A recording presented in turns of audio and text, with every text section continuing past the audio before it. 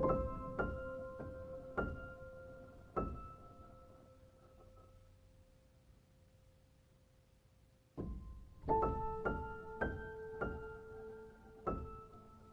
got some bad news, right?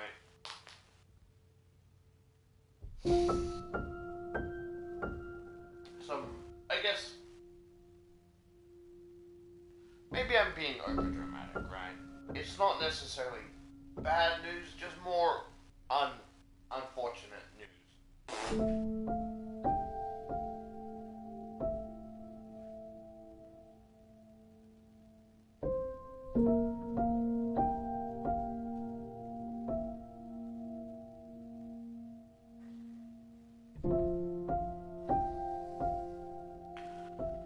And I guess I'm just waiting for SP a bit to tell him because he seems like he'd be looking forward to the Five Nights at Freddy's streams.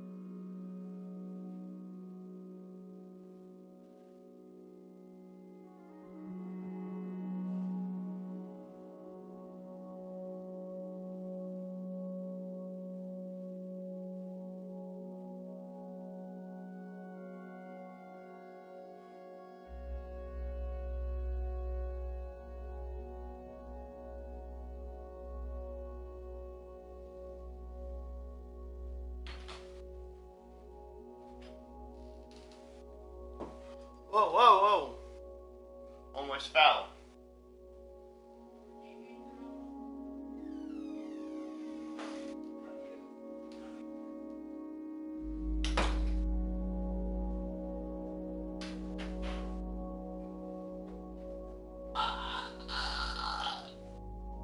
That burned. Ow.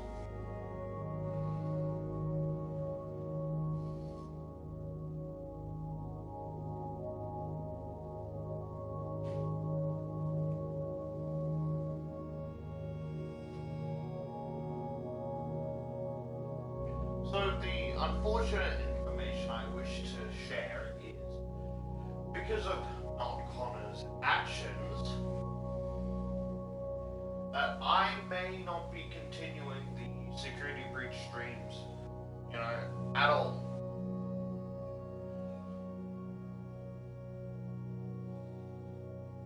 I keep thinking about what he spoiled, and now I'm just fucking pissed off.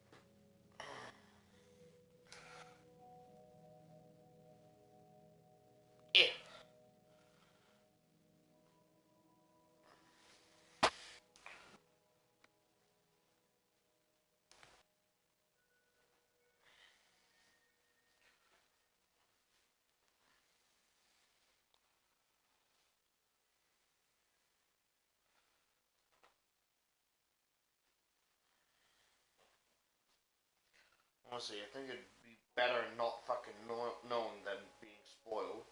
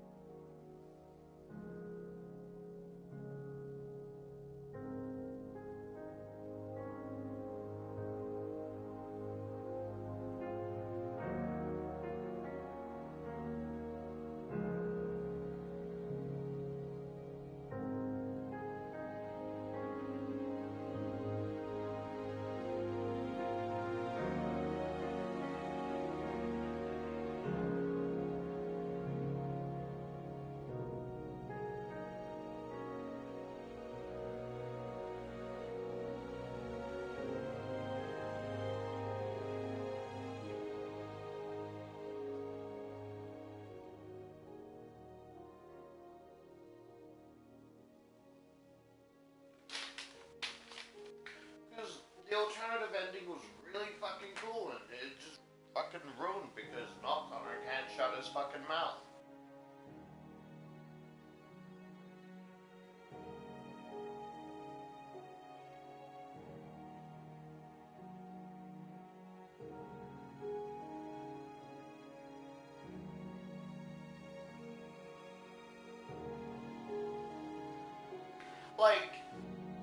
trying to rationalize and try and reason why, you know, him saying what he said wasn't that bad, but it is.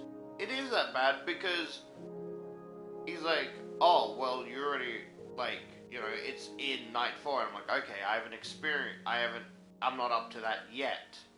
And then he goes, oh, well, the character's already fucking said it, so it's in the game. And I'm trying to think, I'm like, maybe I forgot. But then I rationalized, like, no. When was the fucking last time I played Sister Location, huh? You think I'm gonna fucking remember? Like, 2 years ago?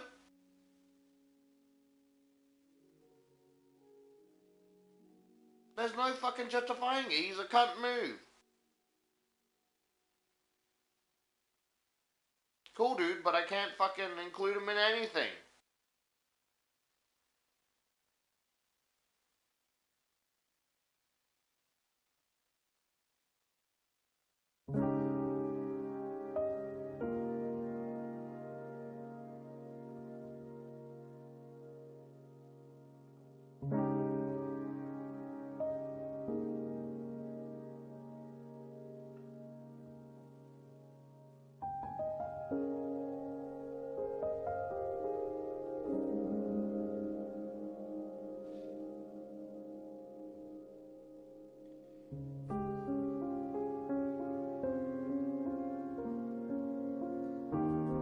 Yo, what's up, Geezy?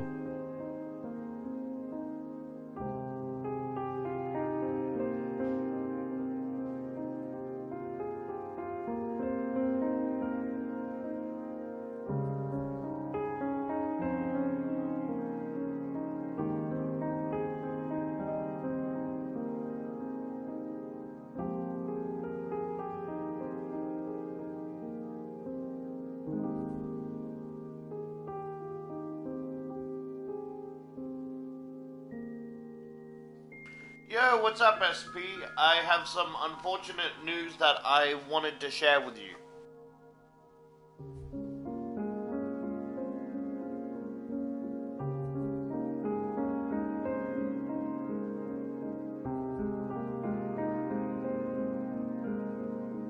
Sure. Due to, you know the person I was talking with, right? The old friend I had, that was, you know, I said was bitching about the Five Nights at Freddy's 3 ending. You know him, right? He was on stream yesterday. Do you remember him? Or, you know, he was one of the people talking to me.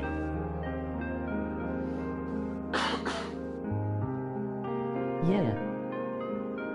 Well, due to him being a complete jackass and spoiling something for me, I may not continue the Sister Location series. Which does mean that my story will probably have holes in it because of that.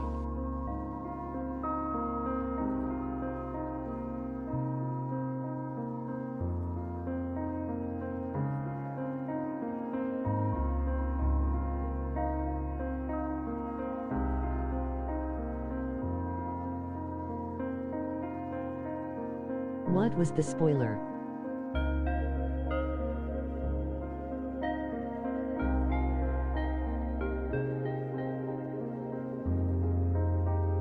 Bet there is SMT that's not canon in it.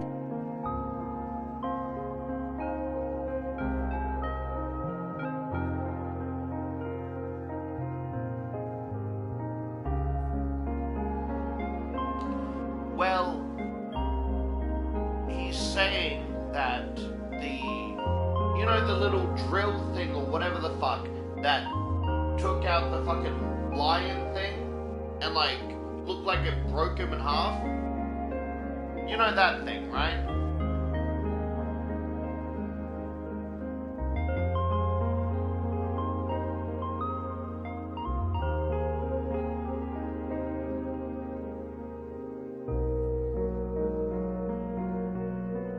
Yeah.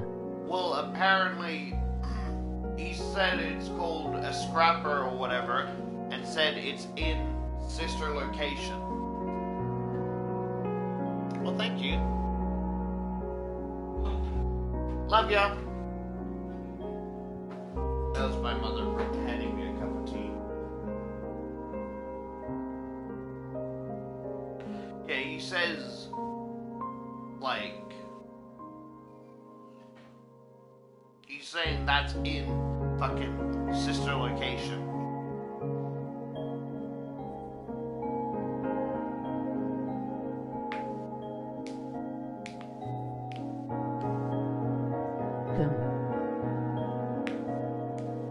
Because I tried, he's like, does that remind you of anything? And I told him, no, it doesn't ring any bells. He's like, have you seen it in any previous games? I told him, no, it doesn't.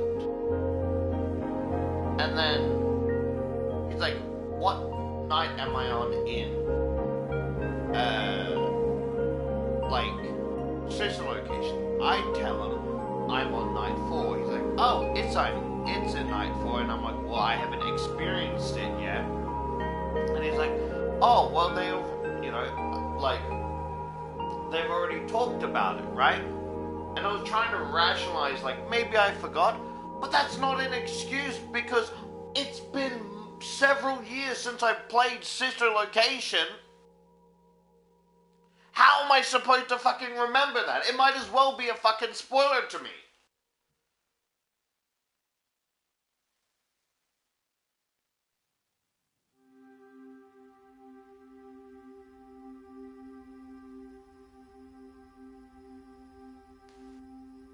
Because, like, it was such an interesting alternative ending, and then got spit in the face with fucking spoilers, because Not Connor can't shut his fucking mouth. So I may or may not, is that the right saying? I may or may not continue the, like, sister location streams. Which is quite unfortunate.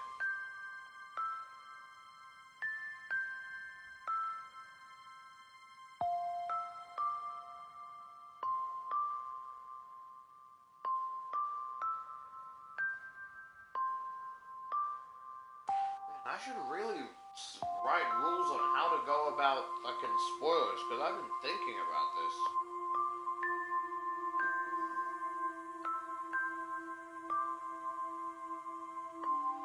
Like, they're a good person, but I can't include them in fucking anything. If I play something... Yo, what's up, Deezy? Skipping some comments. What was the spoiler? Back there is SMT that's not canon in it. Yeah. Like little spike. Well, like he sucks. Prick in my gum. That.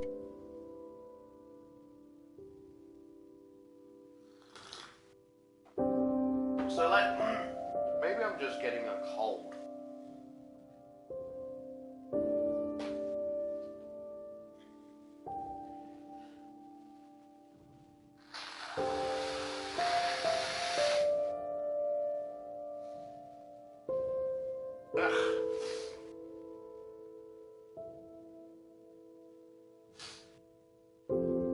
Yeah, so like as I was saying, right? If I'm playing something, right? I thought he spoiled you something way bigger. No. Well, I don't know if it's big or not. I just know it's a spoiler, right? If I'm playing something, and like if I'm playing something and you feel like this has something to do with what I'm playing, and try and ask around a question, right? And I say, no, that doesn't ring a bell. That's kind of a hint for you to drop the subject, because either I don't remember or I don't know. So, to get around not spoiling, it's easier to just drop the subject. Does that sound reasonable?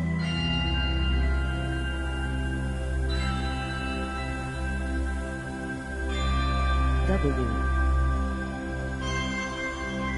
That way you can go about asking a question, but if it's not the answer you're looking for, you can easily drop the question without spoiling anything. I typed W by accident. Oh, no worries.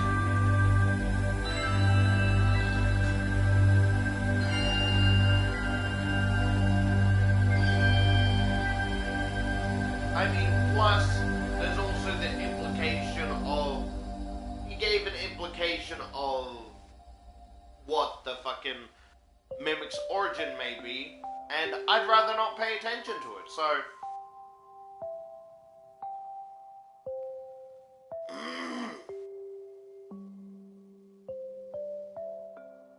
It sucks when you're mad and you can't stop thinking about something.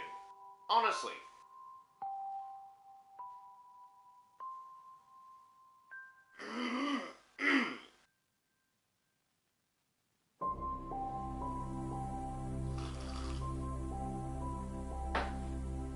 So, like, I know you miss some stuff when reading stories, right?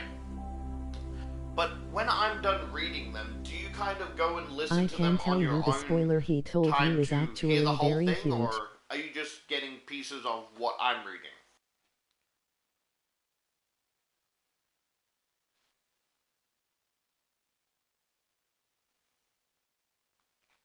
Yeah, so it really sucks because of, like, assumably, if it's a big spoiler, that fucking sucks. I'm getting pieces of what you're reading.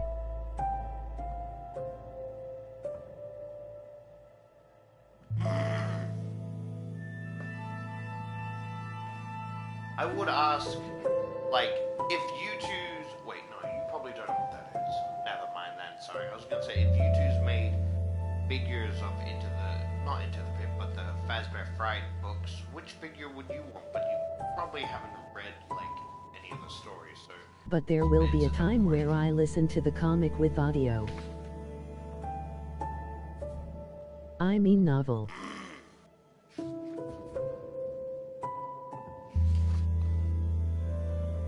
Huh. That is very strange.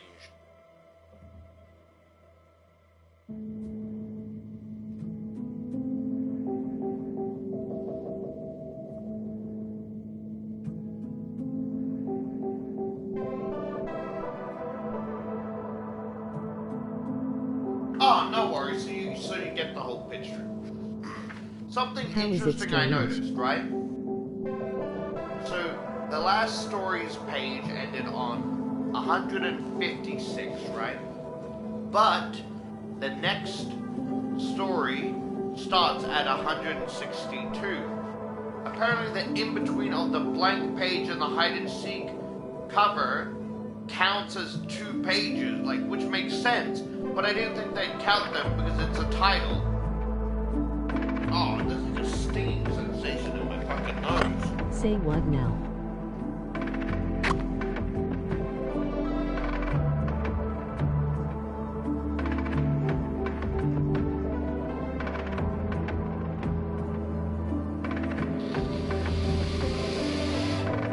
Like, you would think the story would start at, 160 because the last story ended at 159, right?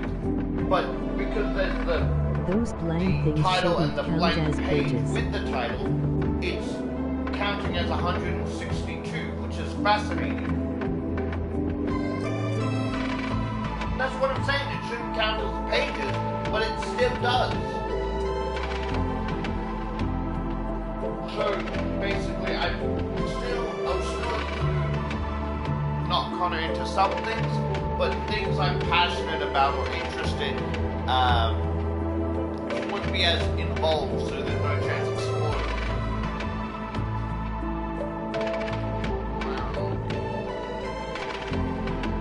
Because I kind of feel bad that you're missing out on some of the key context, but as long as you're listening to audio books and able to, like, get the whole story, I'm happy for that.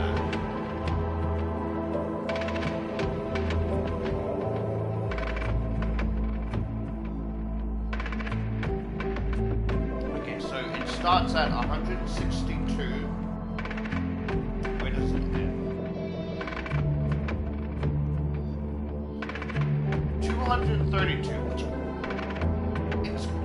I think it'd be like I read these books because of the size, I think it's like, oh, 162 to 892. But no, they're actually relatively quite decent and small. I mean, not small, but you get what I'm saying?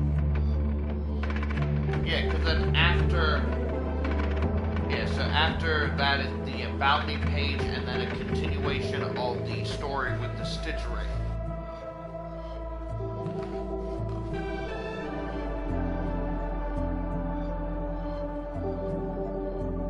Yeah, I get what you're saying. Can I tell you a theory I had? Or a theory I have, maybe.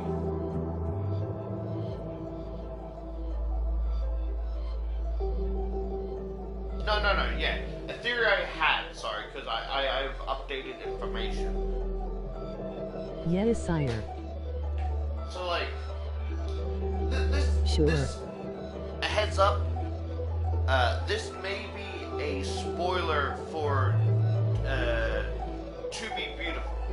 Are you okay with me spoiling a little bit of that? At least just the ending?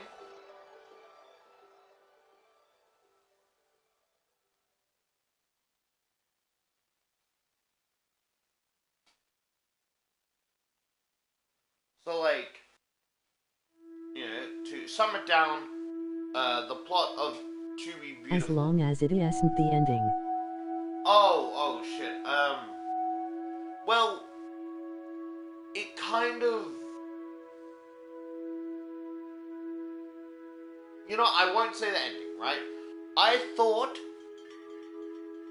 Oh, shit, how do I say... You know what happened with Count the Ways. Ooh. How do I LOL. actually say this? Okay, I'll go about this without spoiling the ending, which won't make sense until you listen to the ending, right? So, I thought the Stitch Wraith was Eleanor in the human disguise, right? Or at least, I thought the human disguise wore off, and so she was rummaging around to try and find a mask to hide herself, because she could only be, you know, a human for so long. But then later on in the story, that's not true. I misunderstood that, because I thought it was like how they described the Stitch Wraith kind of like reminded me of like Eleanor's design, but with just like a cloak and hoodie. But it turns out the Stitch Wraith is do you want to know what the Stitch Wraith is? From my understanding, or I can keep it like, you know, I don't want to, you know, I don't fuck with spoilers. So if you don't want to be spoiled, I won't say anything. I just need confirmation. That's all. No, I wanna find out for myself. Okay, I won't say it then. You know, that's completely fair. I just wanted to say I thought the Stitch Wraith was Eleanor, but it's not.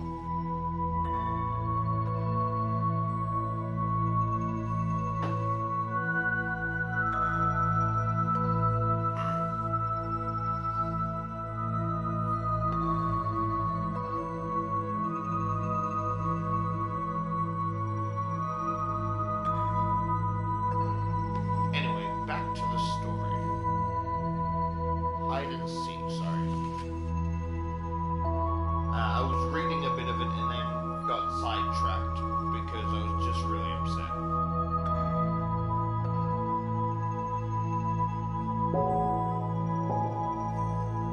I'm gonna prepare snacks honestly, as this is gonna be long.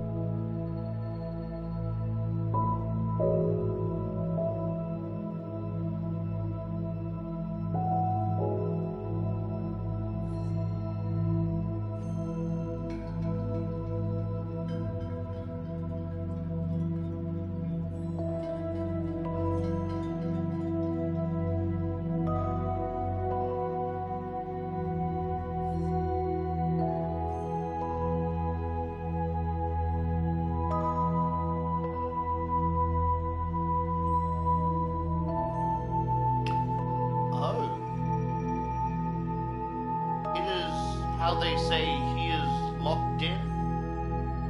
Is that the right word?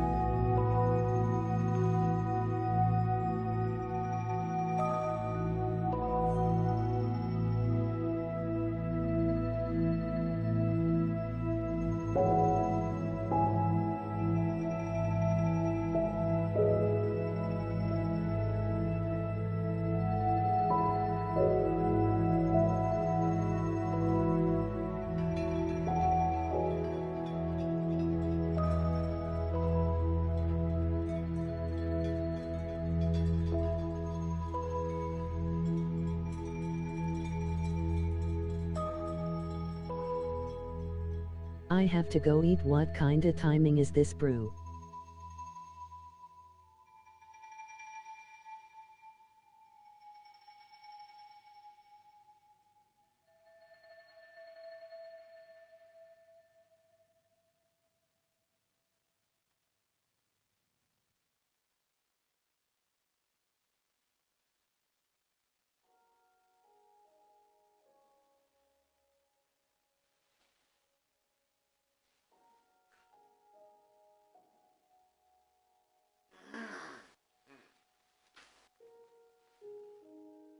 I mean,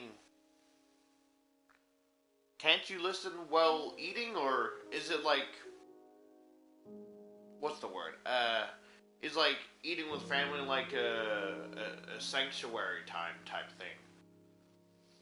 Sorry if I sound really stupid. I just don't know much about, like, religion. Like, sometimes I have to eat at the table. When I was younger and I couldn't really just eat in my room. I can now, but I do know if there's the same thing for you.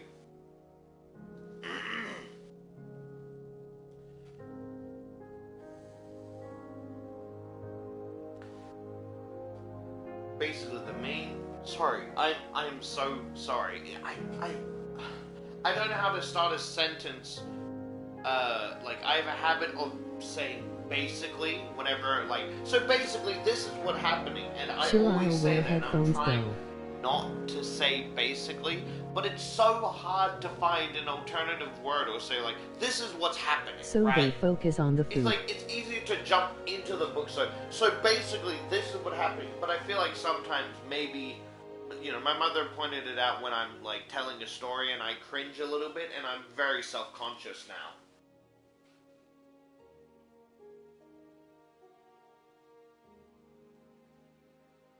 Oh, fair enough, fair enough. The main character is named Toby, right? For some reason, my brain jumps to the fucking Minecraft YouTuber. Tobias. I'm Toby on headphones Tobias. now. Whatever happened to him, man? I mean, I know there was a whole thing about, from my understanding, there was like false, like abuse allegations, or I say false allegedly, right? Because I don't know the full story, but I heard from my friend that it's false, and everyone turned their back on him because of the false alleged I won't be allegation. typing though until I finish.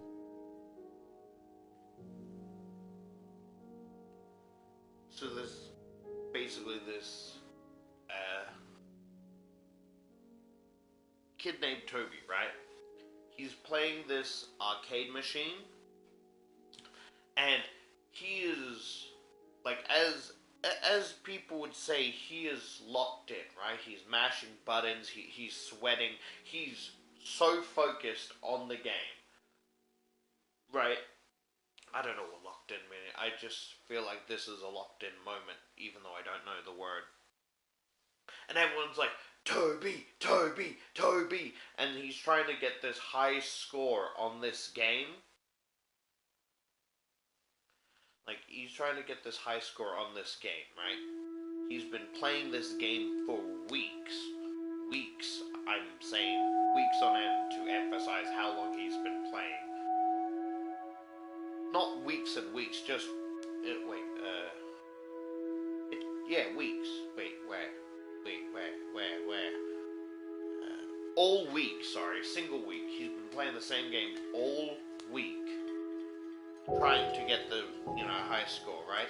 And he's like, as they say, right, giving this ghoul the hands, right? Am I saying that right? Where he's just beating. I'm trying to use safer words, mostly because I feel a bit. I'm basically second guessing my suggestion, because if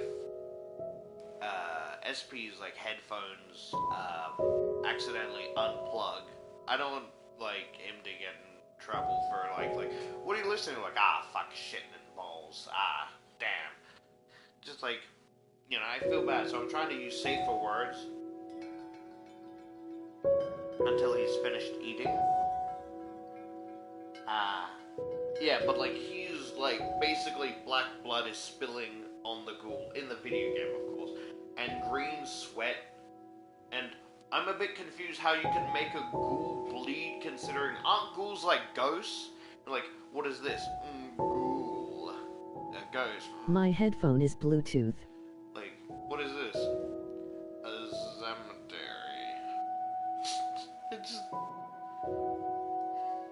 just the way the fucking. Sorry. It's just in my vocabulary. I can't help it. It's like, what is this? Like, a cemetery, a graveyard.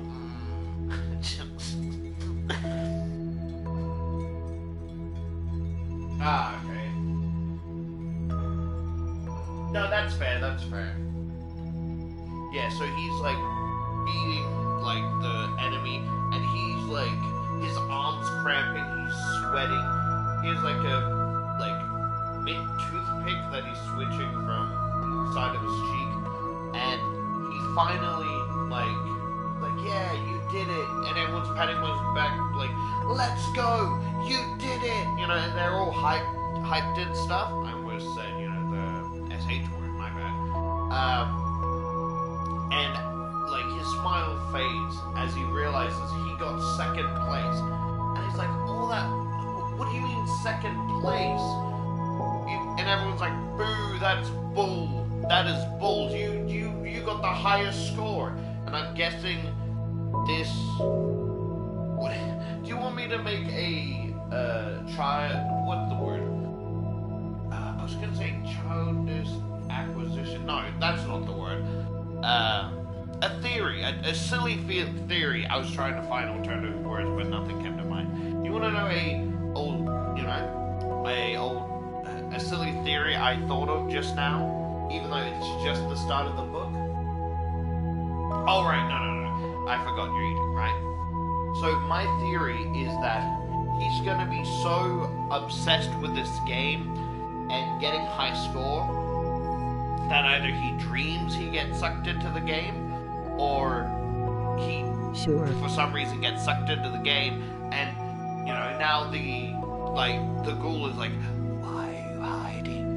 Didn't you want the high score? A game of hide and seek, is it? Then that's what it shall be.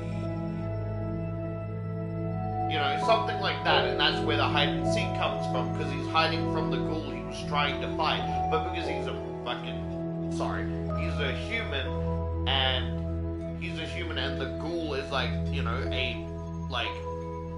whatever it is, he's trying to hide from where the hide and seek comes from. But even though it's a bit too early to start having theories,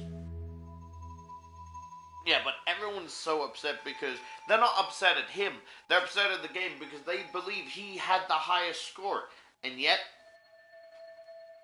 yeah, is that the word, sinuses? Like, my nose feels,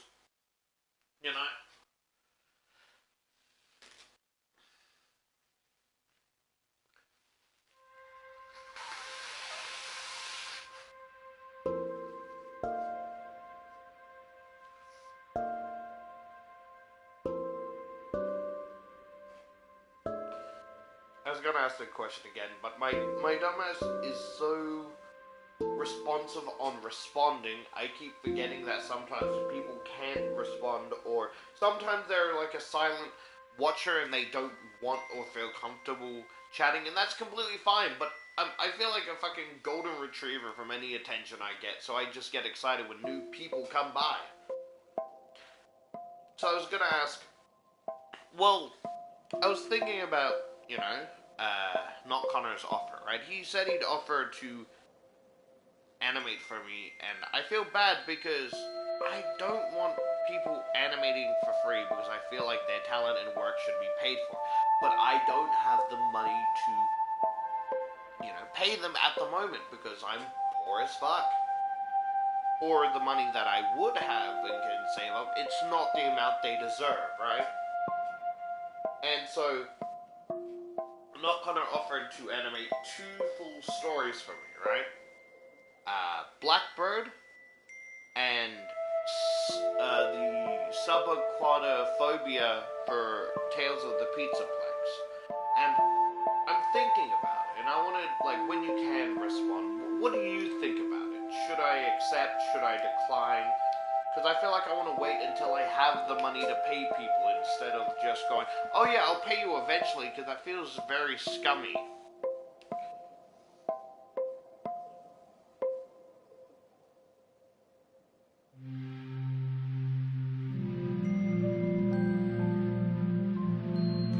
It's funny, if you have a Batman book, Bane's not the only one that can break Batman's spine.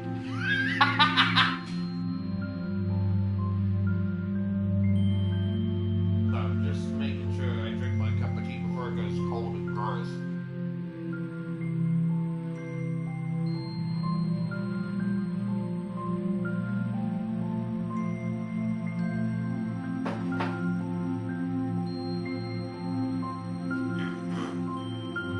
Pardon me, back to the story.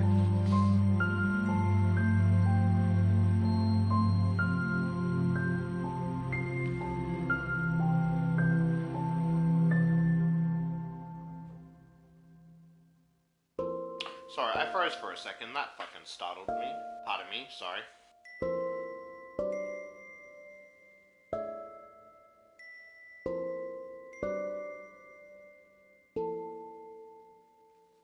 Oh, sibling rivalry?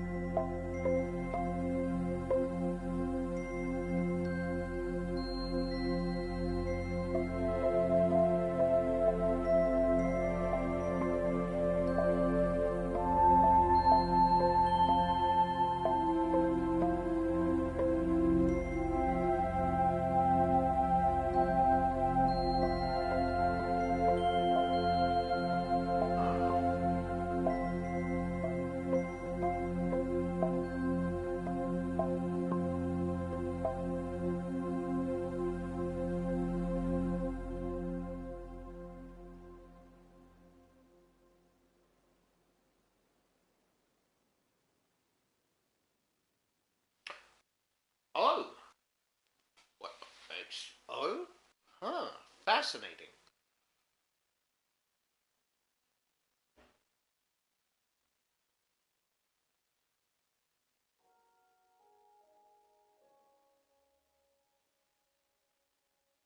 Or maybe I'm misunderstanding what a family restaurant is. Maybe that's it.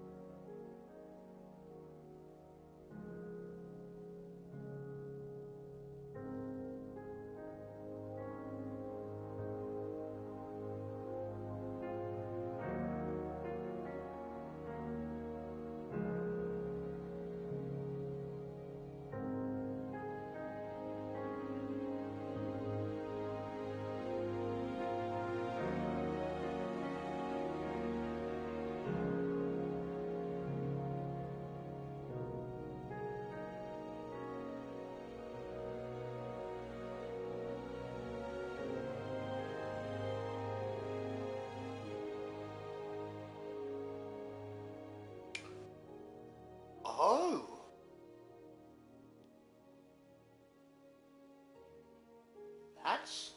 That's new.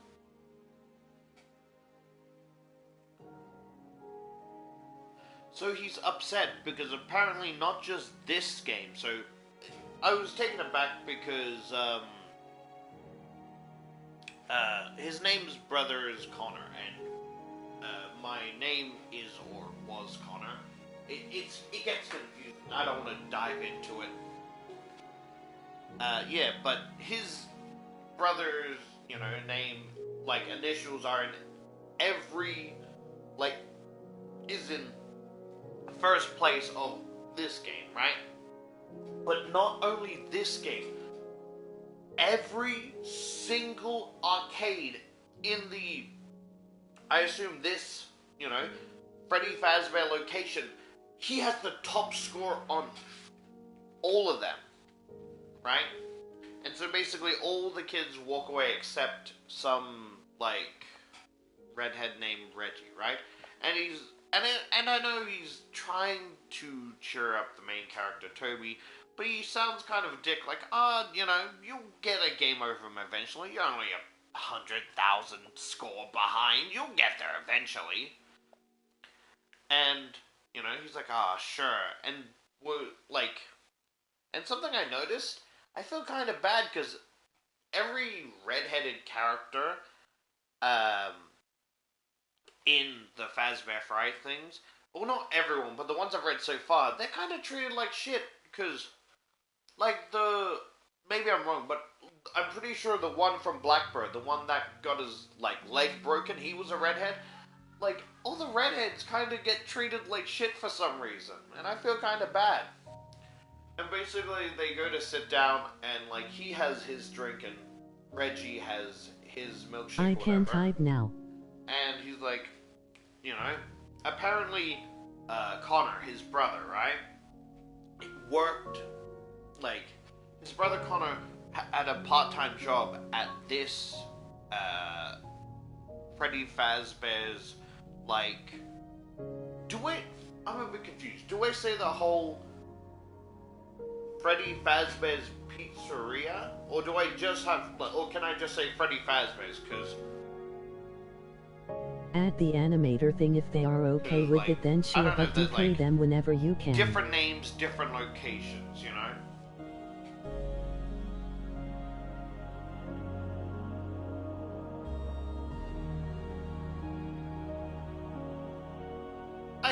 I get that. Just say Freddy Fazbear's. And I thought they were saying a family restaurant that his brother, it sounded like his brother worked part-time, but both their father or mother or whatever, the family owned, this family owned,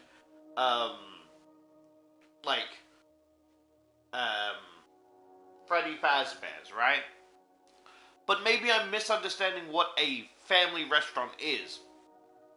Just because it's a family restaurant doesn't mean it's their family that owns the restaurant,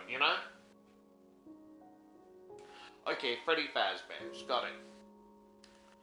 And apparently, there's a new game that is hey, there's a new game, hide-and-seek game, that, I haven't seen your brother play, so maybe you can, get an advantage on beating that. And he's like, yes, exactly. That's why I didn't tell him about it, because, for that reason.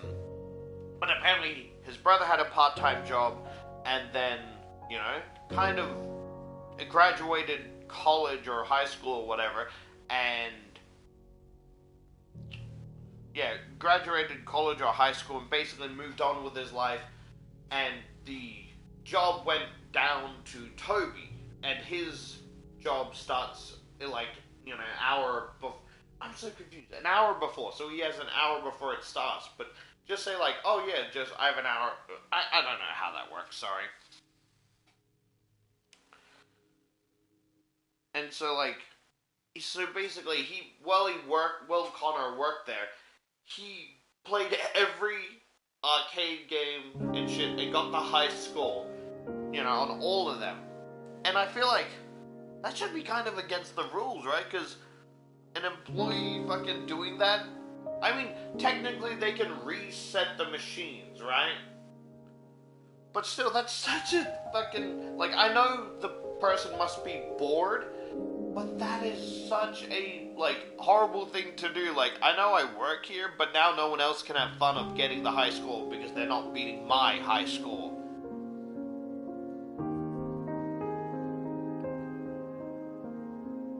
And so he basically just is wandering around the arcade. He can hear, bowling. He can hear, a bunch of, kids and games, voices mending together.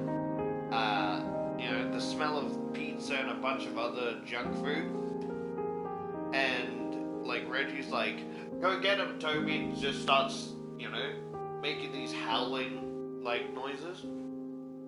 They really care at that high score, emoji cold sweat. Yeah, but it's about the competitiveness, right? It's always competing to get a slightly high score,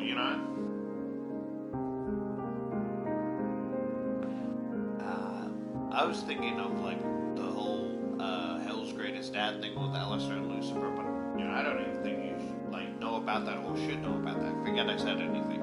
But for people who know what I'm talking about, the whole one-upping each other, it's just, imagine the game score slightly going up and up, trying to one-up. It's a competitive feeling to be the top best, and it's superior compared to, the rest of these wet monkeys. I know that LOL has been hotel. It's when you feel superior, you feel better than everyone, and that boosts your self-confidence. Well, I know, but, Has Been Hotel isn't for younger audiences, so a lot of the themes in that you shouldn't be watching, but, I'm not your parent, so I'm simply saying and recommending. I can't control what you do. And apparently, what's fascinating, right, is Hide and Seek has this black shadow Bonnie. The rabbit stood beside the logo. I don't think I've seen a black shadow Bonnie. That's a new one.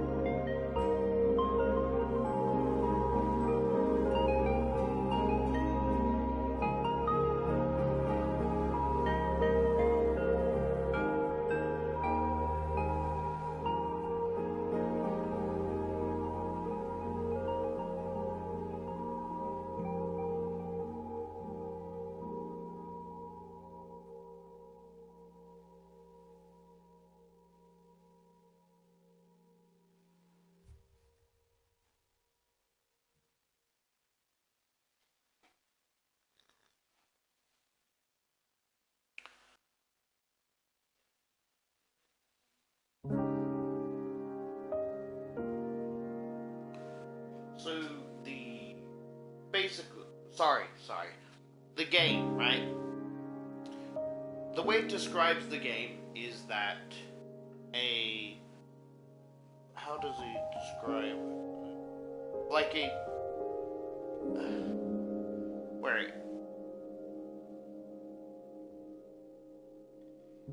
it's like a two-dimensional flat cardboard cutout of a Shadow Bonnie, right?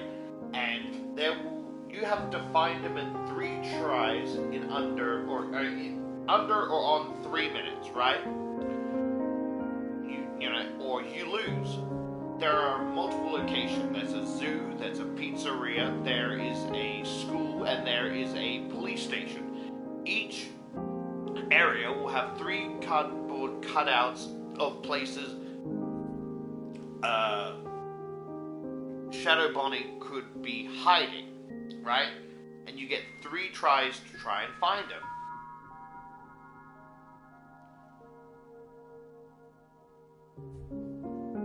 And like that, there's no animation. It's just like he loses, and the cardboard cutout of, let me see, just a fucking Bonnie glided out of the jail cell. It's like, uh-oh, better luck next time.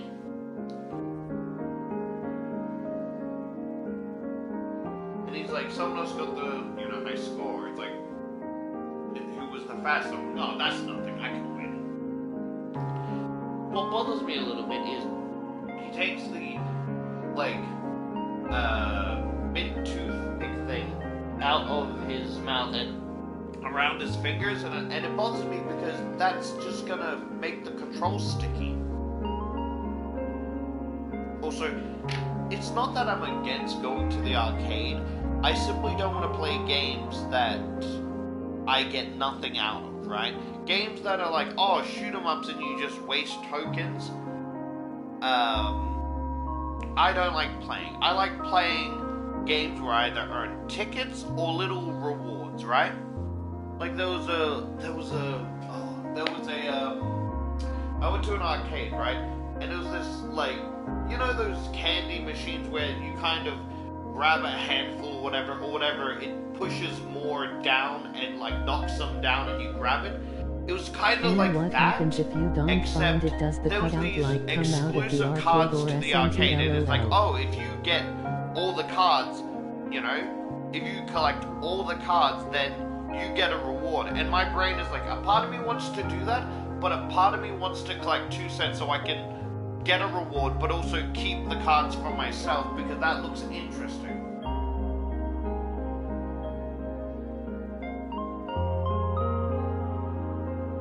Oh no, it's just an arcade game. You just lose. It's like, oh, better luck next time, and then you have to put more quarters or whatever the fuck,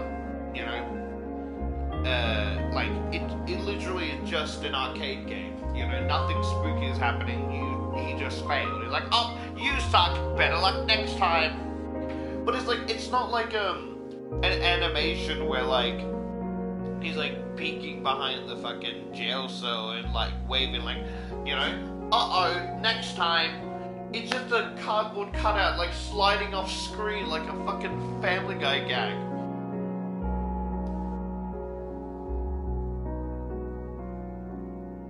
It's in Roblox sometimes there's no walking animation and you're just gliding across the fucking ground. It's basically like that with a cardboard cutout, and the thought is tickling me. It really is killing me.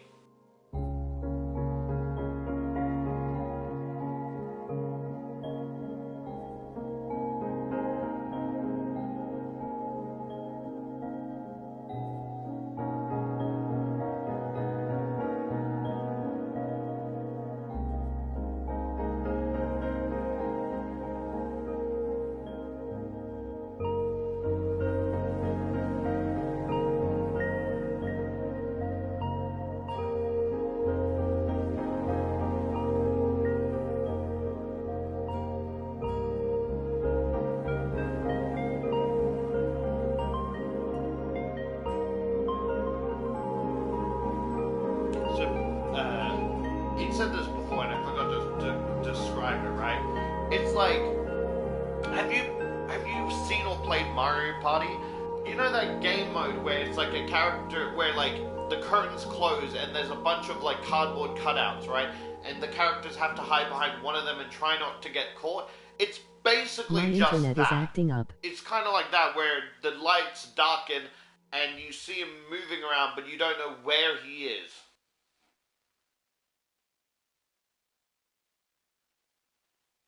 I'm sorry to hear that.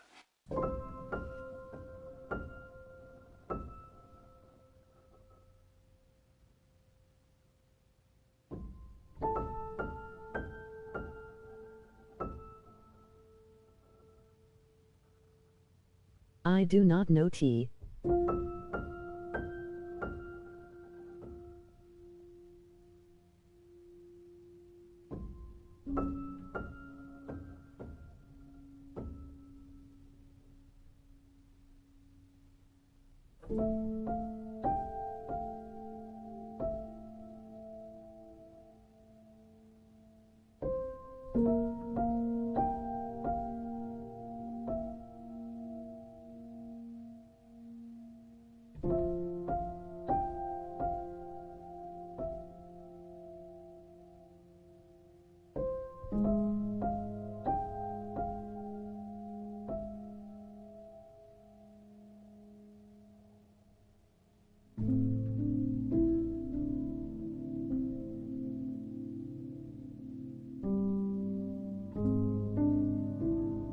My autocorrect keeps turned it into thy.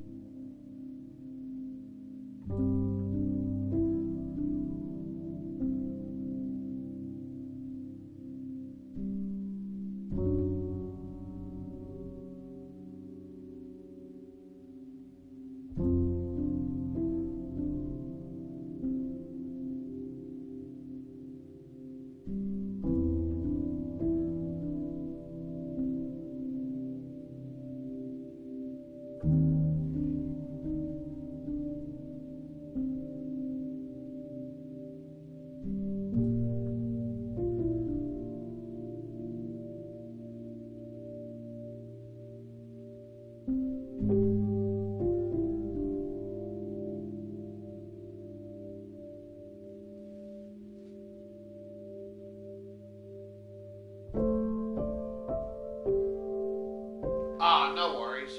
Basically, the way the game works is one character will be selected as a seeker, right? And you see the other characters running around in the light on like a theater stage, right? And then there's a lot of cardboard cutouts of like trees, a house, a bush, and the cardboard, then like the curtains will close and the lights go off, and the players, well behind the curtain, they can't see, but they will try and hide behind the cardboard cutouts, you know? There's a certain amount of time, and you gotta pick which one someone is hiding behind, and you get like 3 tries, and if you fail, you know, if you pick the wrong one, then, you know, they win, right? But so basically, if you pick the wrong one 3 times, then they win. But you can still win by, you know, picking one. If you just pick one and someone's hiding behind it, you still somewhat win, or maybe not. Like, they all have to be found, but, you know.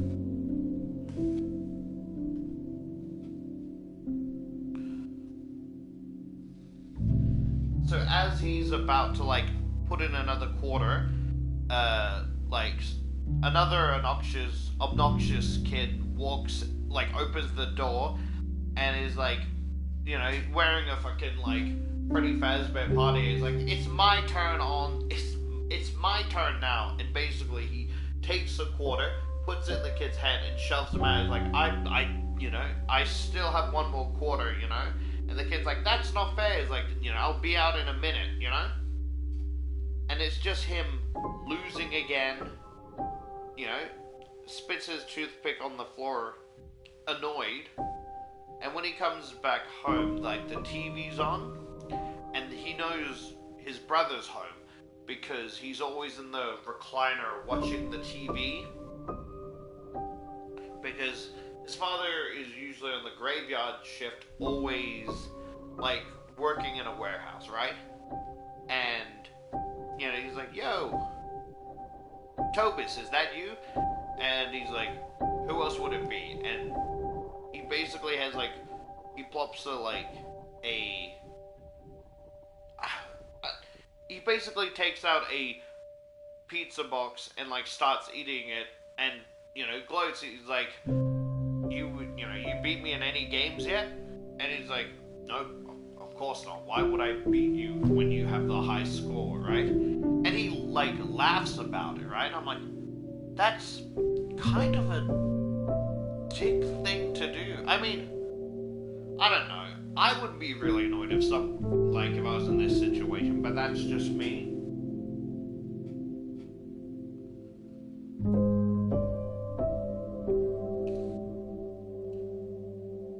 I'm getting... Oh. I feel like I'm getting the same vibe. I don't want to judge the book just yet, but I'm getting the same vibe this gave with, like, how Blackbird gave the vibe of 1:30 a.m., right? This is giving the same vibe a little bit as In the Good Flesh. story so far. Pardon me.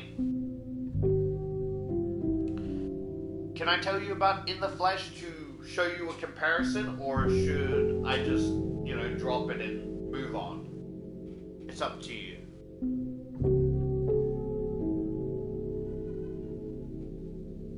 Because it's definitely giving, like, In the Flesh vibe, right? So basically, In the Flesh is about a egotistical, like, person that's full of himself. Why is there stains on the side of the fucking book? Ew. Yeah, and basically he's a game designer, right? And he was hired to make he was hired by the Freddy Fazbear company to make a VR game. It was something like Springtrap Terror or Springtrap's Nightmare or whatever, where it's a maze and you have to, like, basically get through the maze without Springtrap getting you and get through the door. Once you get through the door, there's three doors. One will be the real door, and the other two will get you an instant game over. And this dude who's, like, beta testing his own creation is being very sour and a sore loser at his own game that he created. And he's like, oh, you're mocking me, huh? You know, you find it funny? You know, like, killing me over and over again? Like, you created the fucking game. What are you mad at? And it just gets the vibe of someone being mad at a game they can't beat, you know?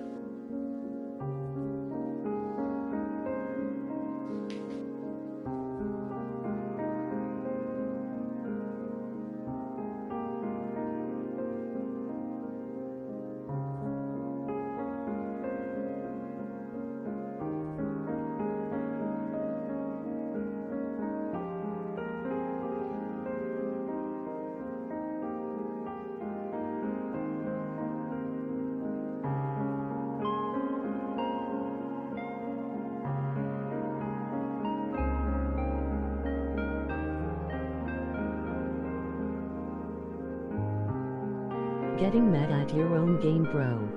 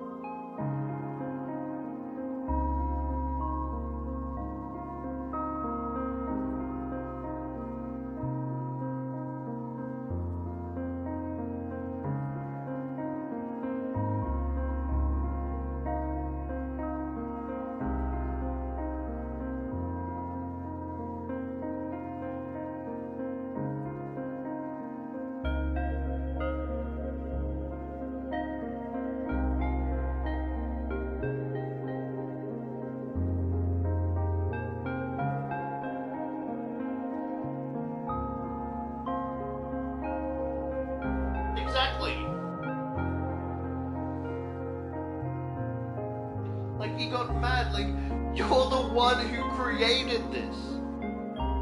And you're mad because you can't figure out your own game? Like, you're gloating me, aren't you? You know? You think this is funny? It's a fucking AI, my guy. You created it. What are you mad about? And they're like, oh, he's fucking crazy. He's delusional. Like, I'll show you to laugh at me. It's a fucking computer, my guy. It's a VR headset. You're fucking crazy. You made the fucking game. What do you mean? You made it so that he fucking gloats after killing the player. And you're mad that he does the thing you created it to do? What do you mean?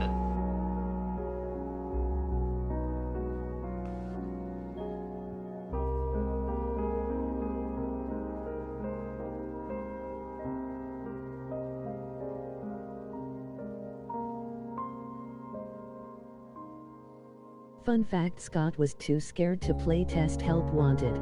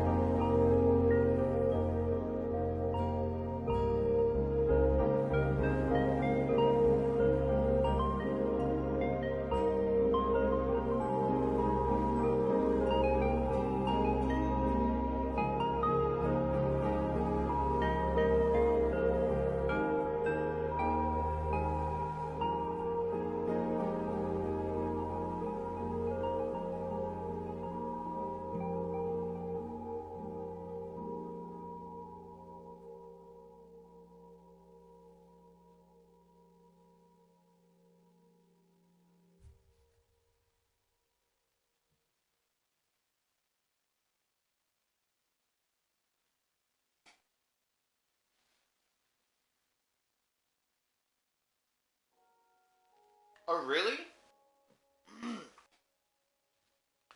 Let me read these 2 pages, because it's okay, like, it's one thing to be a, like, annoying older brother, but this older brother is just malicious, right?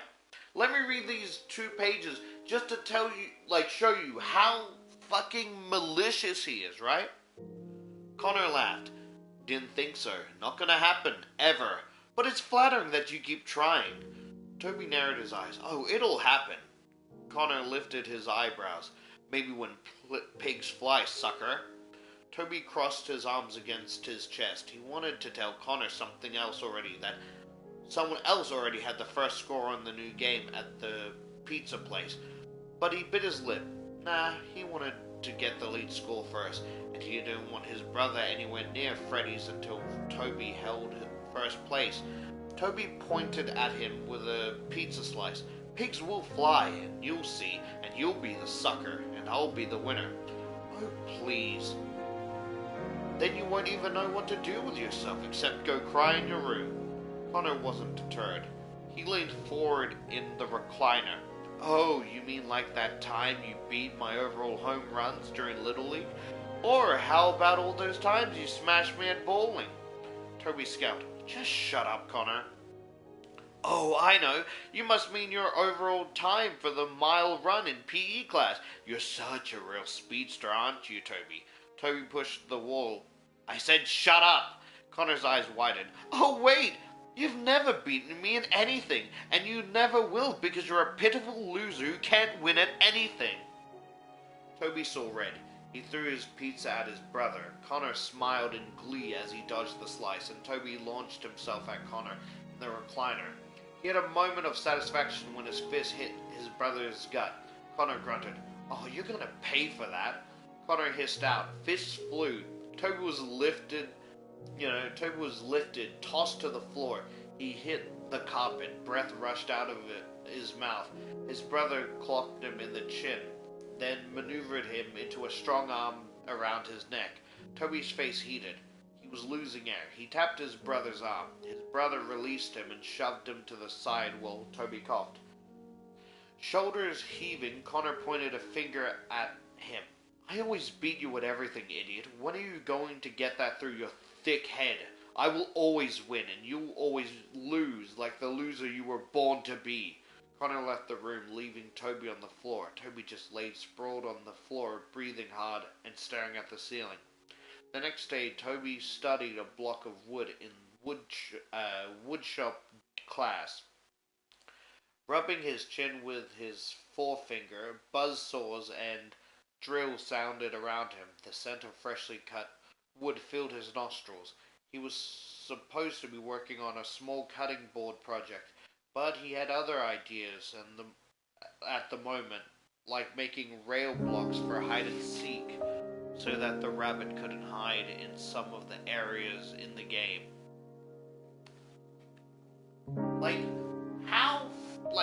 He just seems malicious. I will always win and you'll be the pathetic loser you were born to be.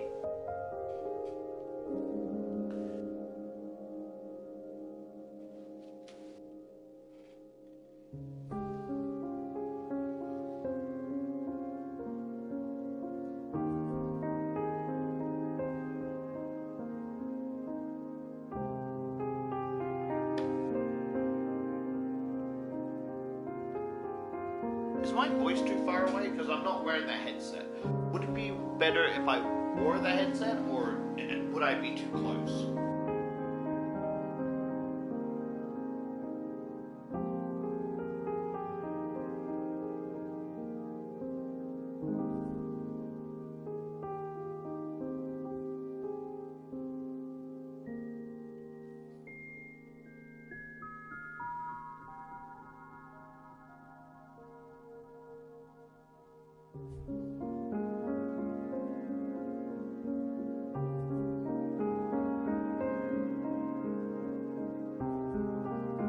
That brother is insane.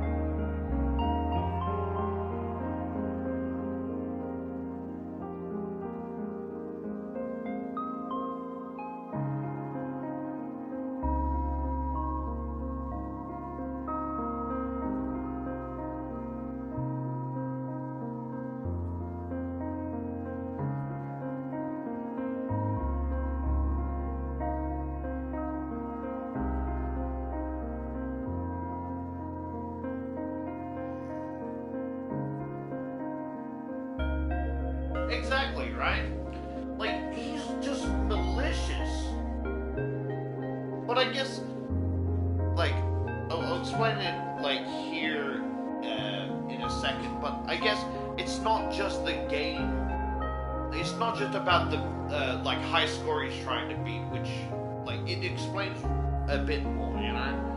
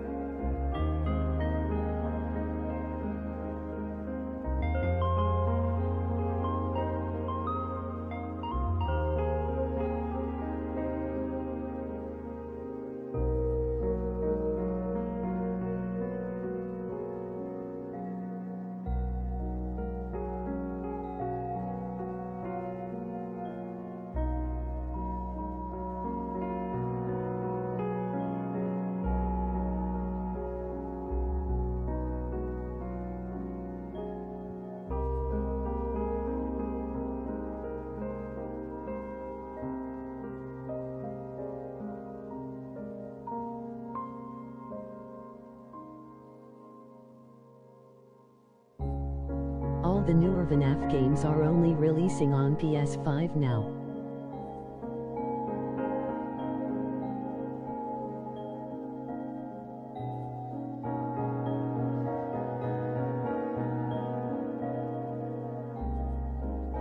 Ah, damn, that sucks.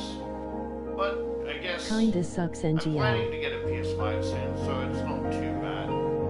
Not like I want a PS5, I'm just sick of, like, it's hard to find new unopened PS4s, and it's much harder when things keep crashing without any explanation or ruining progress.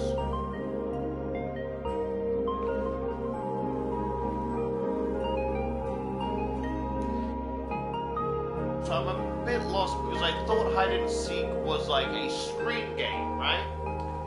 But I think it's more like, you know, in the arcade where there's these little like little seats, like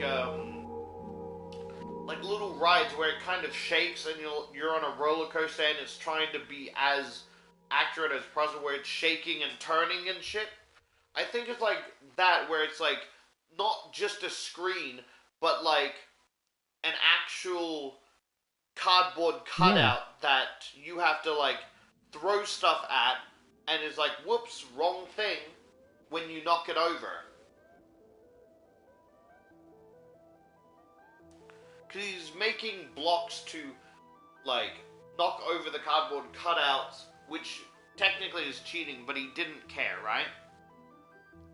But apparently, it's, yeah, as I was saying, it's not just the high score that he's so focused on, right?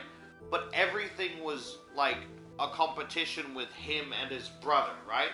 He had to be stronger in boxing and arm wrestling. He had to have the better grades, the bigger cake, the fastest, you know, like the fastest one in school. He had to have the most attention from mom and dad. Always like a competition, right? And he had like a quarterback scholarship, but then, you know, really fucked up his knee and couldn't play as well, so he basically gloated around for months. Not gloomed around, sorry. He was gloomy for months, and then until he got a job and decided this big old mission of being the, you know, beating the high score in all the games in the arcade. And it was driving him crazy, and when you see it that way, it makes sense why he wants to have a high score, to shove it in his brother's face, because he's been doing it, his brother's been doing it all his life. And, like, he's doing his, like, wood cutting, and his, like, teacher comes over, he's like, that's not like, what is it exactly? Cutting board. Like, that's not a cutting board, that's too small. And he's like, oh yeah, you know, I'm doing that next. It's like, your assignment ends, you know, this period, which is in 30 minutes. I don't know what a period is. I mean, I know it's a thing women go through, but, like, school periods, I'm clueless. And he's like, oh, well, this should be your priority. He's like, alright, I'm working on it. As soon as he walks away, he's like, okay, going back to the cutting board thing and stuff with, like, little rails or whatever the fuck he's making. And he's like, oh, things are more important than, you know, schoolwork. And usually I would disagree, but when his brother constantly gloats, is like, I got a better grade than you, so that makes me superior, then, like, I might as well get an F, because he's gonna get an A+. And basically, when his shift started, he, like, there's only, like, the whole place is closed, and there's people in the kitchen cleaning up, and he sneaks into the game room.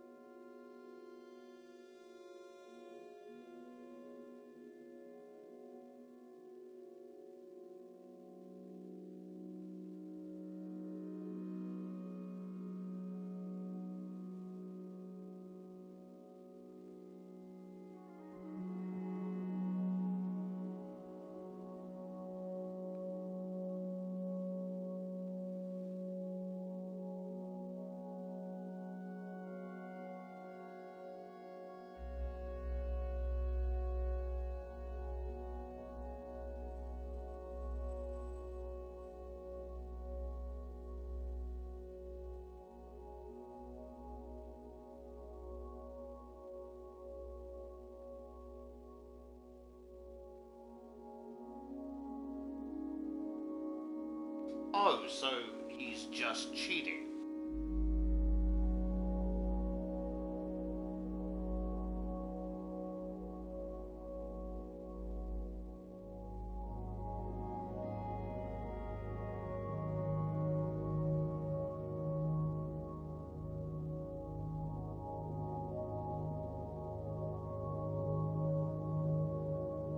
So the brother is cheating expected NGL.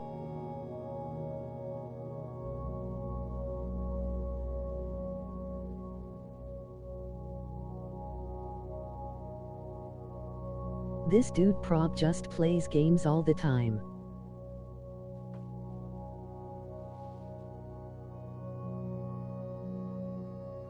No. He literally, like, is cheating.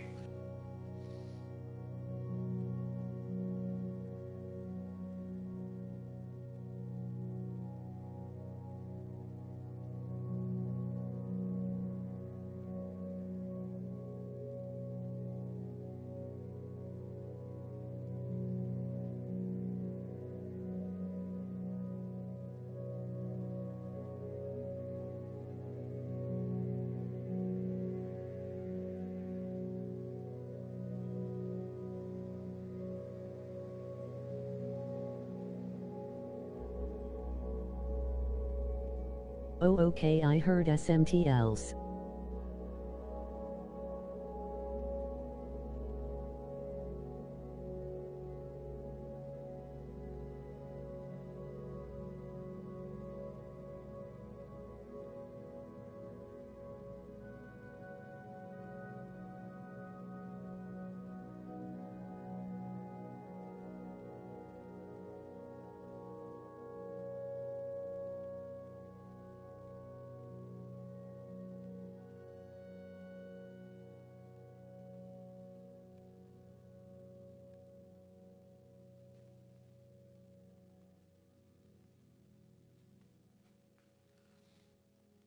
So the building, basically, right? There's like a metal fence to stop people from like getting too close of like a little pop-up show, right? Of like cardboard cutouts, and he climbs over it and basically takes his wooden blocks and slams it into the areas with the police station and the school, which prevents the cardboard cutout from going to those areas. So there was only the store and the zoo or park or whatever. Literally, and he climbs back over, puts the game in, and, you know, picks a cardboard cutout, not there. Picks another one, not there. Picks a third one, and he's like, what? How? And he pops out of the cash register, like, in the store. He's like, uh-oh, better luck next time. And he is filled with rage. He is really pissed. Like, he's like, no way. And he's like, trying to think of something, and I'm a bit confused because he left the game room and went back in with orders and 2 steel chairs that leaned forward on the small fence. He literally says, right? He literally says to the fucking cardboard cutout, "You think you're so funny, don't you, Rabbit? You think I'm a loser? Well, I'm not, you idiot. You're the loser, you'll see." Oh, he's ooh, something else. He is fucking, you know, delusional.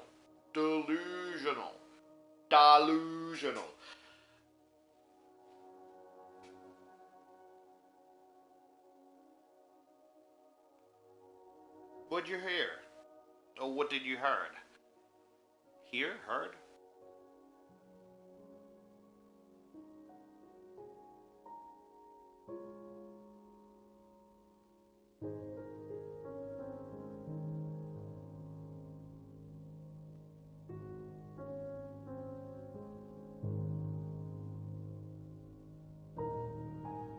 That he is cheating.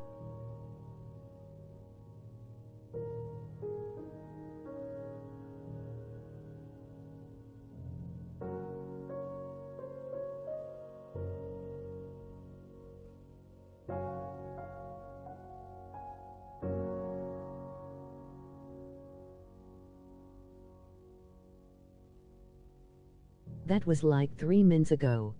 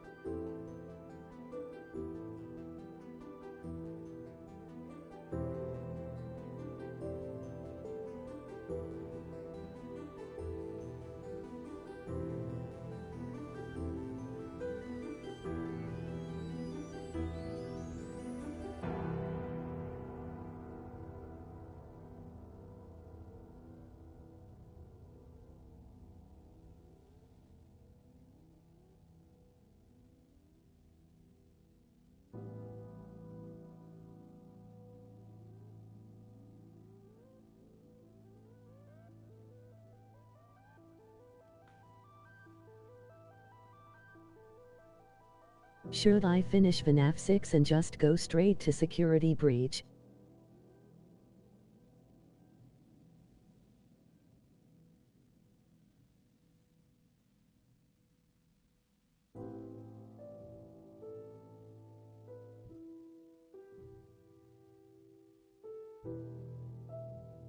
Sir, that is destruction of property.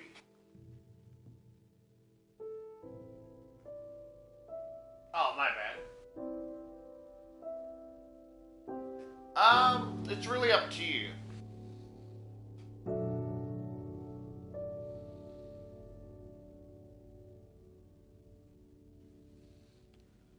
So he makes it so that, you know, the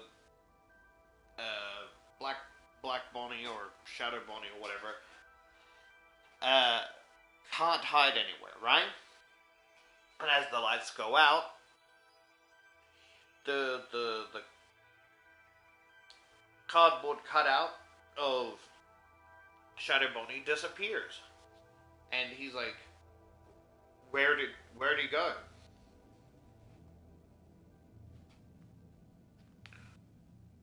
Also, would it be better to read like this or around my neck like this, right? Which is better to, like, is this too close? Is it too far? Or is before too far? You know?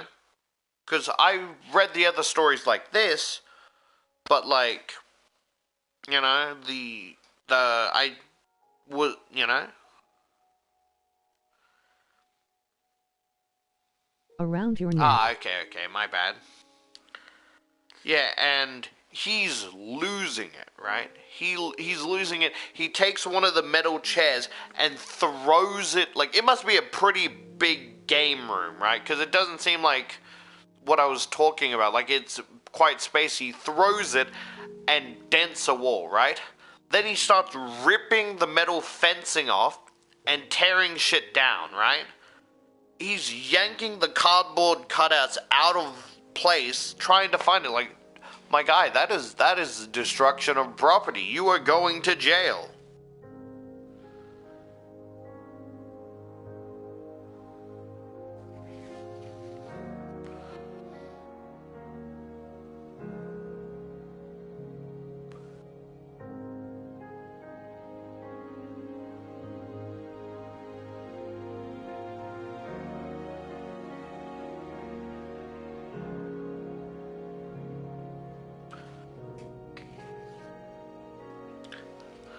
I feel like this is just a theory, but I feel like it's gonna be kind of similar to the Blackbird situation, but different, where it's like every little corner and piece, you know, he's gonna see like Shadow Bonnie peek around the tree before disappearing. He runs up to the tree, it's not there, and he's like, it's not as frequent. I think it won't be, I imagine it's not as frequent or as deadly as Blackbird, where it's simply, you know, Shadow Bonnie toying with Toby, right? Simply, you know, like, imagine he goes running behind a tree and there's nothing there, but he hears, uh-oh, better luck next time, looking around, trying to figure out where that voice is coming from, you know? And it's like, always at a distance and never getting closer, or, you know, depending on where he is, like, he may be close, but not getting closer to Toby, you know?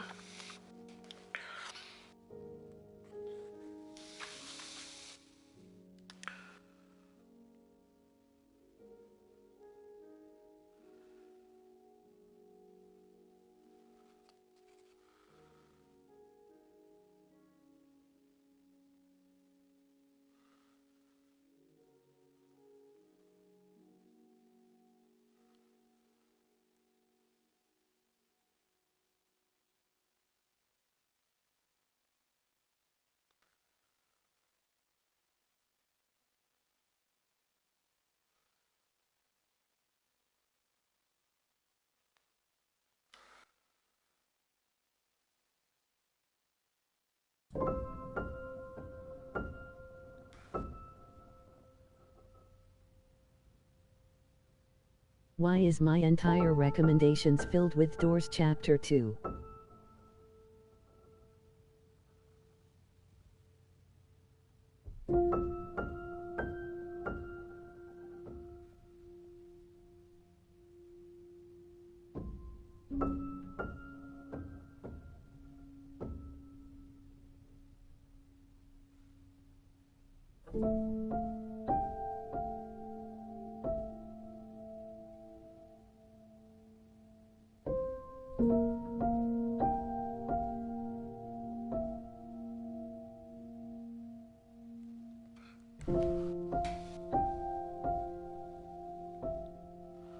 I'm not so sure. I'm not too sure, sorry.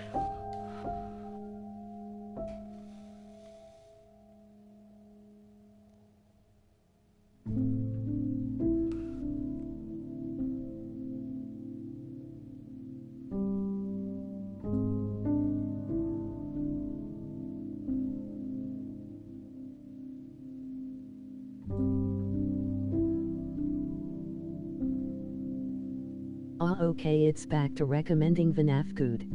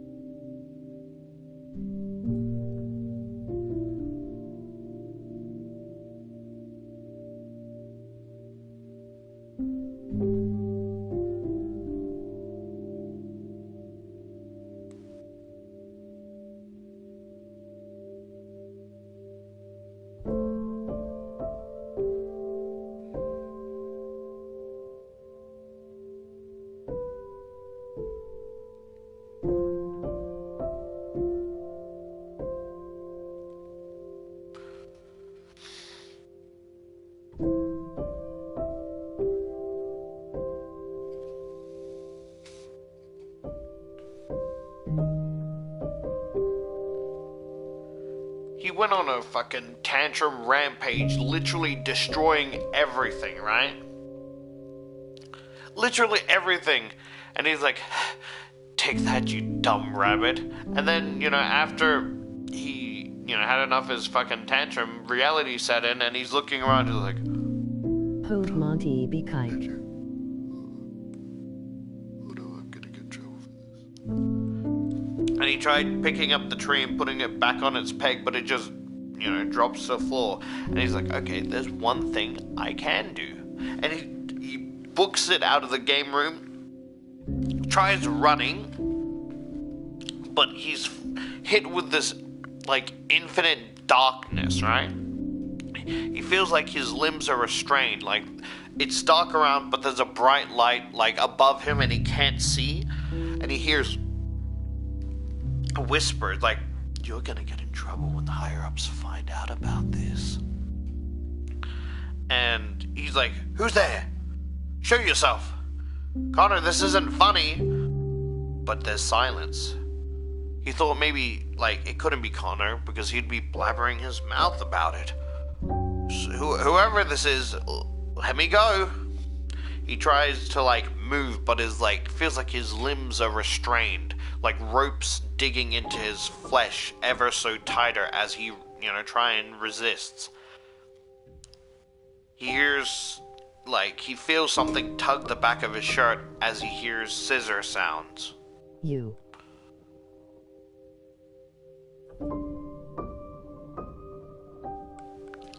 And he feels his shirt being cut up, and then the cold breeze on his skin.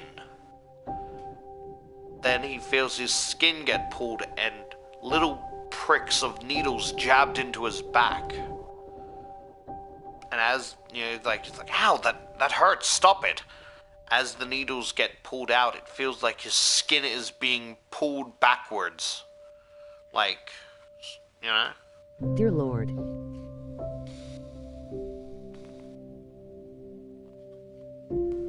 My thought was gonna be that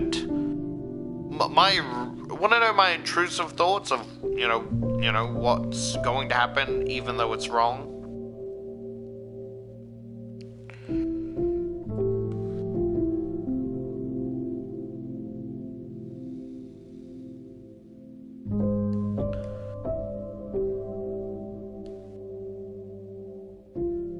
Because it's a little bit gross of an idea, but it kind of goes with the horror vibe.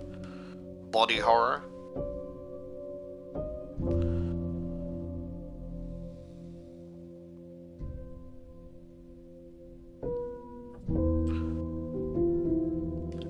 My idea is that he broke the attraction or game, right? So he is going to be the attraction, right? So I imagine so they're resizing his skin, so so his organs are all intact, but most of his bones are replaced by, programmed animatronic arms, as he's the new rabbit you gotta find.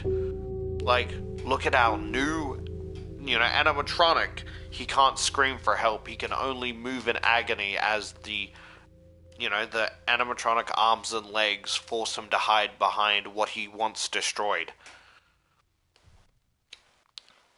At least that's what I think, but I could be totally wrong.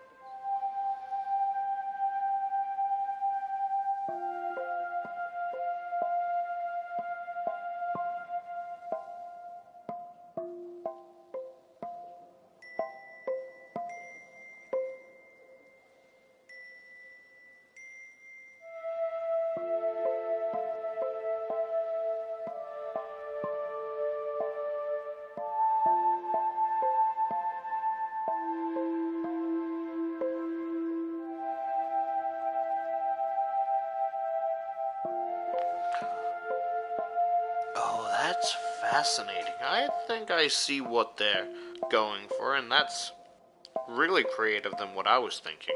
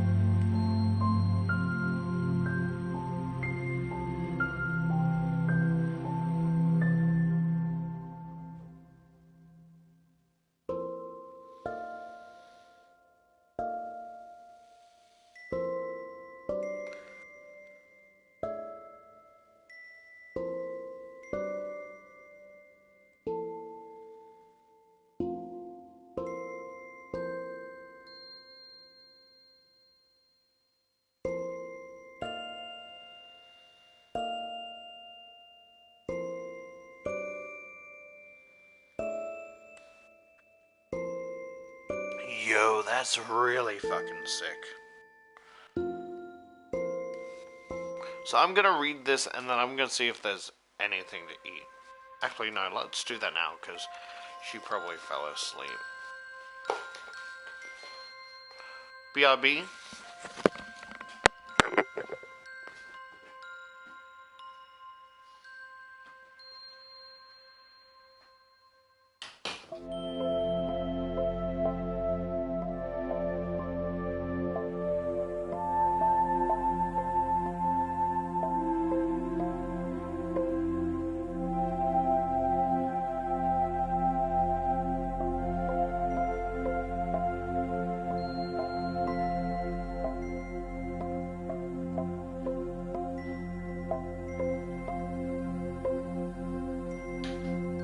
Never mind, they probably went to, they're not then here, so they probably went to get dinner. Very late to cook.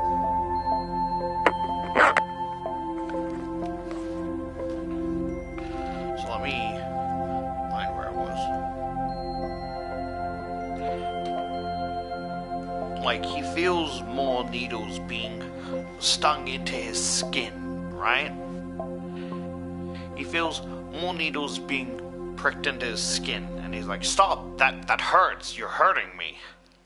And, it continues, and he realized something's being sewn into his back. He tried screaming for help, but there was no one other than the echo in the room. But he eventually woke up, he's, covered in sweat, right?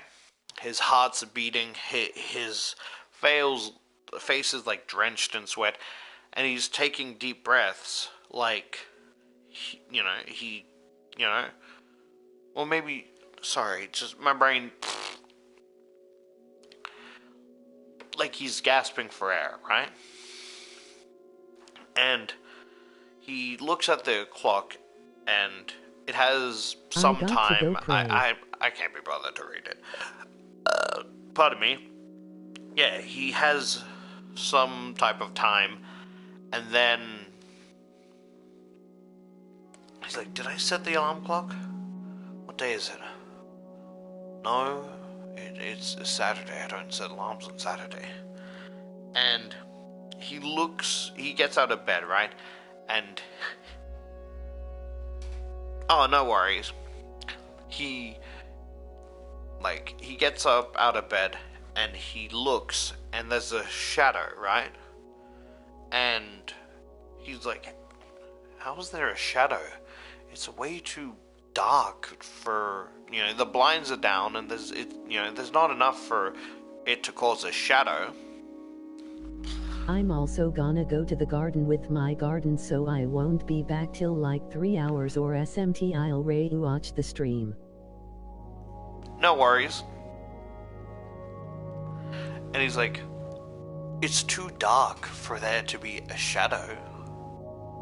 I mean, you don't have to rewatch the stream. It'd be better to listen to a proper audiobook because I keep stuttering and, stumbling over my words. But, you do you. I'll still be here reading. He's like, it's... Oh, no worries. He's like, there's not enough for it to cause a shadow, right? And, so he raises his arm, then the shadow raises its arm, right? And he's like, was my shadow delayed? He quickly lowers his arms and raises his right hand, right? But it's like, his shadow's normal. He's like, I must be fucking sleep deprived. I must be seeing things, right? And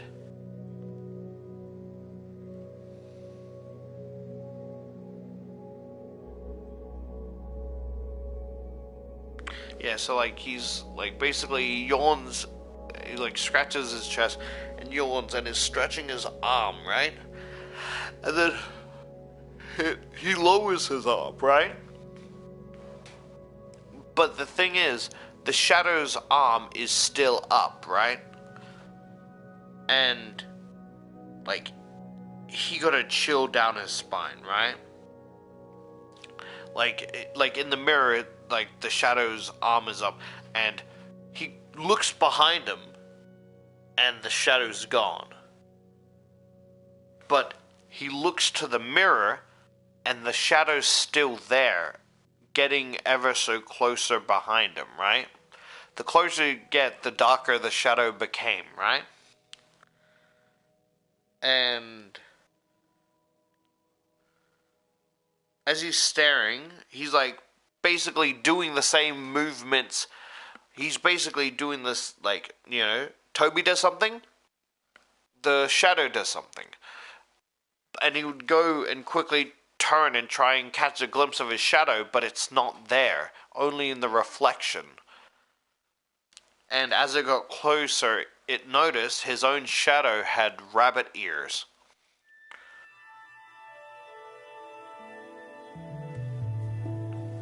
Got that Dr. Facilier ass vibe. I can see your future, and around them too.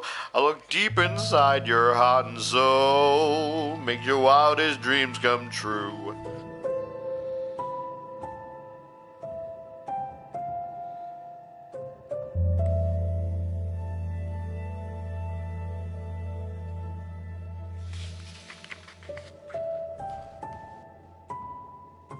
Oh, sounds like food's here. Just let me pause.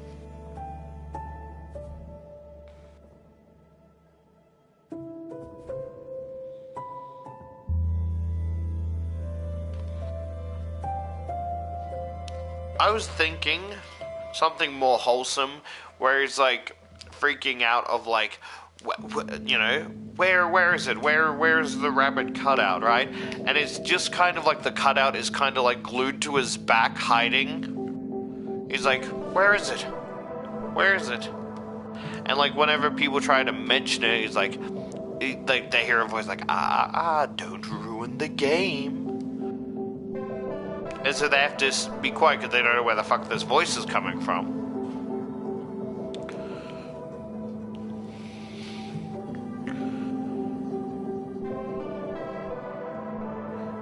And it's I imagine when he's looking around and he thinks he's going crazy, and in the corner of his eye he sees the mirror behind him, right? And sees it, and then he kind of disappears and is you found me, congratulations, and he gets the top score, but the whole arcade machine is completely demolished. It is breaking apart, kind of how, well, it's not an arcade machine, it's a thing, but the high score is the screen's cracked and broken, and even though there's no screen there, yellow letters still have his initials and the highest score, even though there's no screen for the score to be on. So it's like they don't really want to. They don't really want to demolish it, but they don't want to fix it up either. So it's like forever in a limbo of the highest score that no one will ever see. You got what you wanted, but it's not how you wanted to get.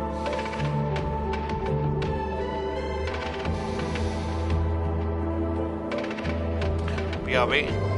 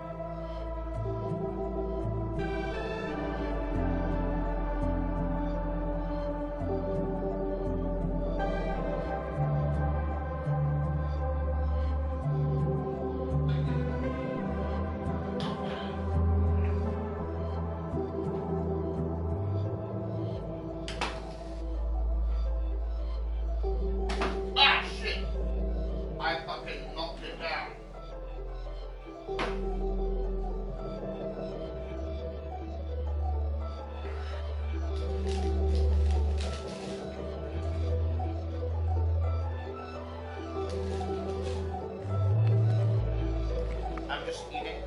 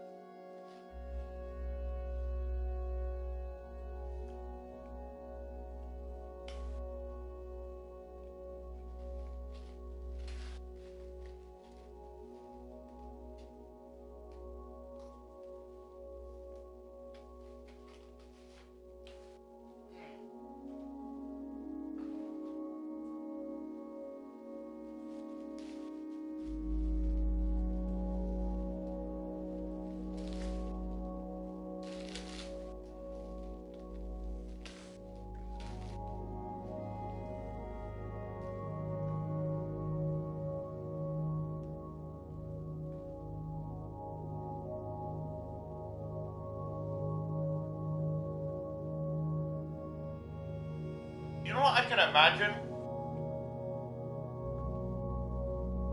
If there was a Fazbear Frights story about, you know, gluttony, but it's like a gluttony and Chica story.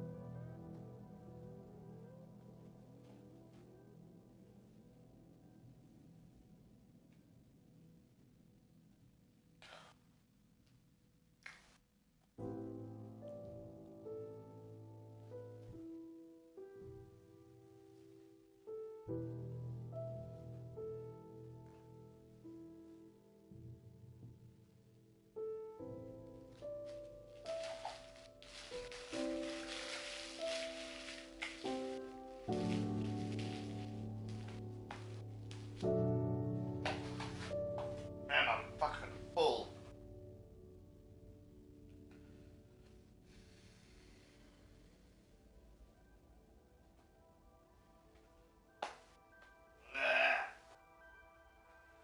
Fuck. Oh. Sorry. Just resting for a bit. Oh. I know it. Oh, I tried to little words not throw up.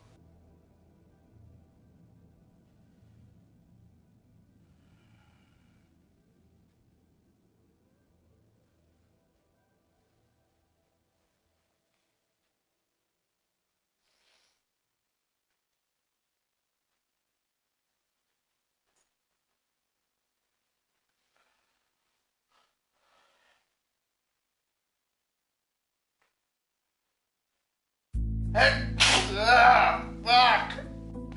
Oh, disgusting! I had fucking burger chunks fly out my nose.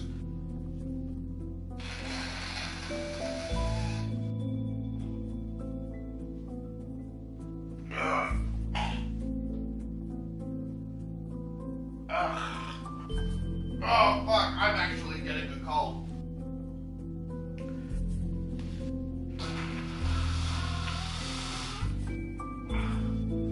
Okay, just a heads up, right? This is a heads up, right? This may be the last story I read for a while until I get better. Cause, oh fuck, this feels like it just hit me like a fucking truck. Oh fuck.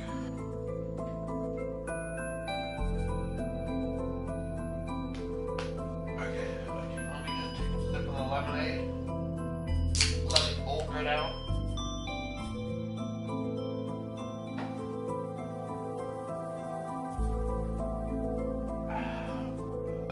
Fuck. There we go. Shit, my bad. Oh, fuck. Oh, fuck.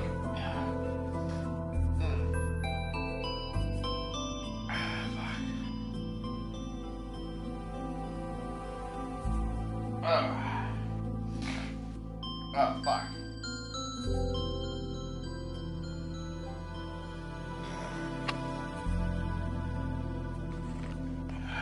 Okay, I'll have this around my neck.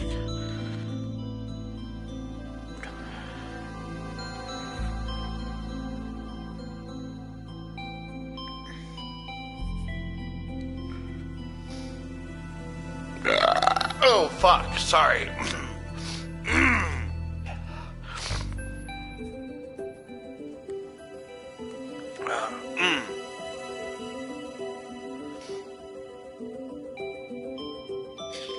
Is this one?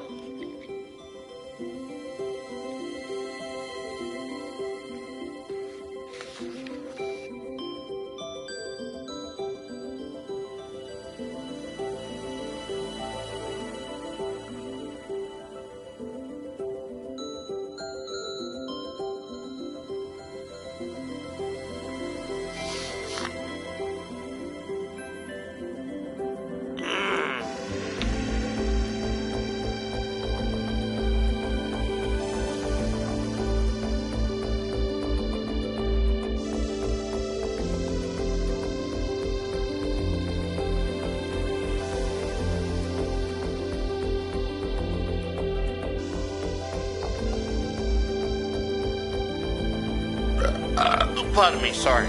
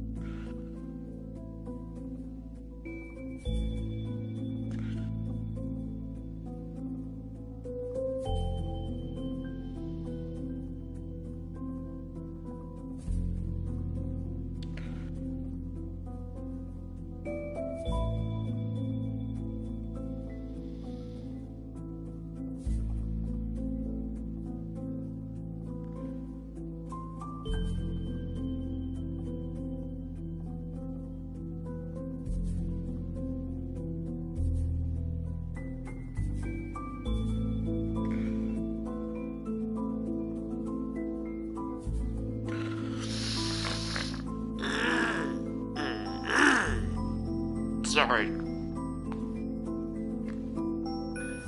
He's rummaging through... Fuck, sorry. He's rummaging through, like, his closet. Under his bed, there's just dust and junk. And he's like, looking for an explanation.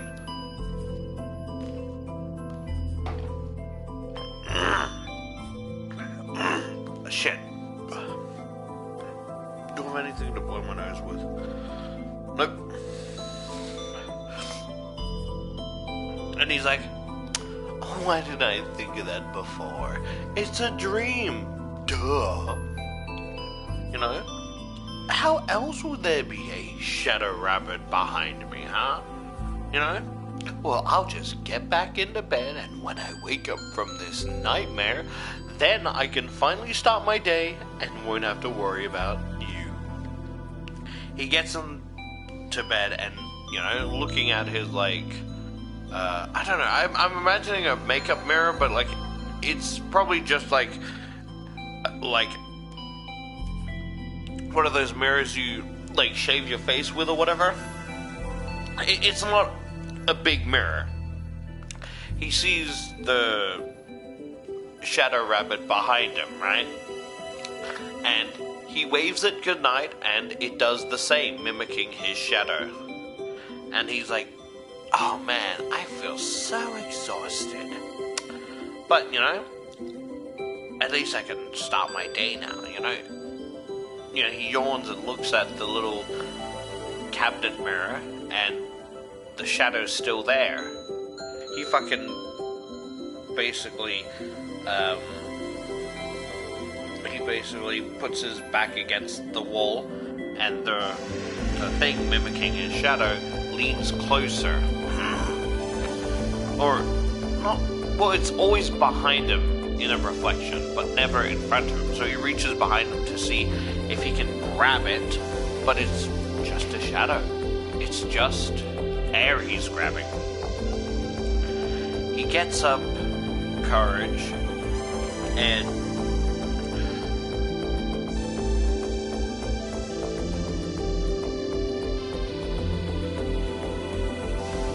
he gets up to turn around to see if he can face his shadow, but it's always behind him. So he basically gets up, and the shadow does the same thing. And, you know, he's like, "Who are you?" There's no response. "What do you want?" Again, no response. "Get away from me." Nothing happens. "Go away!" Still nothing. And he's basically going back and forth. Like, what am I supposed to do?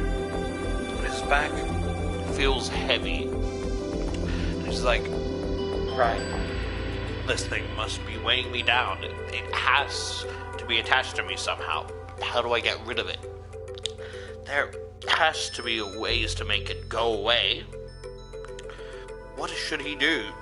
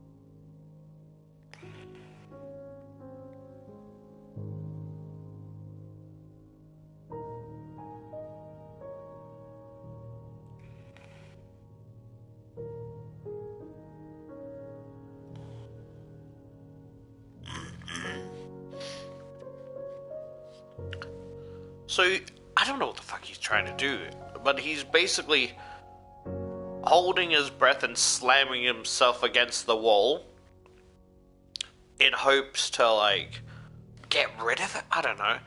And that, like, knocks the fucking wind out of him, and he's struggling to get up, and he pulls himself up to see the, you know, sorry, just my brain's like, he's like, "I can't help but see the shadow in the mirror." And he's like, "You know, whatever, I'll get changed, I'll ignore whatever that is." And, you know, he goes downstairs and, you know, the plates and stuff are, the dishes, that's what they're called. They're completely full, right? And he's like, whose turn was it to do the dishes? Probably mine, but I honestly don't care. And, you know, his dad's in the lounge chair, right? And, you know, Toby cracks his knuckles and is like, yo, hey, Dad. And he's like, morning, Tobes. Like, just very uninterested. And he's like, hey, Dad, do you notice anything different about me? And he's like, no, you look the same. He's like, are you sure there's nothing different about me?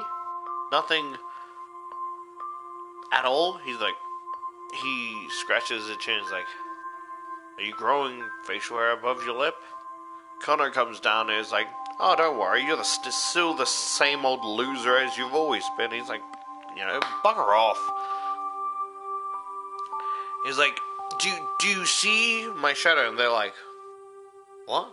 It's a simple question. Do you see my shadow or not? How hard is it to answer? And Connor looks at him like, you got problems. And his dad just ignores him.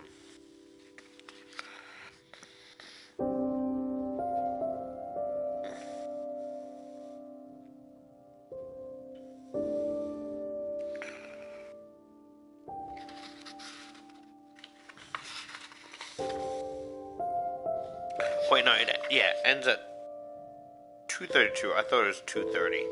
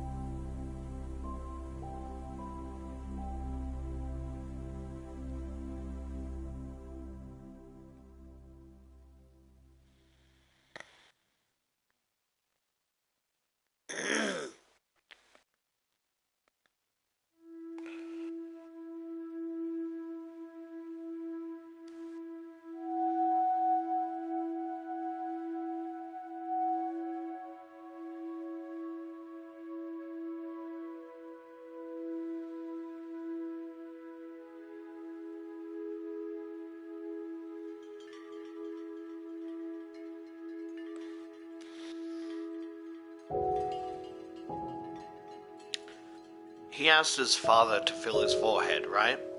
And he's like, his father's like, what's wrong with you? You feel fine. So don't go trying to skip school or... Sorry. He's like, don't go trying to skip school. I don't want calls from school, you know, while I sleep before my shift, sorry. And he's like, no, I'm not planning on doing that. And basically, the phone rang and Connor answered it. He's like, yep, yeah, he's here. Yo, idiot, it's for you. It's, your work or whatever. And he's like, shit. Am I gonna get fired? And he's like, yeah, it's Dan. I need you to come in today because there's something important that I need to discuss with you. And he's like, yeah, sure, I can do that. I can do that. And basically, hangs up and I'm guessing because he worked there before, he would know this. He's like, oh, you're in trouble. He's like, no, I'm not. He's like, Dan never calls employees unless they fuck up big time. It's like, so what did you do, huh? Forgot to lock something up? Did you break something and didn't tell anyone? And, he squints eyes, he's like,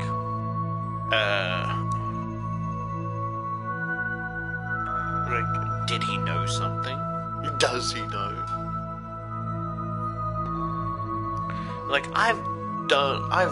They're probably just calling to say, I'm doing a fantastic job. Maybe an even better job than you did. He's like, whatever, I did a way better job. I don't know how you could say. I could do a way better job than, at that shitty place, better than you. And basically, sorry, it's just my brain thing of something else. He's like, his father like, holy shit! Boys, come in here! Apparently, some sports or whatever, this team's fucking dog walking the other team. They're completely just utterly destroying the game. And Connor's like, didn't I tell you I always pick the teams that's doing? He's like, you sure did, son. But just the way he screamed, my brain's thinking, he's like, holy shit, they hit the Pentagon!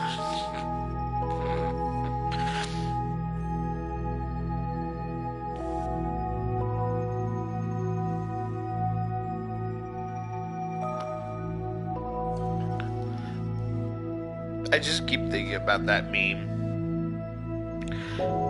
Yeah, and basically, he's like, whatever, I'm not hungry, And he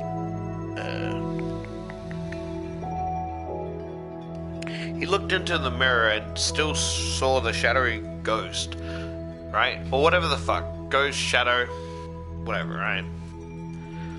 And he's like, he feels like he's being watched, right? Like he's being stalked, right? Trapped, even. And I'm gonna be honest, I feel like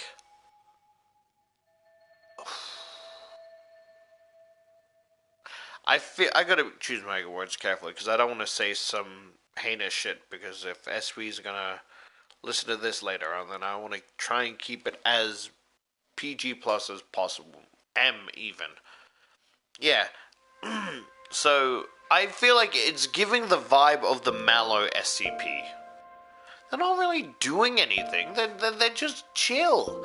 They're not being aggressive or violent. They're pretty passive. Sure, it's a little bit of a fright, but honestly, it just looks like your shadow with rabbit ears.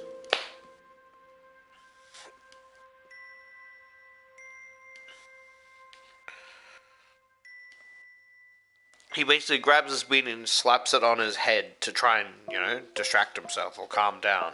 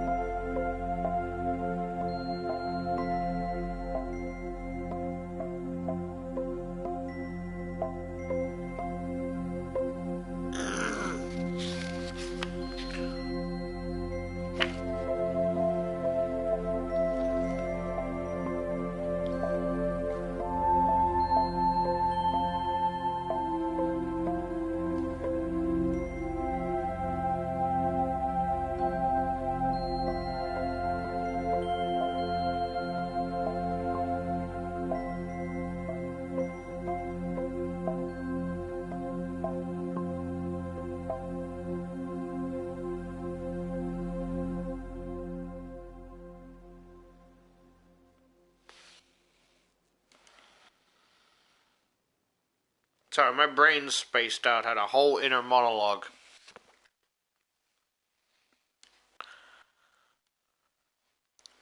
He got nervous because he had to face Dan, his boss. He was an alright boss, but he was also really, pretty cool to Toby, which made him feel even more guilty, right? And he's looking at it, and it is way worse than what he remembered he did.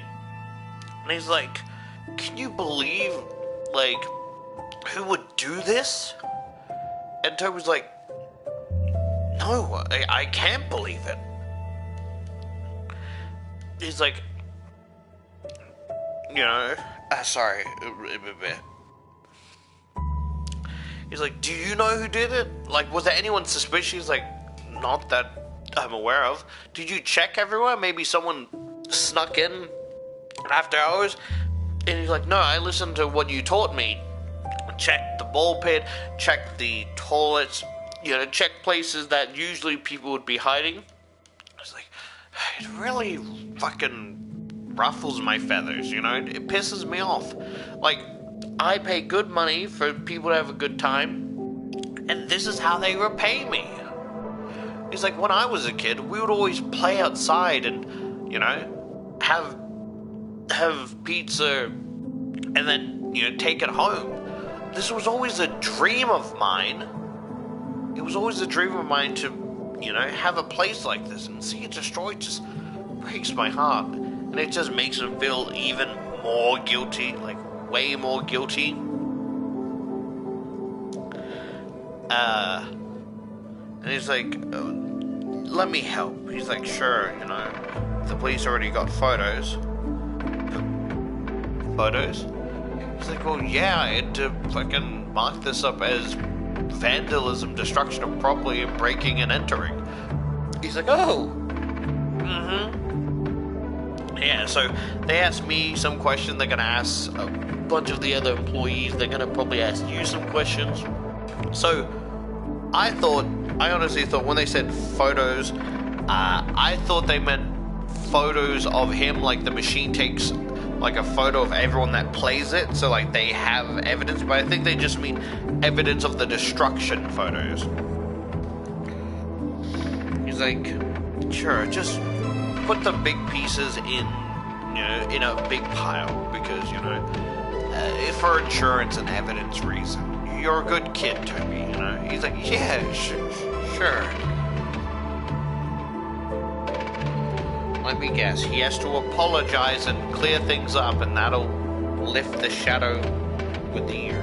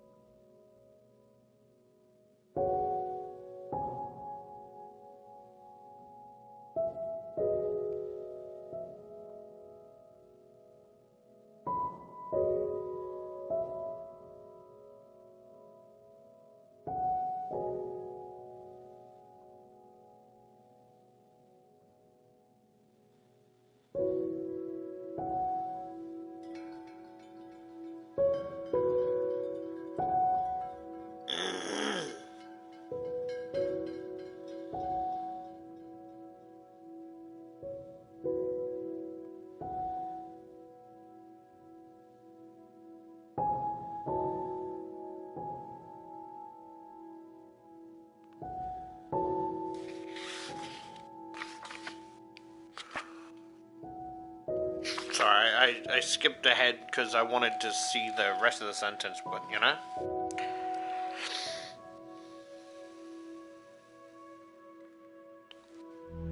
So he's cleaning up the debris, right? Putting all the cutouts against the wall, and he noticed one of the cutouts has his beanie. And he's looking around frantic. You know, he's looking around frantic. Like, seeing if anyone's looking, and when he's not looking, he takes his, like, beanie and puts it in his pocket, right? And then that reminded him that there was, you know, the wooden block he slammed down, right? And he's, like, pulling these wooden blocks and shit, right? And taking them out and puts it in his shirt, right?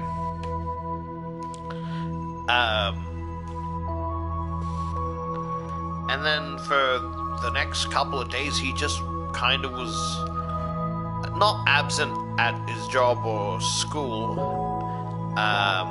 Well, I mean, he did kind of skip Monday, but still decided to go to his job. But basically,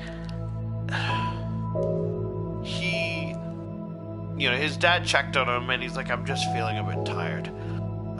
But, you know, he did hear, you know, his brother and his father screaming at the TV, and, you know, they would always bond, right? They had this shared hobby of sports, right? He's not really into sports, so there's not really time for Dad and Toby time, because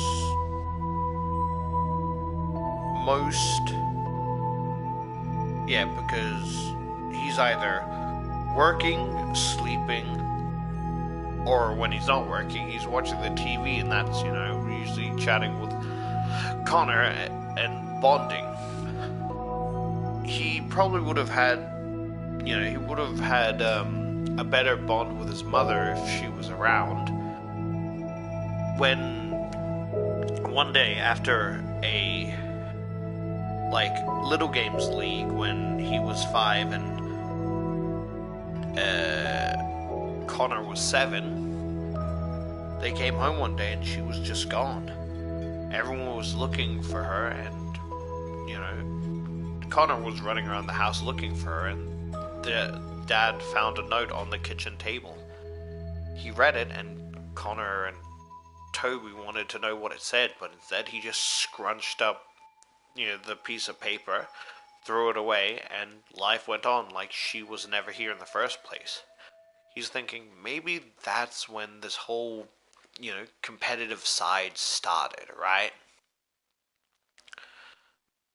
When this whole competitive side started, or maybe he was just born with a screw loose. It's been so long he doesn't remember.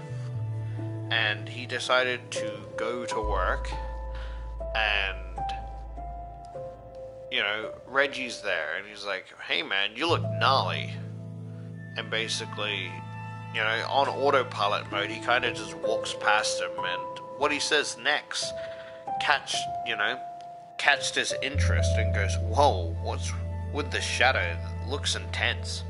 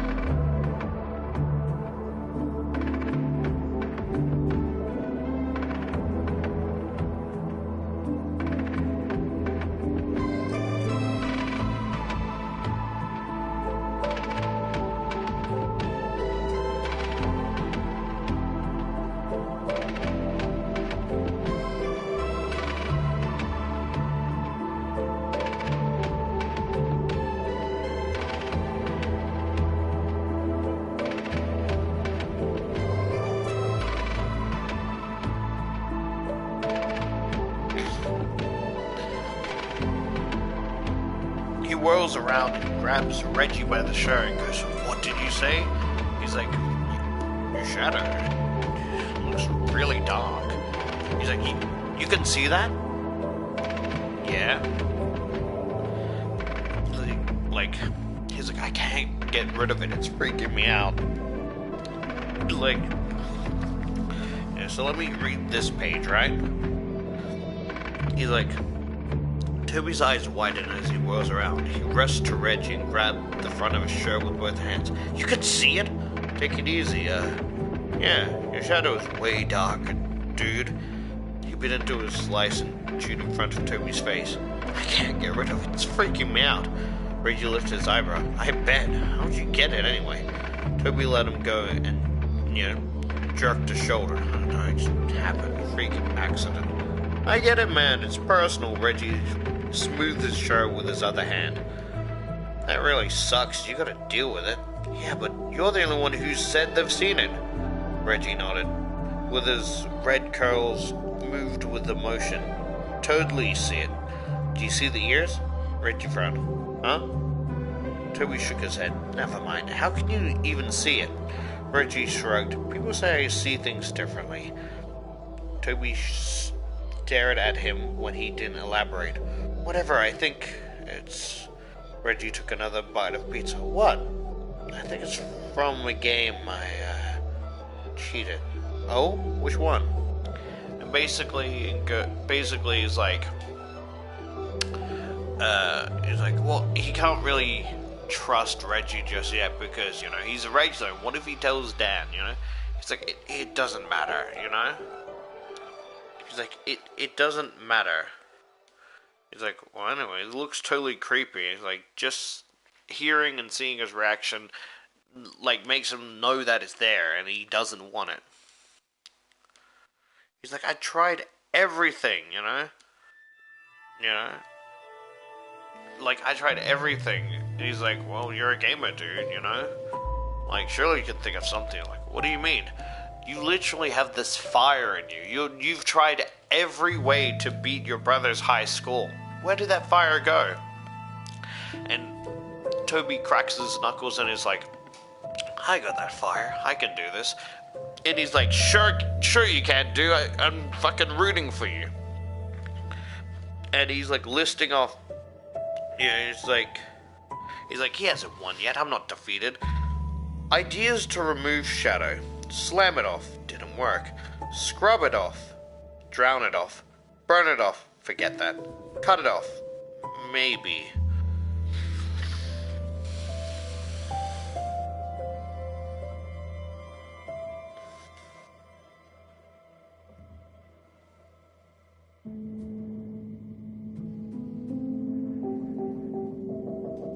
I want to draw this.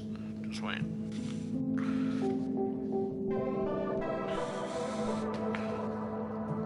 Oh, there's more tissues.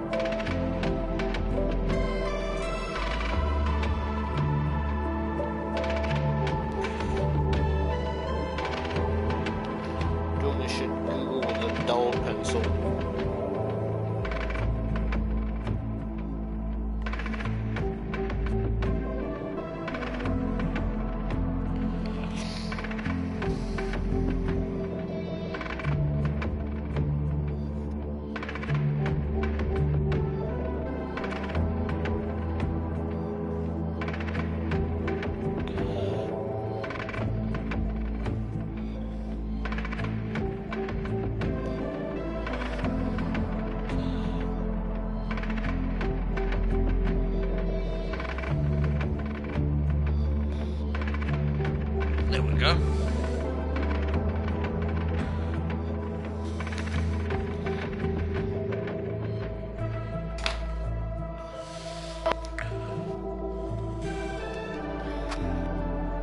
I get so invested, like, is the boss gonna yell at him? Is he gonna get fired? Is he gonna get physical? I don't know, you know? I get so invested in these stories emotionally that I'm scared to turn the page, and it's just fucking words.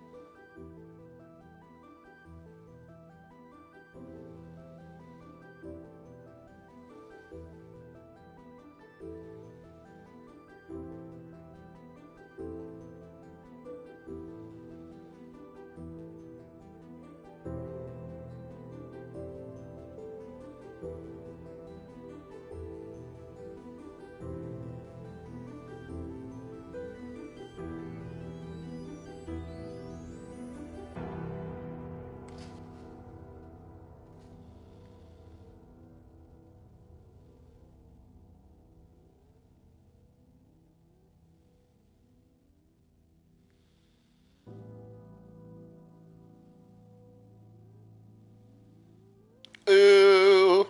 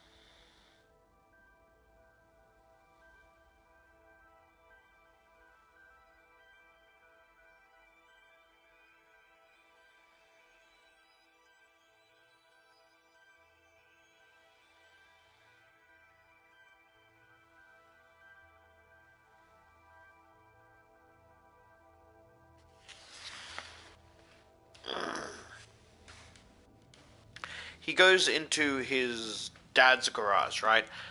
And he's looking for a scrubber, right? He's looking and paving a way through fucking useless garbage that hasn't been touched in who knows how long, right? And as he's like digging away, he fucking jumps back seeing a fucking mouse scurry like from the pile, like through his legs, scurried behind him. And he's like, fucking hell, I gotta tell Dad to buy more mouse traps. And he finds a scrubber, right? And he's like, there it is. Wait, no, it's too long. And he looks around and he's like, oh wait, Dad had a rusty saw. And he starts cutting the scrubber, right? And he's like, there we go, you're doing nicely, takes off his shirt and starts violently scratching his back, right? He's like, ow, ow, ow.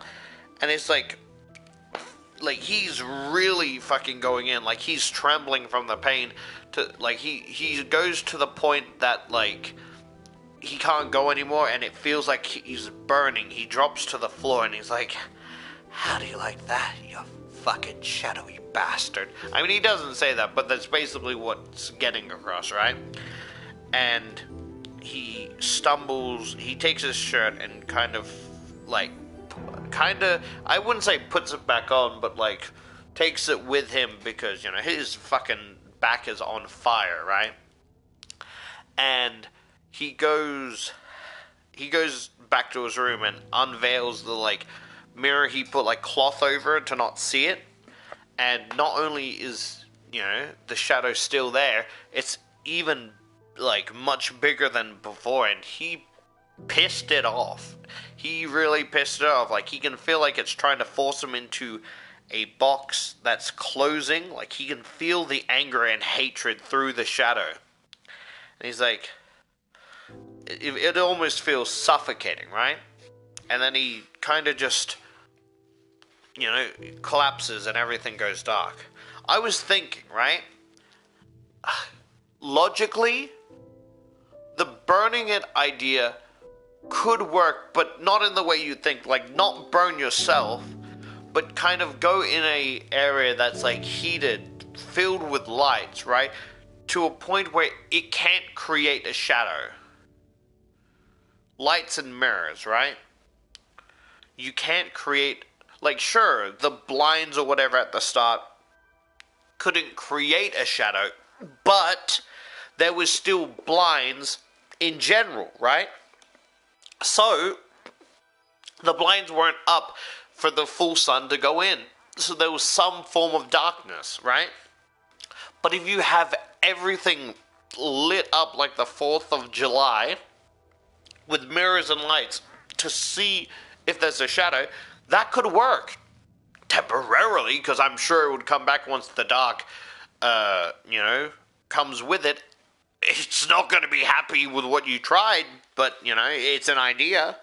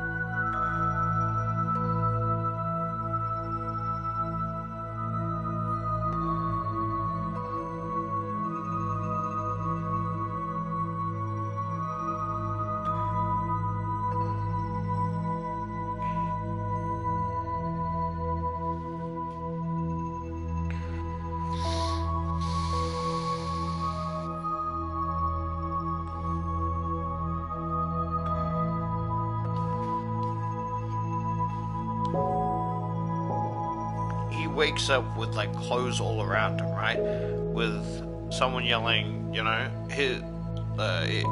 like someone yelling, you know, get up, you're gonna be late for school. And he's like, I'm up. But like, he is not feeling well. He goes to like stretch his knee, but it hits the fucking cabinet. He's like, where the fuck am I? Apparently he's at the foot of his bed and he slept on the floor.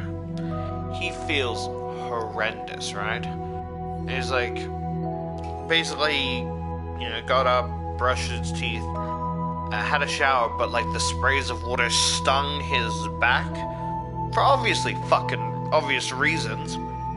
So he's like, I'm not gonna let the water hit my back. And then he comes down, and his brother's like, what the fuck happened to you? You look like shit. And, you know, he's like, what's the matter with you? You look like shit. Just shrugs. He's like, why aren't you talking? Shrugs. Maybe you should stay home. Oh, where were all the stupid remarks, all the put downs? I'm going. He's like, fine, but if you get the flu, you know, stay far away from me. And basically, he finishes what he's eating, and, you know, he doesn't, Toby's not hungry, but he needs some sort of energy to keep him going through the day, and he has like a few spoonfuls of cereal before throwing it up in the trash, almost like the shadow is sucking the life force from him, right? And something that's like so fucking strange, right? That it bothers me, right? Where is it?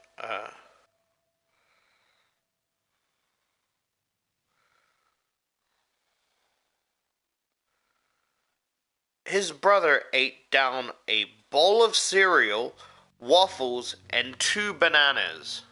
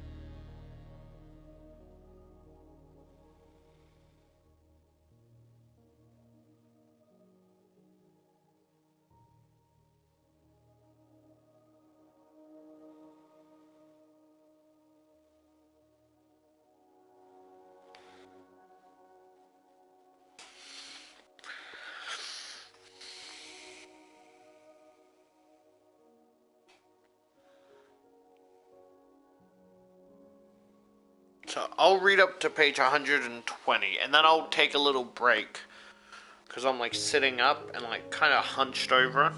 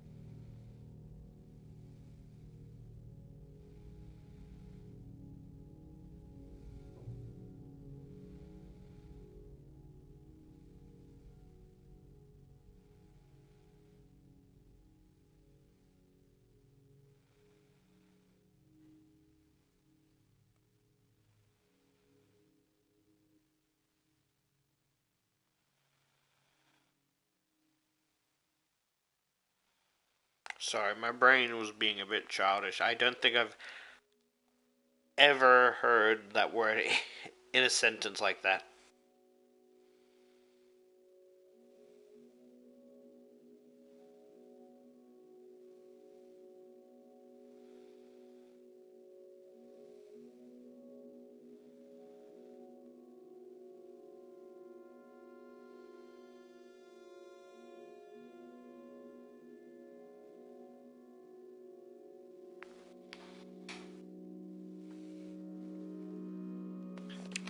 He's stumbling through school, right? People are staring at him and looking away, but he doesn't care. He doesn't have the energy to care. He simply is just going about his day, right? His father didn't really care about his grades. As long as he had passing grades and graduated, that's all that matters. So that's all he strived to do, right? And, when he first came here, all the teachers, when they found out, he was Connor's brother, they were all friendly and happy to see him, ask him a lot of questions, right? Expected him to, be, excellent in all grades, very conversational, outstanding in all his field, yada, yada, yada. Nope. They soon found out that wasn't the case, and he not only didn't talk to many people, but tried to stay away from it, as well as do the most minimal task. And soon their friendly nature became more annoyance and dismissal, like he didn't matter. Well, the feeling was mutual. He basically, goes to the toilet, and he's going to, wash his hands, right? And there's this dude bobbing his head to music. And, when he's going to wash his hands, the dude looked in the mirror, all the blood and color drained from his face when he was looking at, Toby, or more what was behind Toby, as if he could see the shadow, and he's like, shit. He goes, hey, man, and before he could even finish his sentence, dude fucking booked it like the room was on fire, and he's like, then now it's PE, and he's like, okay, I just had to do the bare minimal. Hopefully, he avoided the barriers in the locker room, and he's hopefully he's avoiding the, man, I hope I don't get paired up with the dude with the headphones, because that's the last thing I need, rumors going around about how weird I am, And the girl walked up and passed the PE teacher his note. I keep thinking about this Reddit story, and it's this dude asked who do you think the smartest teacher in this school is, right? And they're like, oh, maybe the English teacher. What about the science teacher? Yeah. He's what about the computer teacher? He may be smart. He goes, wrong. I'm smarter than all of them, right? And they're like, what? No, you're not. How are you smarter? Because I get paid the same much as I get paid the same as them, but I just play dodgeball all day. He's like, that's actually a really good answer, It's all you have to do is mark down who was bad and who was good, and then go to the next class.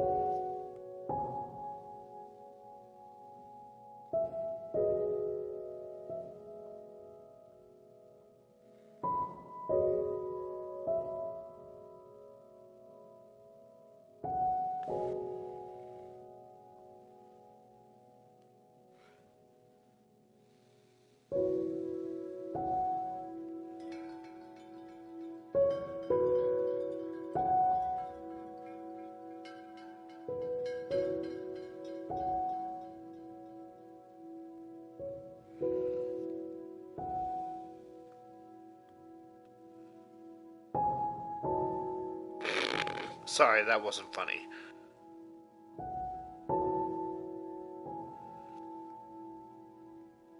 It's PE, it's not that serious.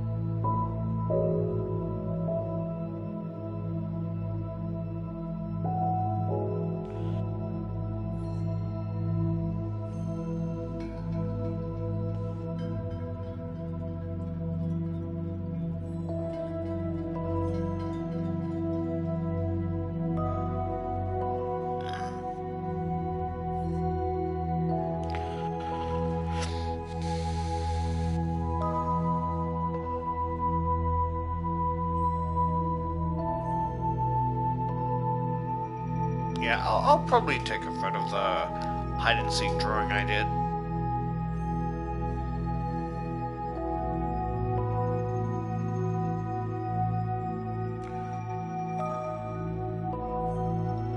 He's like, what now? The teacher's like, what now?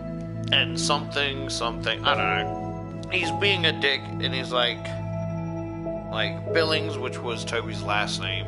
He's like, try and actually put effort in, I want athletes. I don't want to, oh, I twisted my ankle, oh, my chest hurt, fucking excuses. I want real athletes on the court. Like, it's a PE class. What the fuck is wrong with you? And was it Tabitha?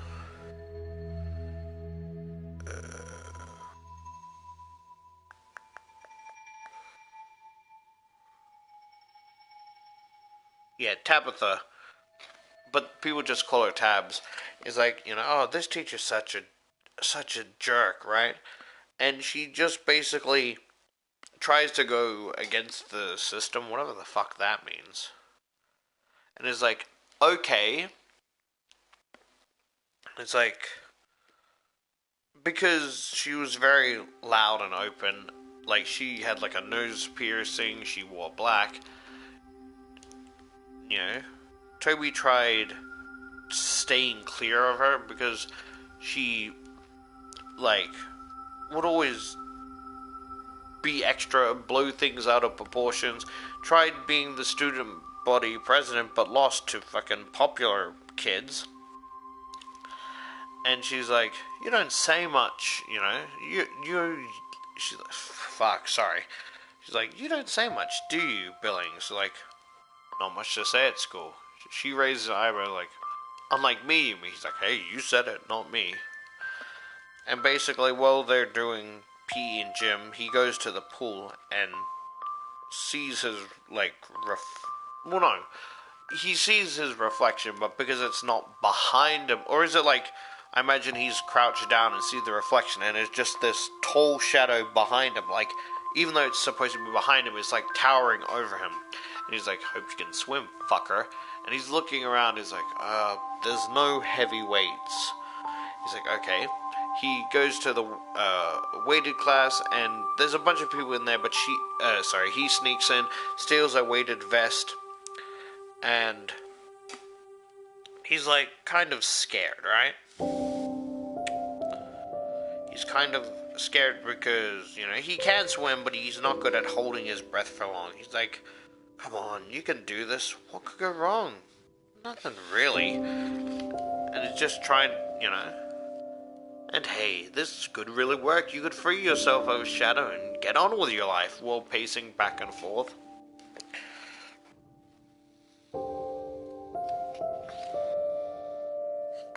We are on 202 and 203. I'll read it up to 2020, because then there's... No, how about 2015? That way, there's still quite a lot, you know? Then I can take a break.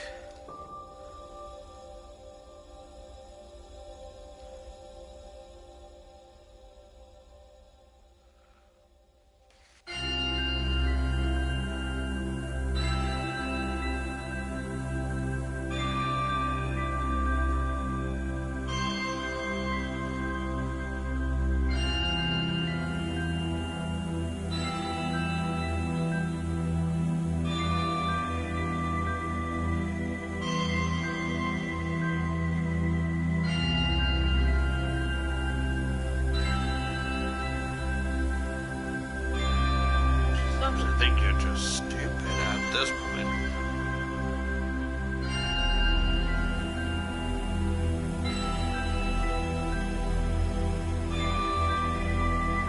Let me pause for a bit, because I forgot to mention this, but even for when he's like scratching his skin out with the fucking like brush thing, he's like, how does that feel? He's like, you slammed your body against the wall to try and get rid of it. And clearly that didn't work, and you proceed to skin your back to see if it can feel pain. Clearly it doesn't feel the pain you feel. It's like, No, hopefully I can drown this thing. It's a fucking shadow. Dear Lord. I got to It is go literally pray. just a I'm shadow. also gonna go to the garden with my garden, so I won't be back till like 3 hours or SMT. I'll watch the stream. I mean my mother. Eller, see you and take care. Eller.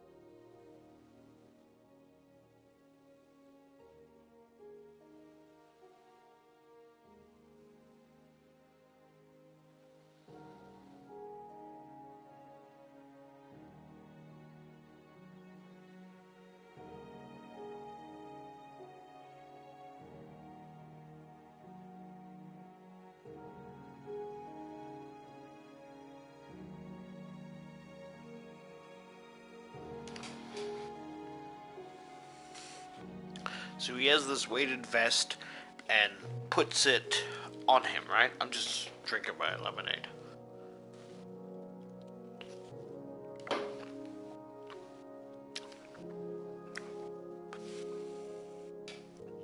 Yeah, so he sinks down to the bottom and is like, hopefully this will drown it, or can they breathe? I guess we'll find out. And the voice is just ringing in his head like, you'll always be a loser, because that's what you're born to be. And he's like, if this fails, then he'll forever be a reminder, right? That he's a failure. And he can't live with that. And so, he's like, okay, now's kind of the time to whatever, right? And he tries to unbuckle the thing. It doesn't unbuckle. And adrenaline and anxiety starts filling his body.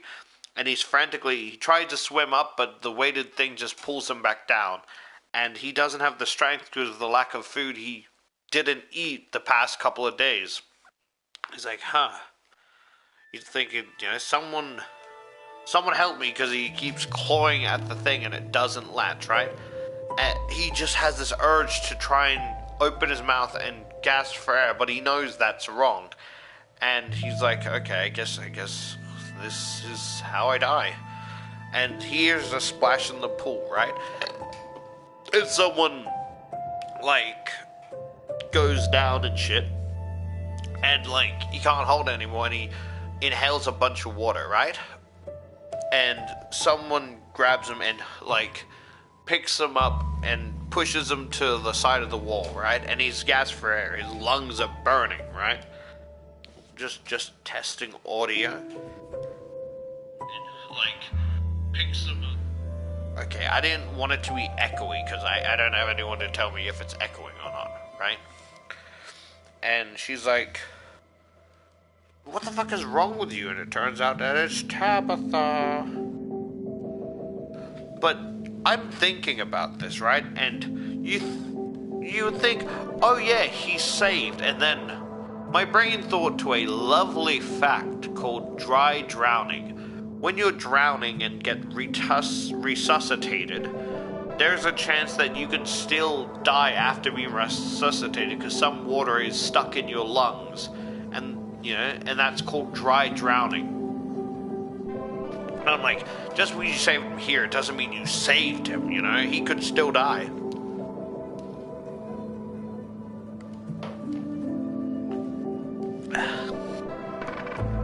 I'm gonna go tell my mother and ruin her day. Just wait.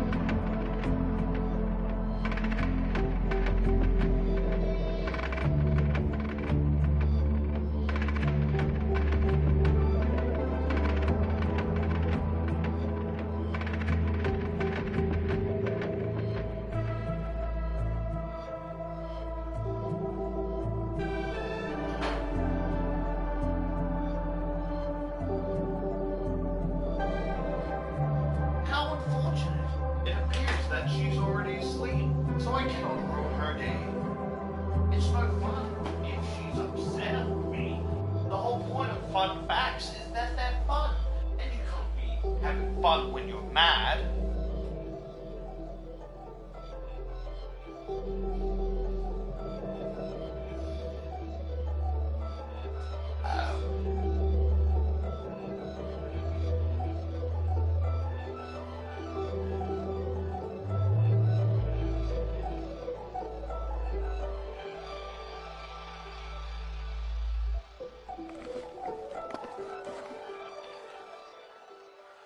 I have won, and you have lost, my dear, dear friend.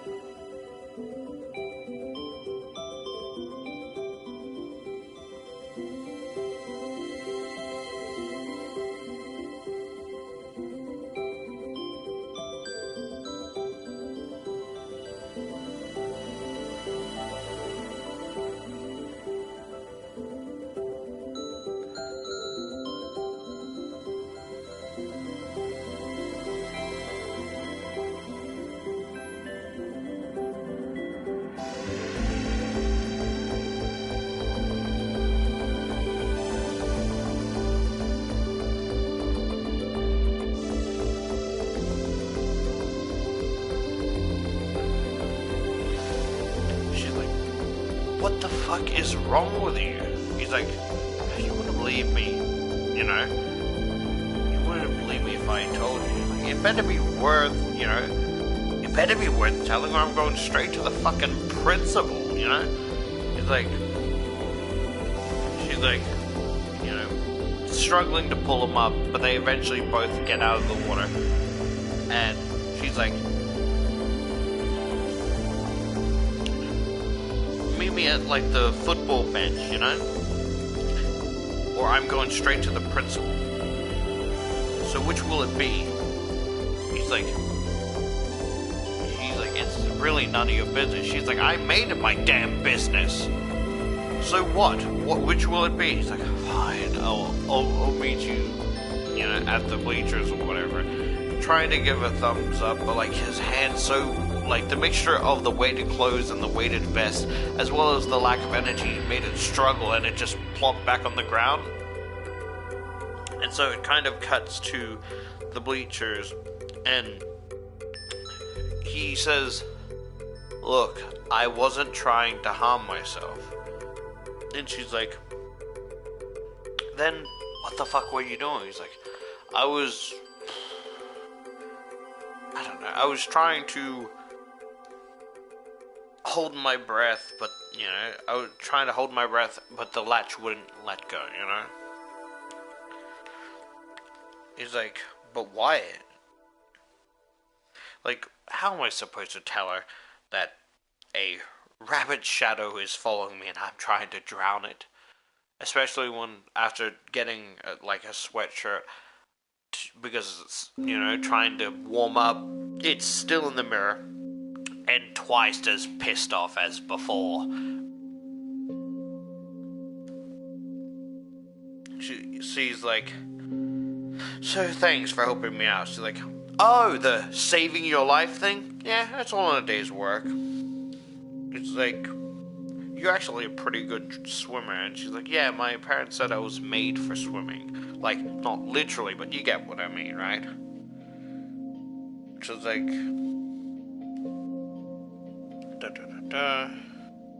she's like, "Here," and hands him like a peanut butter and jelly sandwich.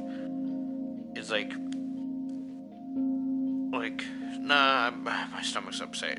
She's like, "You look like you need it." And, he ate it, and he could keep it down, and then he asked, "So why did you follow me?" "The plot thickens for more from Morgan."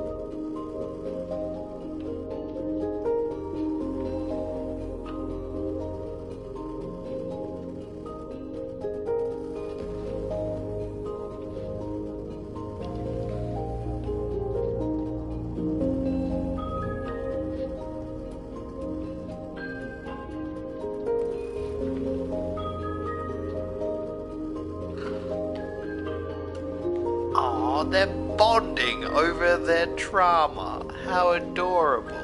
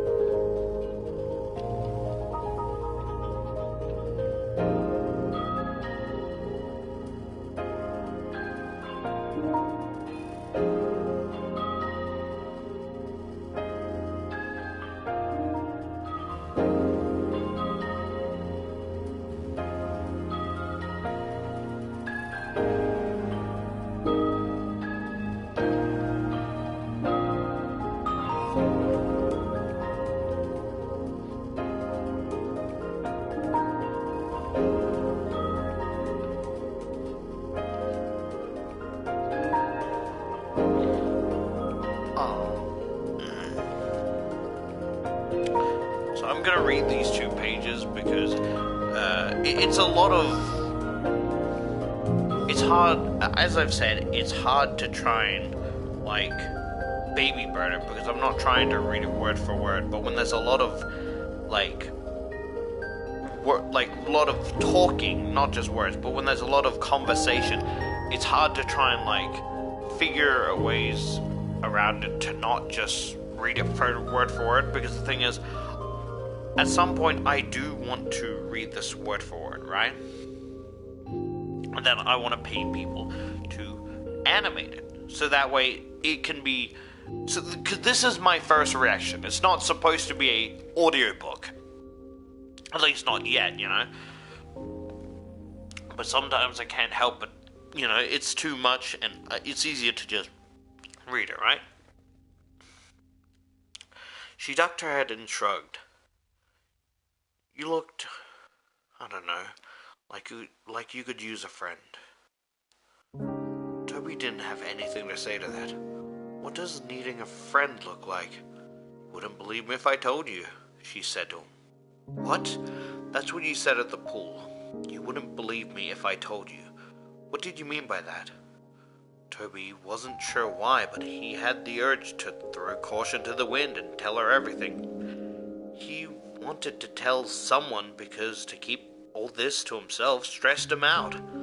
Yeah, Reggie could actually see the shadow, but Toby hadn't wanted to tell Reggie everything. Maybe it was time to get it all off his chest.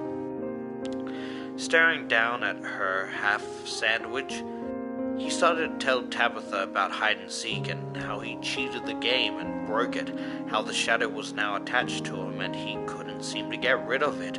For some reason, he felt like she could handle the bizarre truth, that she wouldn't run off and tell someone he was crazy. It was somewhat liberating to finally unload the entirety of this crazy secret to someone else. He felt himself exhale with relief. Who knew keeping in such a secret was so exhausting? That sounds completely and utterly terrifying, she said and looked behind him. I can't see it. Toby nodded. I only see it in the mirror. For real? He nodded. Yeah, you believe me? It actually sounds too crazy to be made up. I know that you believe it, and that's all that matters to me. People deal with their own darkness in different shapes and forms. Okay, so she didn't completely believe him, but Toby understood. He couldn't even believe it, and he looked at it every day in the mirror. It was just a relief to get it all out, and for her not to tell him he was crazy. And you thought you could drown it? How'd that work out for you? I'm just trying everything I can. It didn't work anyway. Have you told your mom or dad? It's just my dad. Tried to tell him and my brother, but they don't understand what I was talking about. They couldn't see it either. But you've told me. Toby sighed. I don't know why. She nodded. Sometimes it's easier to tell a stranger. I get it. So why did you cheat the game? Toby picked at the sandwich. Have you ever felt like you're never good at anything? Oh yeah, you can't be good at everything. No, he stared at her. Good at anything at all, like a total loser. She shook her head. No, and you're not a loser. His lips curved into a sarcastic smile. Right. Have you not seen the way the teachers look at me? Like Dylan, I'm not worth their time.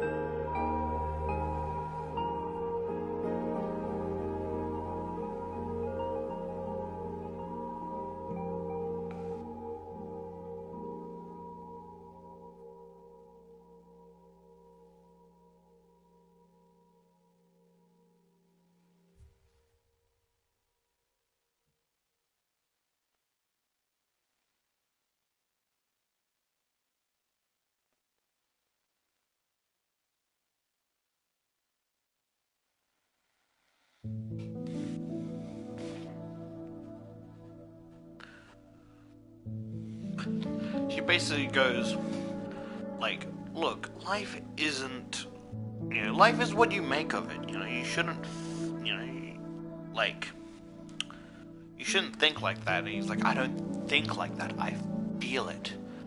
And there was like a pause, right? And she pulls out a pocket mirror. He's like, okay, so let's see. And he scoots away like, nope, no.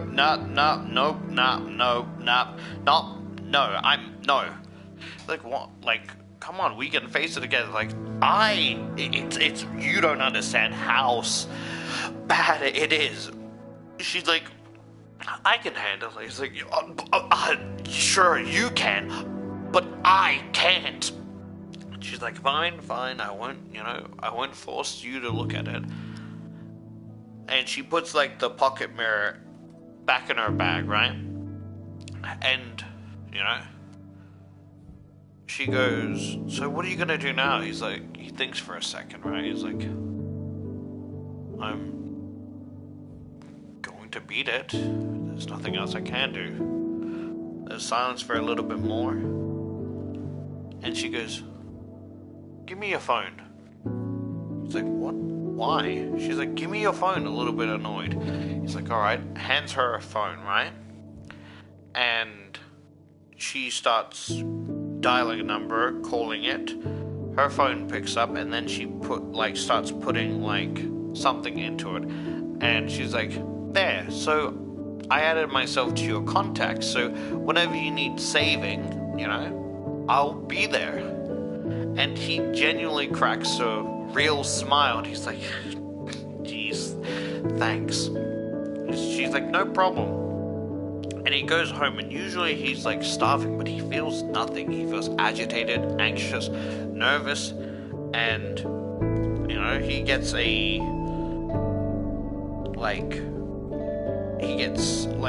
little, his phone vibrates, right? He takes it out, and she's like, I know a really good counselor. He's like, no way. She's like, alright, that's fine. And even though, he declined, he can't help but smile a little bit, with how she just absorbs things, right? She doesn't look at him or call him crazy. She just kind of listens and,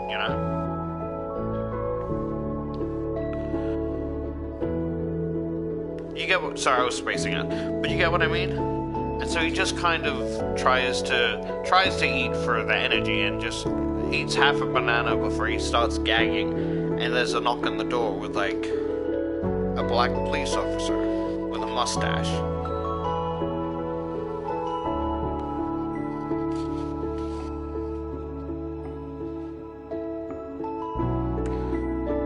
Clean-cut police officer with brown skin, short buzzed hair, and a mustache. See, a part of me is like... See, my part of my brain kind of spaced out. I was like, why does it focus on the skin tone? Huh? Why does the skin tone matter? And then my brain's like, it's focusing on a lot of details. So, we're like, brain, shut up. You're not in the right headspace, He's like, they could have just said, it's a cop. Why does the tone, matter? But it's through the POV of the main character. My brain's being very autistic. No, autism does not equal racism. But you get what I mean, right? My brain was just being, I wouldn't say shitty, but not thinking straight. It's pretty late. 1:31 in the morning. Give me some slack.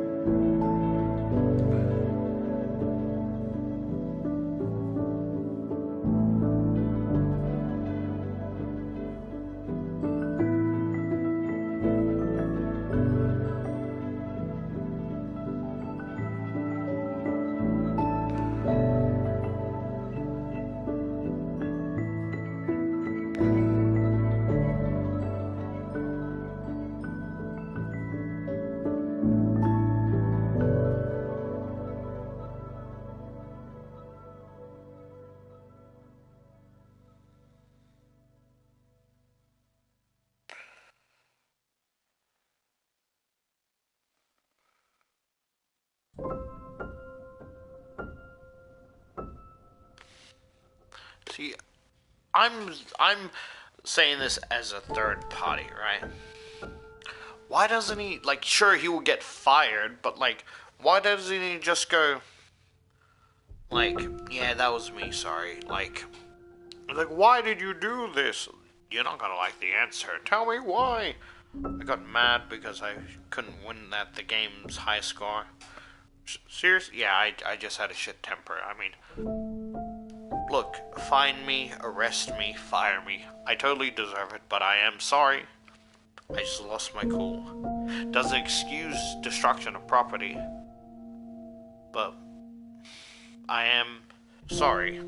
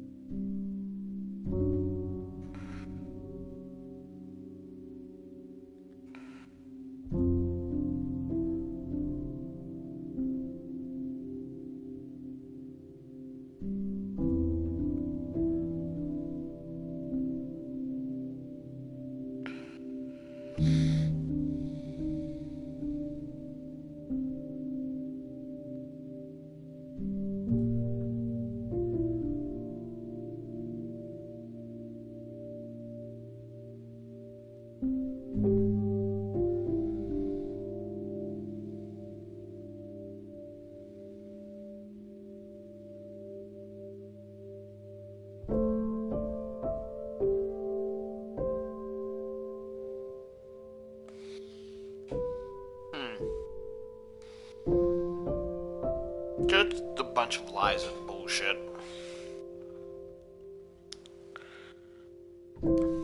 Thinking. No, I shouldn't skip these pages, even though I find them a bit,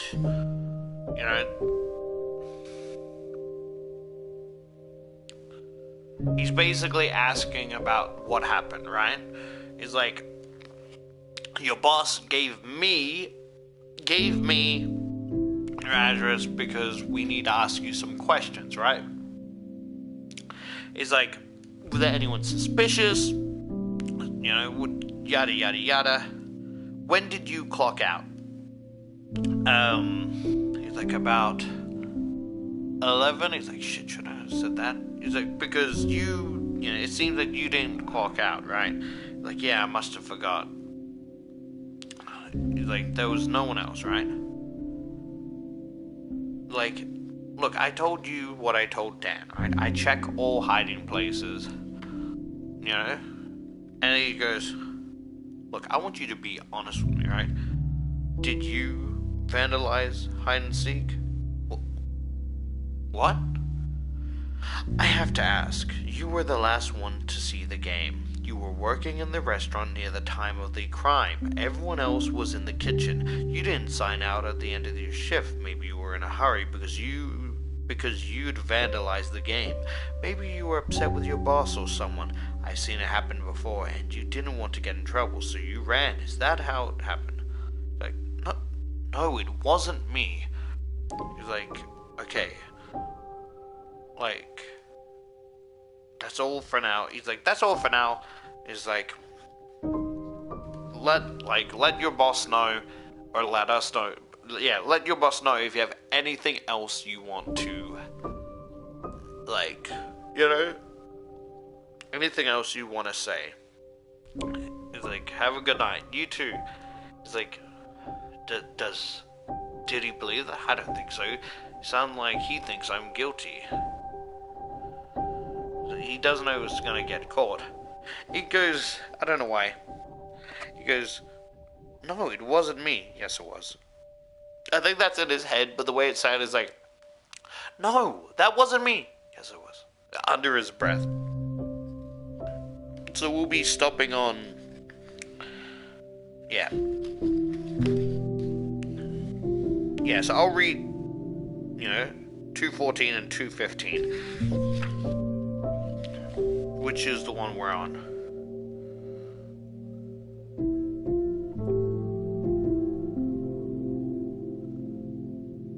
Wait, what? Oh shit, I completely... Yeah, sorry, no, we're on 12 and 13. I completely skipped a page.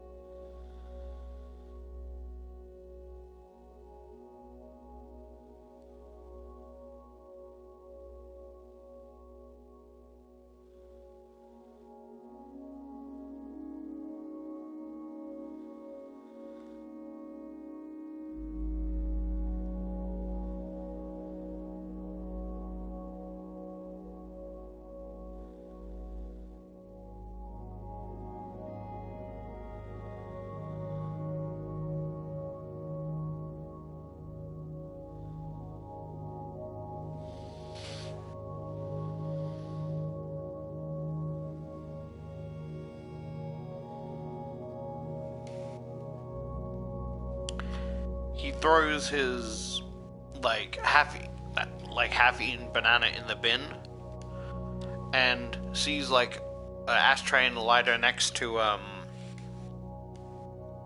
the recliner couch.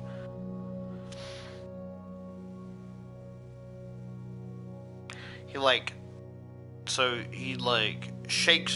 flips the lighter and it doesn't start, and he's violently shaking the lighter and it hits, right? And he turns his back to the chair, right? And, his father calls out, so what did the cop want? He's like, oh, geez, Dad, you scared me. He's like, I didn't see your car. Where is it? He's like, oh, I'm getting a tune-up. Right? Yeah, so what did the cop want? He's like, oh, well, there was a break-in at the place I work at. Just wanted to ask some common questions, that's all. That's all, huh? Yeah. You're not in any trouble? Oh, no, of course not. But little did he know, he was in trouble. And he's like, about to walk away, but then he stopped and looked at his dad. That, he wanted to tell him, or ask him, like, he wanted to tell him about everything, and maybe he could help him with the shit he's going through, instead of going through the motions of life, like it's okay when it's not okay. Like acting like acting like mom never existed. Acting like, me and my brother love each other despite name-calling each other. Like, he seems like a mellow person, ever only showing interest, like, excitement or disgust in the game. And so he says, "Hey, Dad?" The dad answered, "Yeah," without ever, looking away from the TV.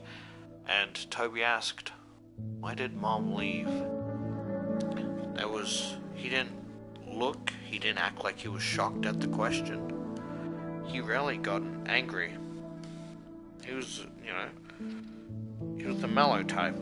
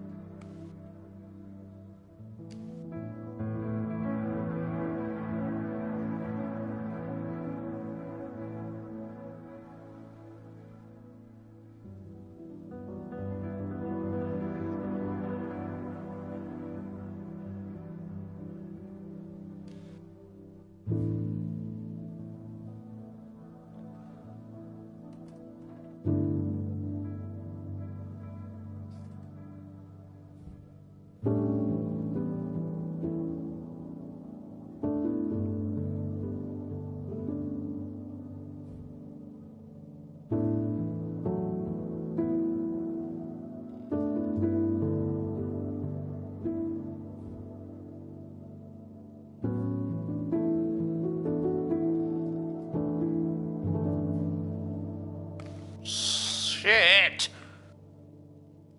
Ah!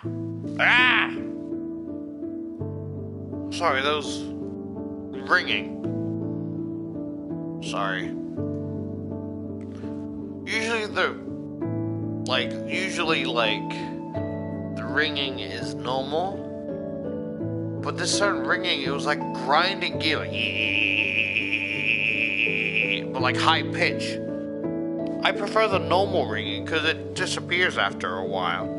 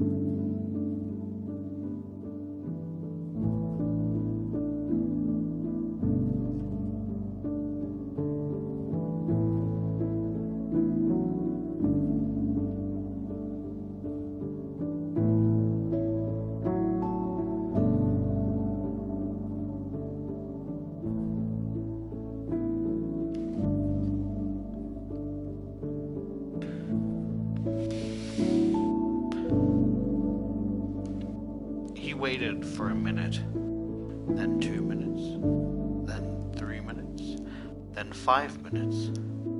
After that, he realized either he wasn't going to get an answer. He realized he wasn't going to get an answer. Either his father didn't have an answer, or maybe he just thought he couldn't handle the truth. So he went back into his room and got dressed and started his shift, right? Well, looking through the arcade, he sees the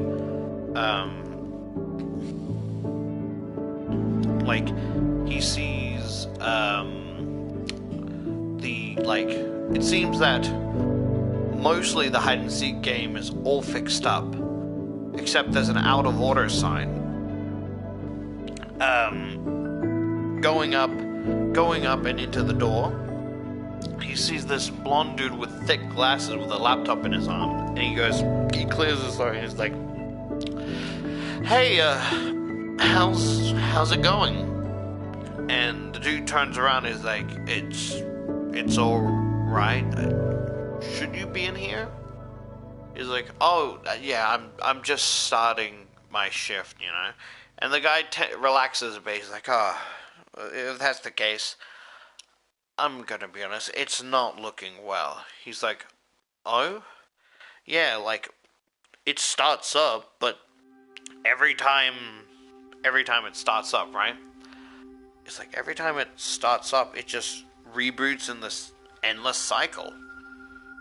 Stuck on the previous, stuck on whoever previous player, right? Some dude named Toby, and he's like, "Oh, is that right? Oh, dear." It's like, can't you just, Hey, what's up, Geezy? shut it down Skipping and, some comments. reboot it? Dear Lord. He's like, I got to go pray. He's like, "Oh, I'm I also mean, gonna look, I go to the would, garden but with my it just garden, won't shut so down. I won't It's like be a back till like 3 rewiring hours problem." or SMT. I'll watch the stream. He's I like, mean, "Oh, my mother. you don't say." I'll see you and take Look, care. I tried telling him to Yeah, get right. cameras, but he already put so much money into it. I now gotta go tell him the bad news. He's like, I would steer clear of him. He's a good folk, but he put money into this for other people, and this is how they repay him. He's like, "Oh, is that right? Dear, oh my."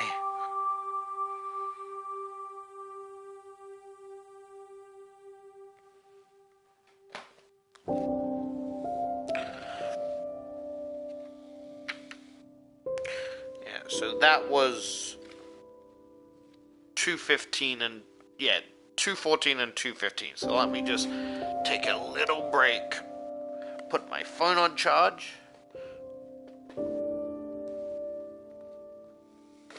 Ah, shit.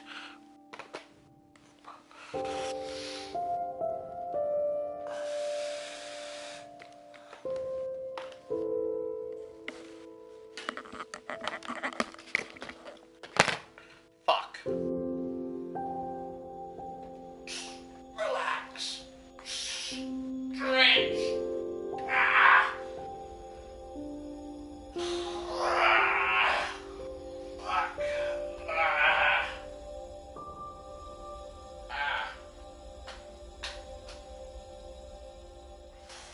Fuck. Sorry, just stretching.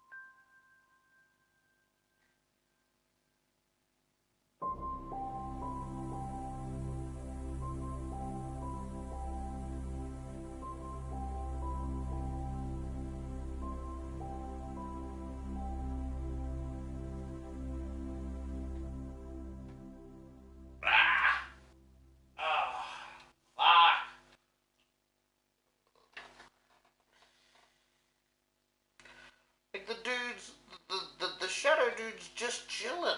Besides a heavy back, what else, is, you know? It only started feeling like it's draining your life force when you started being violent towards it. Why, this dog is attacking me because I kicked it? Why is it acting this way?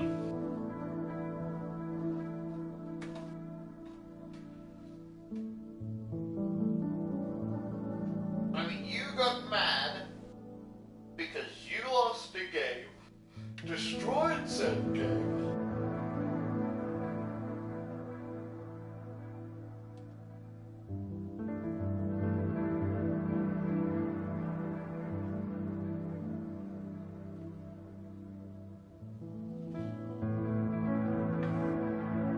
I still got lemonade. Ah!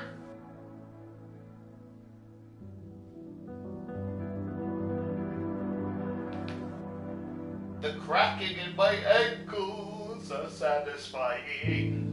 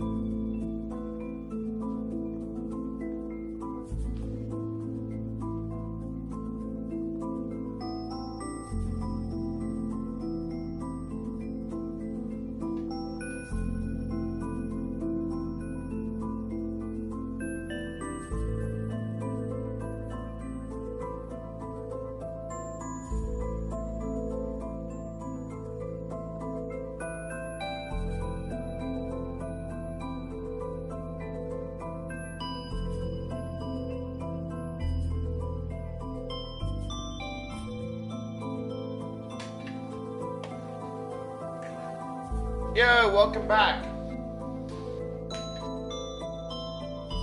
We reached 2:15 and I was just taking a little break to rest my back.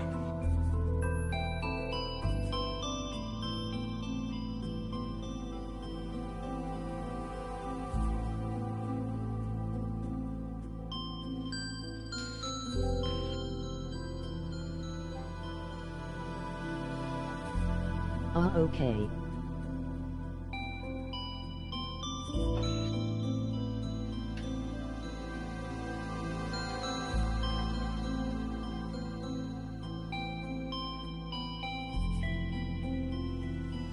So basically, you didn't miss much. Basically, his shadow turned into a shadow with rabbit ears that he can only see in the mirror. And he's been trying to get rid of it. Been feeling ill and, not much energy. He's been feeling guilty for what he's done. And he's more worried about getting caught. That's really about it.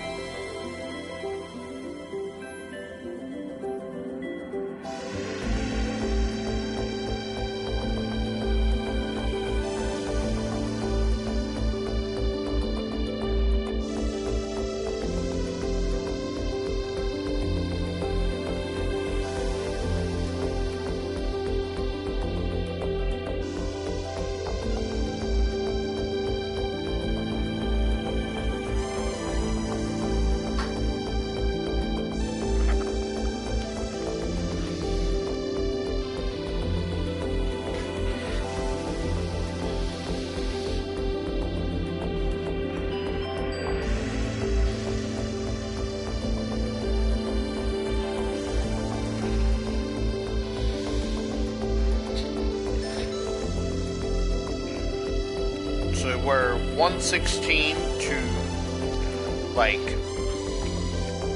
so we're 216 to 232. So we're really almost done.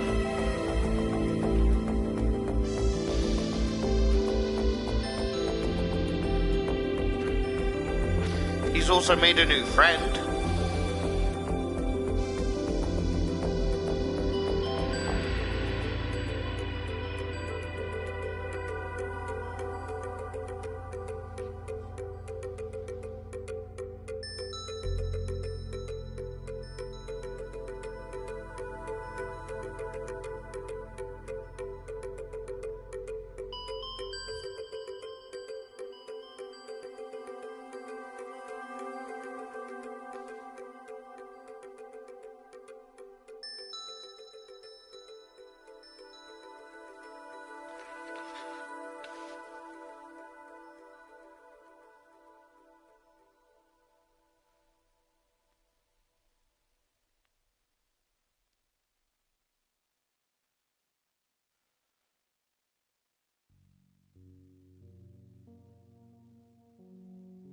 That's new.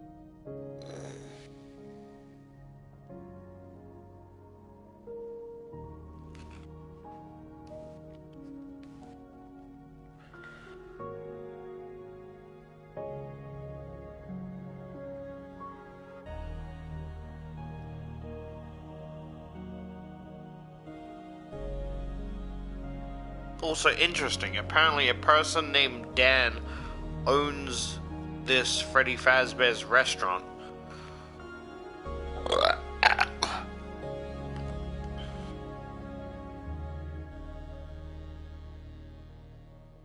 Pardon me.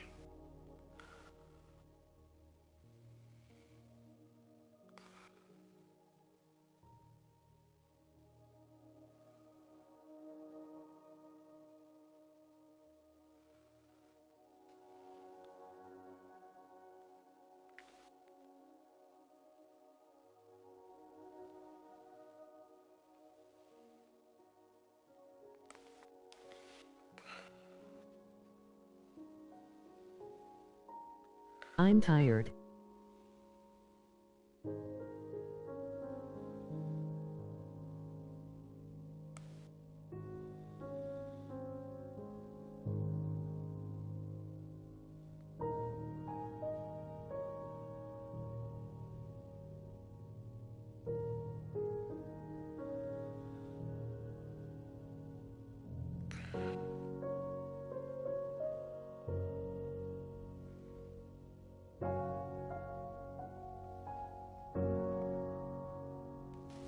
You should probably get some rest.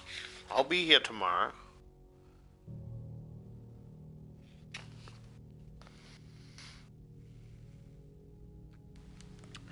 So the guy repairing is like, yeah, he just wanted to have a fun place, and this is how he's repaid. It sucks, man, but, And Toby basically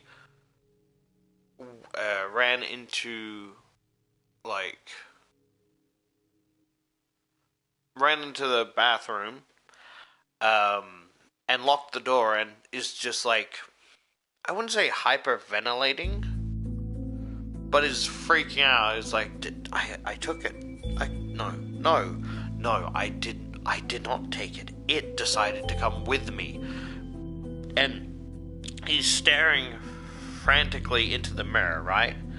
And the shadow that was just a shadow with bunny ears opened its, eyes just appeared open and blinked. And he stumbled back and tried opening the door, but because he was so focused on looking at the thing, the shadow, he forgot that he locked it, right? And he unlocked it and ran out, bumping into his boss, Dan. And he's like, oh, hiya, Dan. And Dan looks at him weird, like, you okay, kid? He's like, me? I'm fine. He's like, you look a bit nervous, like something's on your mind. Nope, everything's fine. Alright then. And goes back into his office, right? And he gets a message on his phone, right? And he's like, from Tabitha. He's like, yo, what about a herbalist? That could, calm your nerve. He's like, no way. She's like, okay, it's just an idea. Also, I'm here at Freddy's. Come find me. He's like, what? Looking around, surprised, what is she doing here? And she's basically looking over a kid's shoulder while he's playing a game, and Reggie's, next to her eating cotton candy. And he's nervous because he confessed his crimes to her because she was a stranger, and they were separate worlds from Freddy's and her. What is she doing at the crime scene? It's only making him more anxious.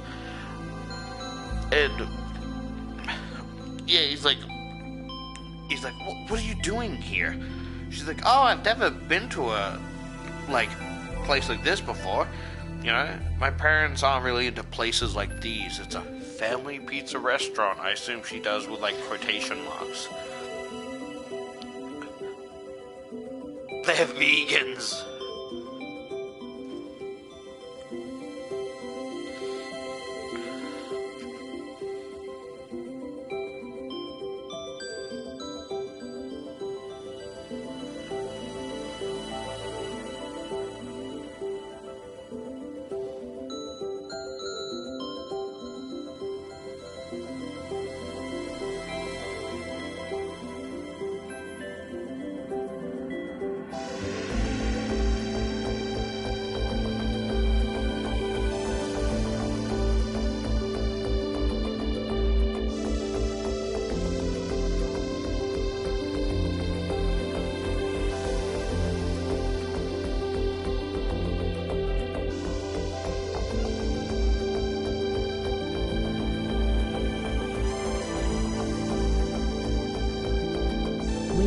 continuing from the page you were on, or were you recapping?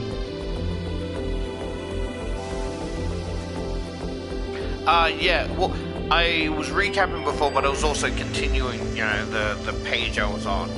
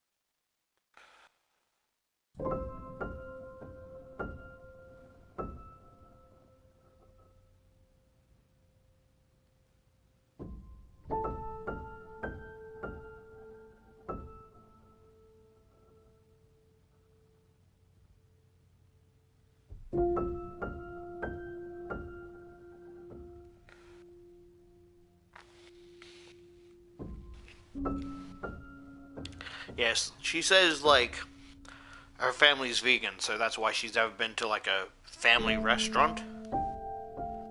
And, like, her smile drops, like, are you okay? He's like, gee, yeah, why wouldn't I be? He's, like, really pale, and, Reggie's like, who's your friend? He's like, basically introduction between Tabitha and Reggie, right? Hearing the story. And the funniest shit, like, happened, right? And, like, he looks at Reggie and raises the eyebrow a few times and gently takes, Reggie, takes Tabitha, like, away from, Toby, and he's like, and he's like pointing over his shoulder, and he's like mimicking like something like scary, like towering over the, like, and he's like, listen, like shadow bigger. Basically, Toby rolls his eyes and like, what are you doing here? Like, oh, I just wanted to see the game. Like, nope, no way. It's out of order. She's like, can I at least, see the outside of it? I don't. He feels like it's a very, very bad idea. But feels like if he doesn't let her, she won't, shut up about it. And he's like, alright. But, I trusted you with my secrets. Don't make me regret it. And she's like, trust me, I won't. And she does, like, cross my heart type motion.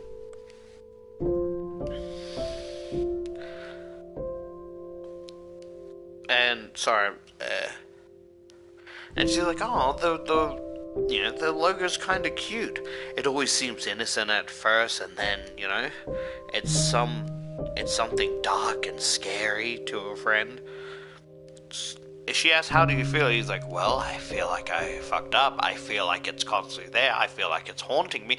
And I feel like I'm never gonna get rid of it. She's like, well, I know you can get rid of it. I will help you to get rid of it. And he's questioning himself, like, why? Why does she want to help? Why does she care? He thinks he might not even want her help, because he's been let down before, and boy, that stings.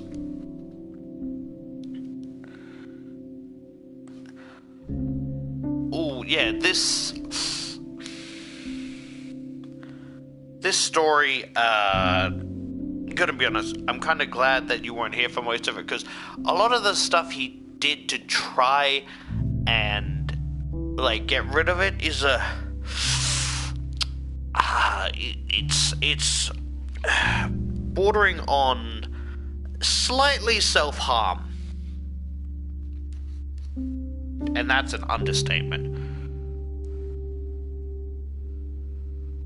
That's fair. Like, he tried scratching his skin off with like a car wash, like, you know, scrubber. Tried drowning himself, jumping into walls, slamming himself, literally hurting himself trying to get rid of it. It only pisses it off even more.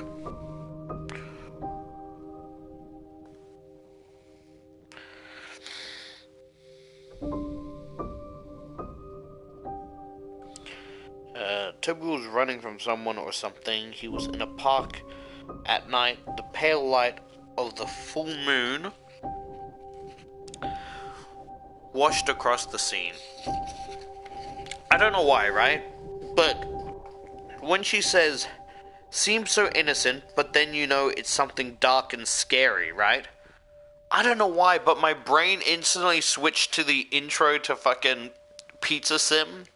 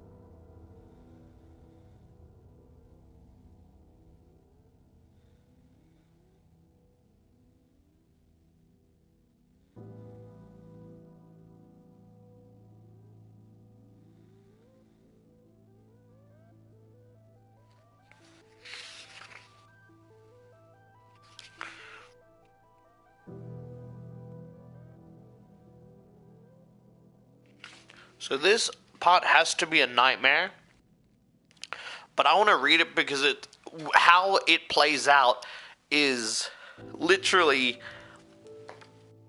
it's so creative, right? I want to read this part because this nightmare is so creative of like how the tables have turned, right? Toby was running from someone or something. He was at the park at night. The pale light of the full moon washed across the scene. Stars twinkling above, trees and bushes loomed across the area surrounding a small playground. His heartbeat were running a mile a minute. His breath were coming out of his mouth at a pace he was certain he couldn't maintain. He hid behind a tree, trying to catch his breath. Something dark and fast torpedoed past him, so fast Toby's hair moved as if it brushed by the wind. "Holy cow," Toby whispered. It was the shadow, but somehow it moved faster than his eyes could follow. How was he going to escape something so quick? He launched himself off the tree, running by the grocery store and the school. The streets were empty of cars and the people. He spotted a police station up ahead, had to get there and get help. He shoved through the door. "Someone help me, there's something after me, please." But he looked around. There was no officers. "Hello? Where is everyone? Come on, I need help here." But the place was deserted, as if everyone had just walked away at the same time. Toby jerked his head towards the doorway. He felt the darkness coming. He wasn't sure how, but he knew it was getting closer. He whipped his head to the left and to the right, his nerves scrambling throughout his body. He spotted an empty desk and dove behind it, squatted underneath it, pulling his knees to his chin. He heard the doors of the police station burst open. Toby stared at the sound and squeezed his eyes shut. "Please don't find me, please don't find me." The shadow raced past the desk. Toby heard the clank of the jail cell doors. Finding it empty, the darkness roared at him. With the tremor of 1,000 angry beasts, monstrous, terrifying, Toby bit his bottom lip in order not to scream. Himself, his entire body started to shake. The shadow rushed by the desk again, and Toby sat for a moment, waiting to get some distance between him and the shadow. He licked his lips dry. "I think it's gone." He slowly crawled out from his hiding place, but when he stood, he froze in horror. The shadow reared itself before him, its darkness crackling with energy. The shadow's narrowed eyes peered down at Toby. Toby stepped back, and the shadows moved closer. "Stay away from me," Toby shouted. But the shadow continued to lurch closer. The nearer it got, the bigger it became, until it loomed over Toby like a mountain of unforgiving darkness. The shadow's power had created a vortex of energy that blew through the room. Toby's hair flew back, and his clothes flattened against his body. Toby threw his hands over his head as the darkness crashed down, swallowing and surrounding him. Anger, despair, fear seemed to fill him up. He swung out with his fists in terror and rage, trying to fight it, but his arms just swinging through the air. Do you notice something about those 2 pages? Something very interesting?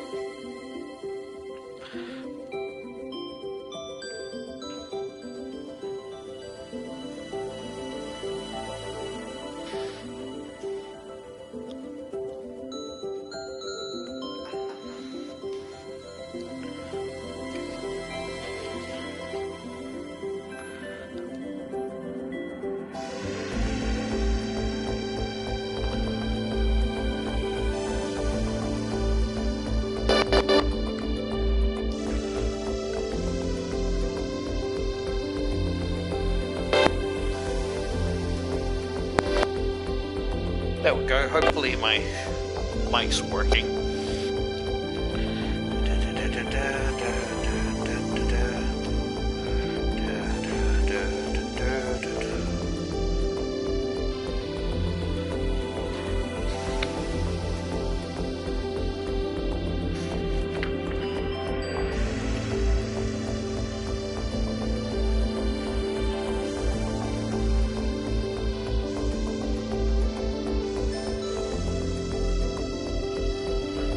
Testing audio.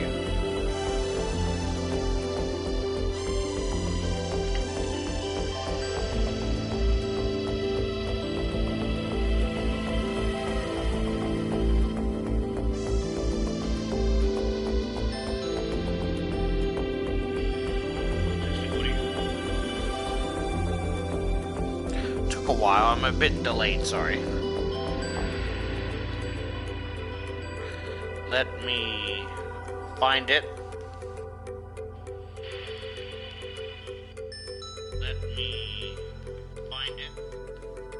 I'm a bit loud. Hopefully that's not too bad. I feel bad. Okay, so no wonder around the neck would have been better. I feel bad for people who couldn't hear me before. Like, at the start of the story.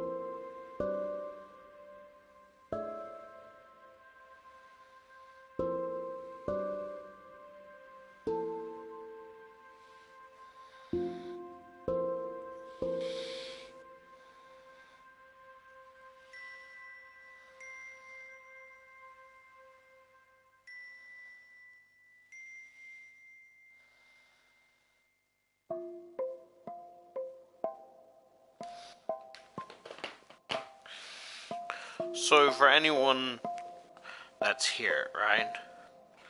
I find that 2 pages interesting because his nightmare is about being the one trying not to be found.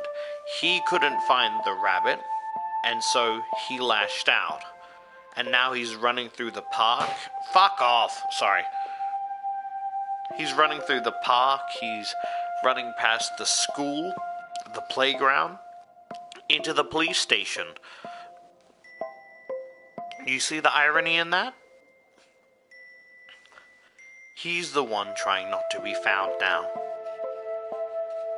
And clearly, he's doing a worse job than the rabbit.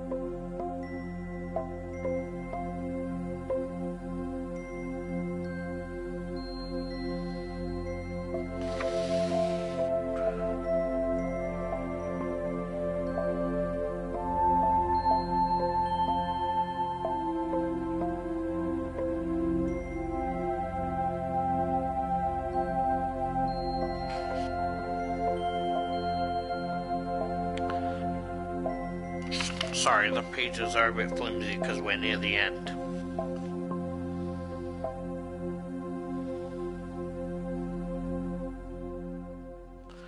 Basically, the shadow overcomes him and is trying to enter him through his eyes and nose, and he screams, swinging. He's surrounded by darkness, and he bumps into a wall, and he's like, where the fuck am I? He's back home, right? And his eyes sting, and he's just curled into a ball crying, right? And he's screaming it and yelling at the shadow, going, I want you gone. I don't want you here.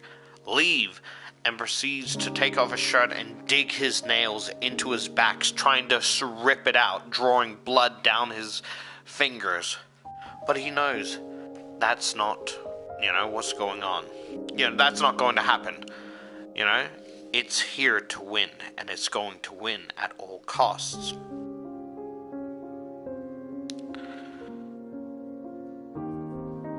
And,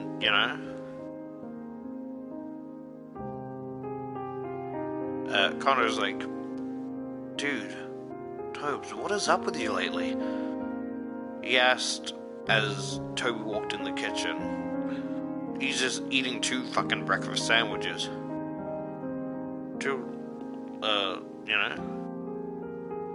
Toby, he looked at him with, wide eyes, seeing him like he hadn't seen him previously. He's like, are you still sick? We should get Dad to take you to a hospital or something. He just is like, just leave me alone, Connor. There's no way you could tell Connor what he's going through. It's like, no, I'm serious. You need help. I can tell something's wrong. You walk around like a zombie. You're barely eating, and you're not your whiny self. It's weird. You're already weird, and so that makes you weirder than usual. Shut up.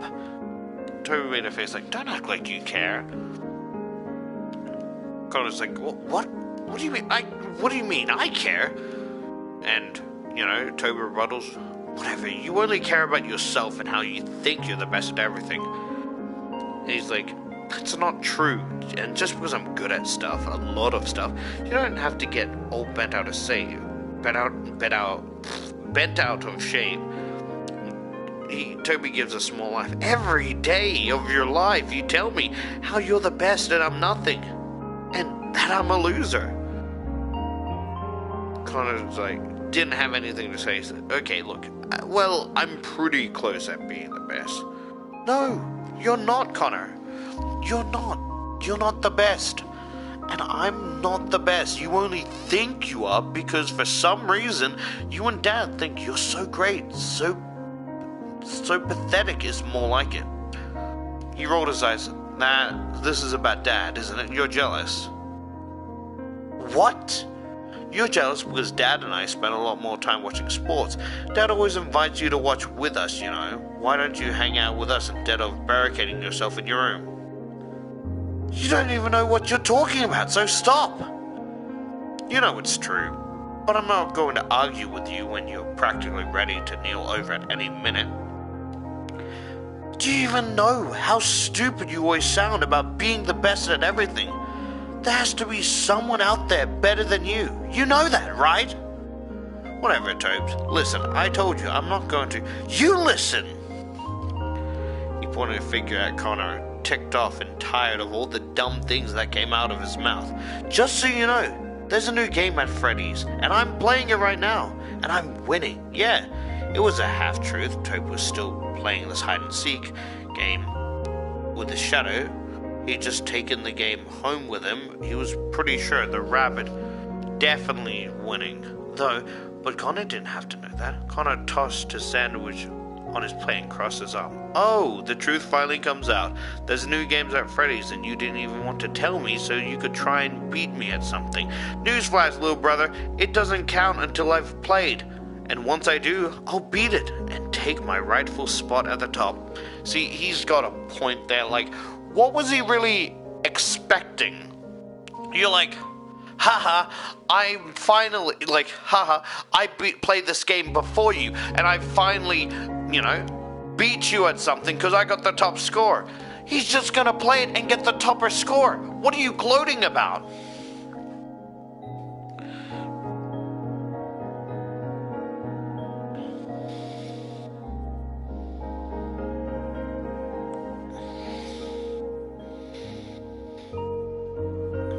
He's like, sure. Sure what? Sure. Like, sure what? Sure, you'll beat me. Toby walks out of the kitchen and down the hall. Of course I will, little brother. Connor followed him. He always had to have the last word. That's the reality. Toby walked into the bathroom. He turned towards his brother, crossing his arm. Well, Connor stood outside the door. So, what's the game called? Hide and seek. Perfect. Sounds like a kid's game, so it'll be easy. I'll be there after work and snag the top spot. Not a problem. No, you won't. Why not? Toby nodded towards the mirror, finally, wanting his brother to see the truth, to see this awful shadow that wouldn't leave him alone. Toby had the ultimate player by battling the shadow. He wanted Connor to finally know. Sorry. I'm so close to the end. And it's a lot of text. We're on page 27 and 26. We're so close. I'm just getting really invested, sorry.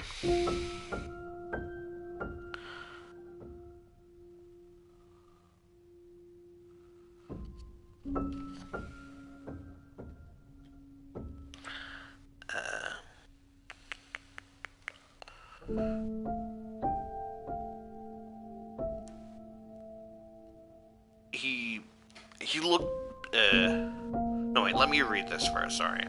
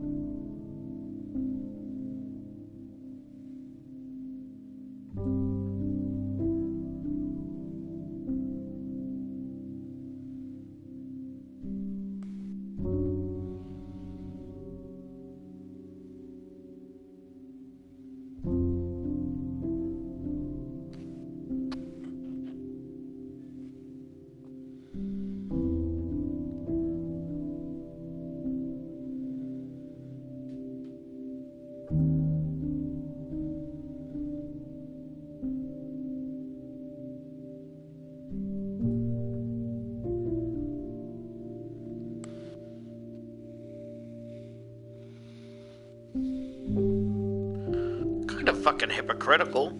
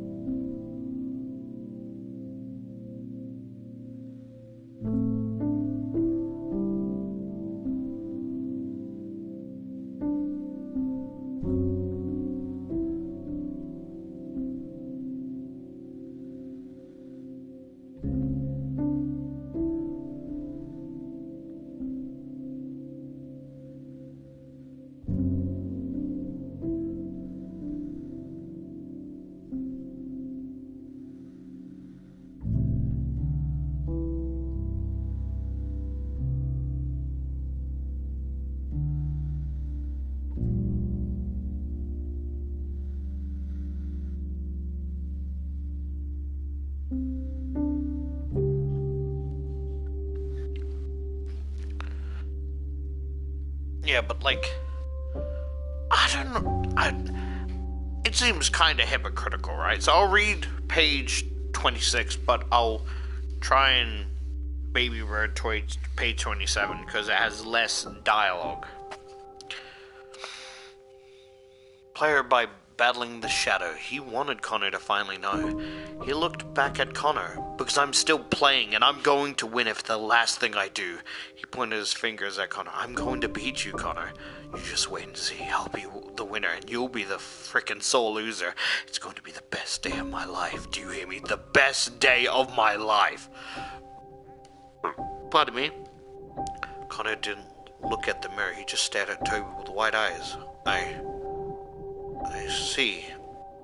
Then he simply shook his head and raised his hands as if surrendering. Surrendering.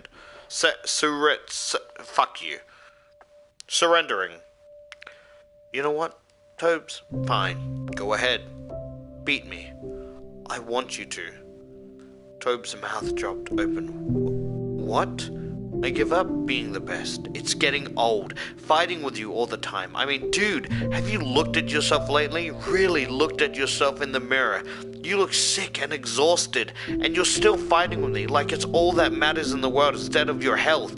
This whole competition thing has gotten way out of hand, and it's time to stop. So if it takes you winning and me losing, then I'm done. Toby didn't answer. Or didn't know what to say, sorry.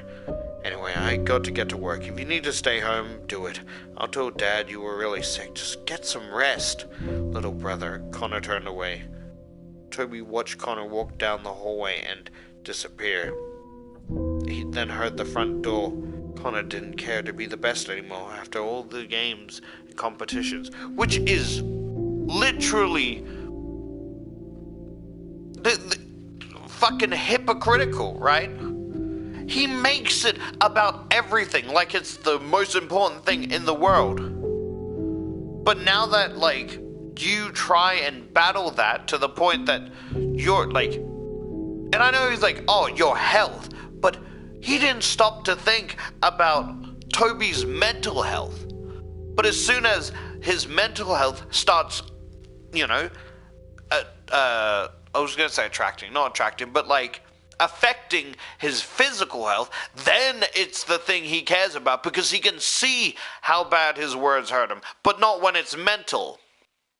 Kind of fucking hypocritical if you ask me. As soon as, like, you look horrible, are you okay? But if he looked fine but had, you know, like mental inferiority, then he's like, oh, you know, well, maybe you should just stop, you know, being a baby and grow up and know that you'll always be beneath me. But now that he's looking ill because his mental is affecting him physically, now he's starting to care? You see what I'm saying? Like, it's fucking hypocritical. You can't just say, like, oh, like, after shoving it in his face, it's like, there's more things than beating me, you know? Check your health. It's like, are you fucking kidding me? Because let's say he was still looking physically well. He's like, man, you're being weird, and think nothing of it. Because it's all mental. But now that his physical health is deteriorating, now he's suddenly, oh, I care about you. He literally said, you're a pathetic, not literally, but basically it's like, you were born to be a pathetic loser, and I'm always the best. So know your place. How do you think that mentally makes him feel every fucking day? Like, it's not just, haha, you're a sore loser. You were born to lose, so don't even try and accomplish anything, because I'm gonna be better than you in literally everything. So don't even try anything. Because you know you're going to be a sore loser because I'm better than you. You're born to lose. How do you think that mentally affects him? But he acts like he's scared because, suddenly his like, I know I'm repeating myself, but you see how, like, that is fucked to pretend that you care when you literally are shoving it in his face about how he was born to lose and he will be better at everything that he even tries to attempt. Imagine, like, oh yeah, like, I have this hobby, I love drawing, I love singing, I want to learn Spanish, and then your brother does those things to be better. It's like, why can't you be like your brother? When you just picked it up as a hobby, you're not putting enough effort into it like, you know, your brother is. Because it's not meant to have, like, where's the fun of it if it's just a competition?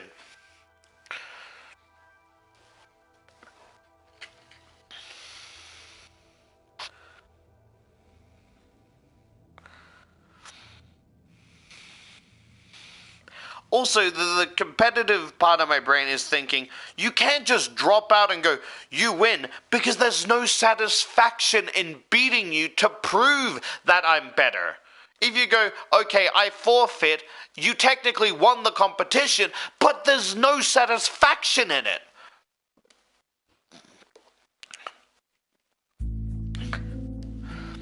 I'm sorry, I'm getting really passionate, but it's fucking hypocritical with this bullshit. I don't know if I'm being unreasonably upset, but it sounds unreasonably hypocritical.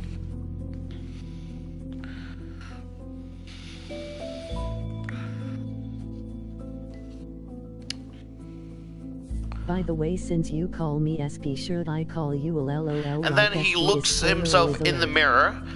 He looks himself in the mirror and sees, like, he is awful. Like, his eyes are, like, very sunken and, like, dark. His skin is, like, palish, like a corpse. His cheekbones are, like, really sucked in. Like, he looks awful. And in the mirror, like, looking behind them, he just sees, like, you know, he just sees the shadows stare with, like, fear and anger scratching at his back. And as he's looking at the rabbit, his face starts to morph into a row of smiling sharp teeth.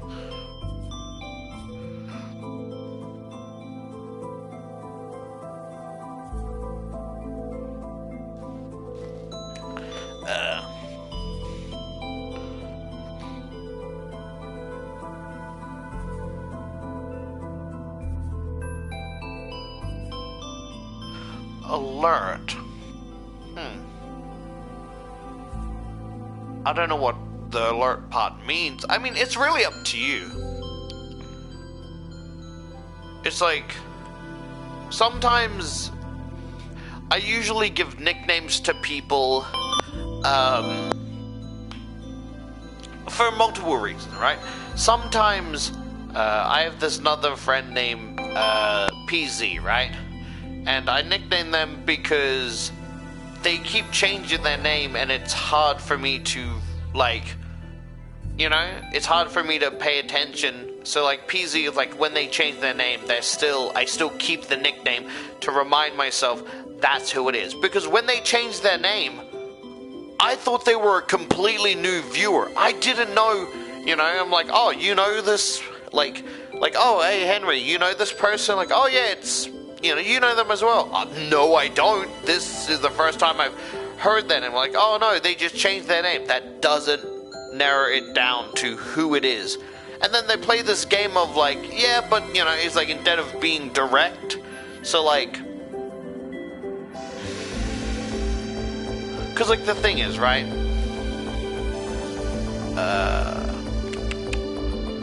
so if I call you SP, right, I'm saying this in the sense of, let's say I get more viewers, right, but, like, let's say I get 8 viewers and 4 of them are named Muhammad, right? If I say Muhammad to talk to you, they might think I'm talking to them, and it's hard to differentiate, you know?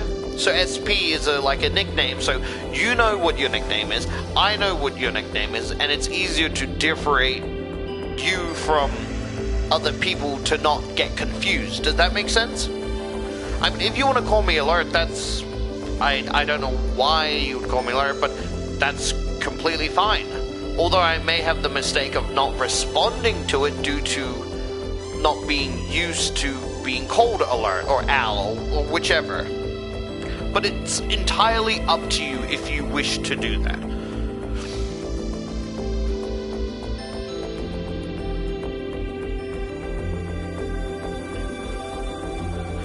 Like, Toby's feeling really weak, right? He knows he can't win against the darkness. So we're on page 229.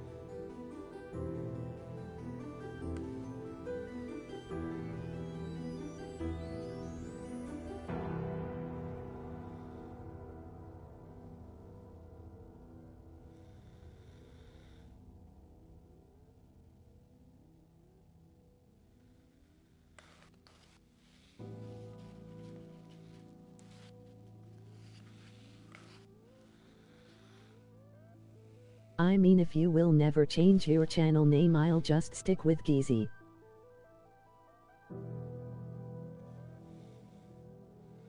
Yeah, I don't really plan to change this account's name.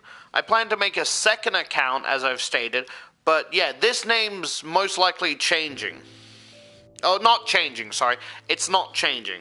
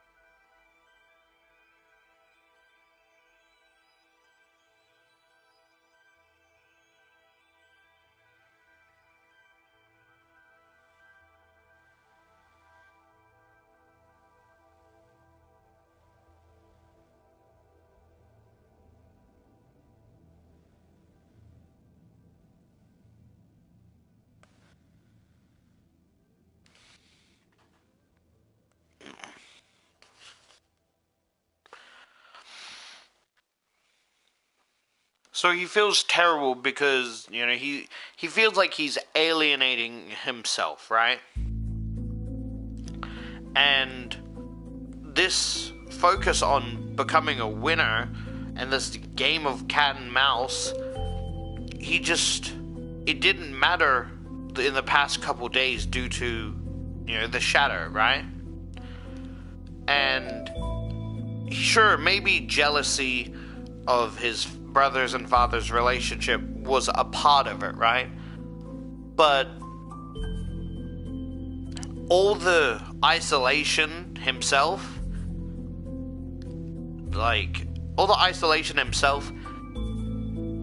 is like saying it's all on him, right? And he's just like, the rabbit is just like him. He wants to win so bad, but it doesn't matter anymore. And he looks into the mirror and goes, you know what? I can't win. You win, alright? I give up. And he closes his eyes, right? And he feels like a heavy weight has been lifted. He opened his eyes, but the shadow rabbit is still there. But the only difference is it shrunk down to its original size of when he first met it, and the eyes and mouth are gone. And he realized that it's like connected to him violently trying to win, you know? And he's like, basically, Tabitha, I feel so bad for her because this seems like a misunderstanding, right? He's like, just like Toby, the shadow had only wanted to win. Toby walked out of the bathroom to change and his cell phone rang. He looked at the screen and read Tabitha's name before answering. Hello? Hey, how are you? Do you need any more saving yet? She asked. Nope. Meet me before school behind the bleachers. I have some more ideas I want to run you by about the shadow. I'm not going to school today. Why? What happened? Toby rubbed his face. Look, I'm ready to end this once and for all. It's time. What do you mean, Toby? Just don't worry about it. I know what I have to do now. What? What do you have to do? Does it involve Reikai healing? Because that's on the top of my list. What? Toby shook his head. No. Gotta go, Tab. If I forget to tell you you're a great friend, I'll see you tomorrow. Wait! Toby clicked off the call, then turned his phone on silent mode. It was time to go back to Freddy Fazbear's Pizza and games. It was time to finish hide and seek. Toby walked into Freddy Fazbear's Pizza and games with a cool determination. A deadly calm had come over him. He finally knew what he had to do to finish this. He had to it to come to him suddenly. So, I don't know, maybe it's just me, but the conversation felt a little misunderstood. Like, it sounds like he's about to kill himself. Like, I know I have to finish this, and if I don't see you tomorrow, you're a good friend. To her, that sounds like he's gonna fucking kill himself. Although I don't know if you know what that means, so don't worry about it.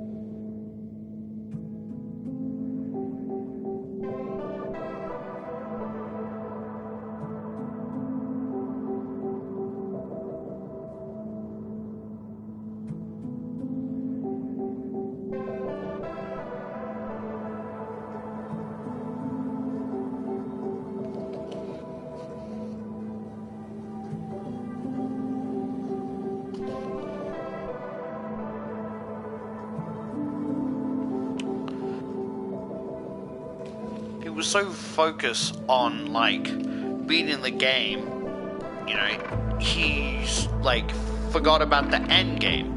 Unlike the game he started this book with, it's not about just beating each other senseless. It's a strategy game, right? And as he walks in, you know, there was a few kids there because it was a school day, but Reggie was there, which he thought doesn't even have a home.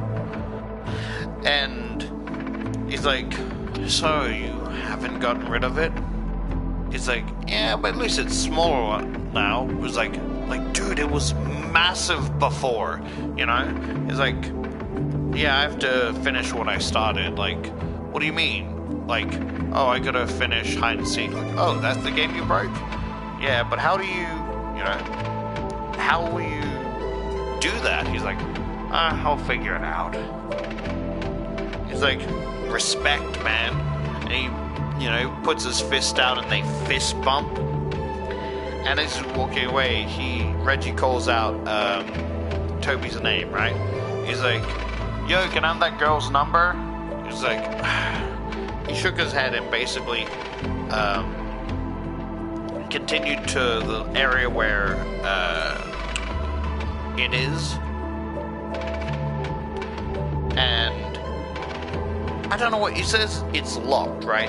But he puts coins in it to unlock it. Like, I don't think that's how locks work. And he's like, you know, it's still in like play. So it's like, do you want to continue, or will you forfeit and lose the game? He's like, well, he's going to forfeit because that way he can have his life back. He can have his own control back, right? Because, like, there's fresh walls painted over where dents were, but there was no, like, proper, like, they didn't replace the cardboard cutouts yet. It was still like bare pegs.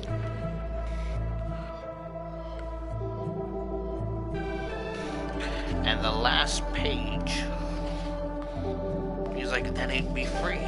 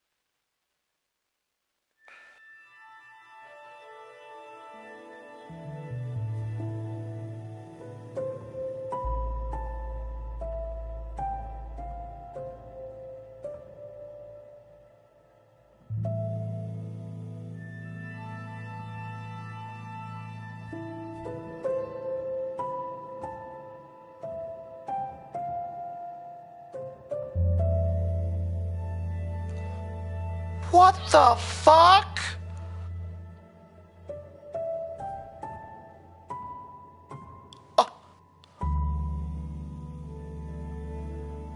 What?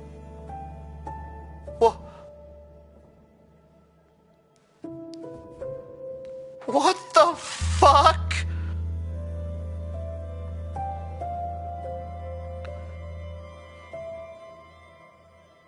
Why would you let it end like that? Why would you let it end like that?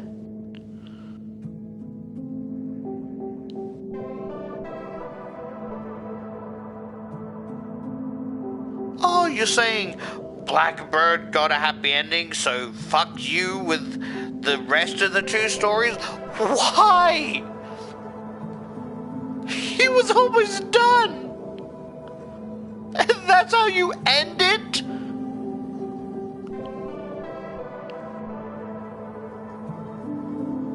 I don't know what to say. I'm in disbelief.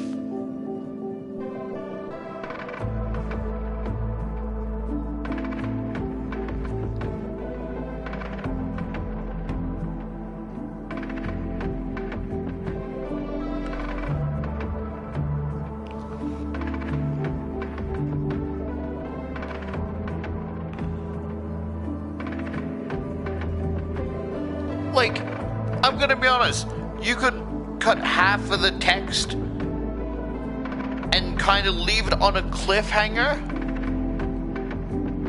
But no! You have to go the extra mile!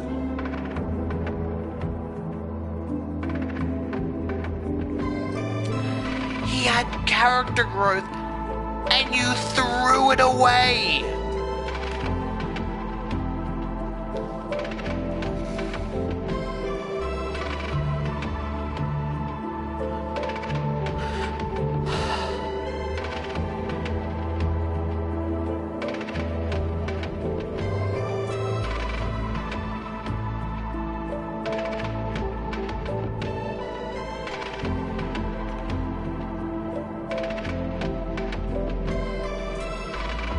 USP, would you like to know how they ended? How it ended?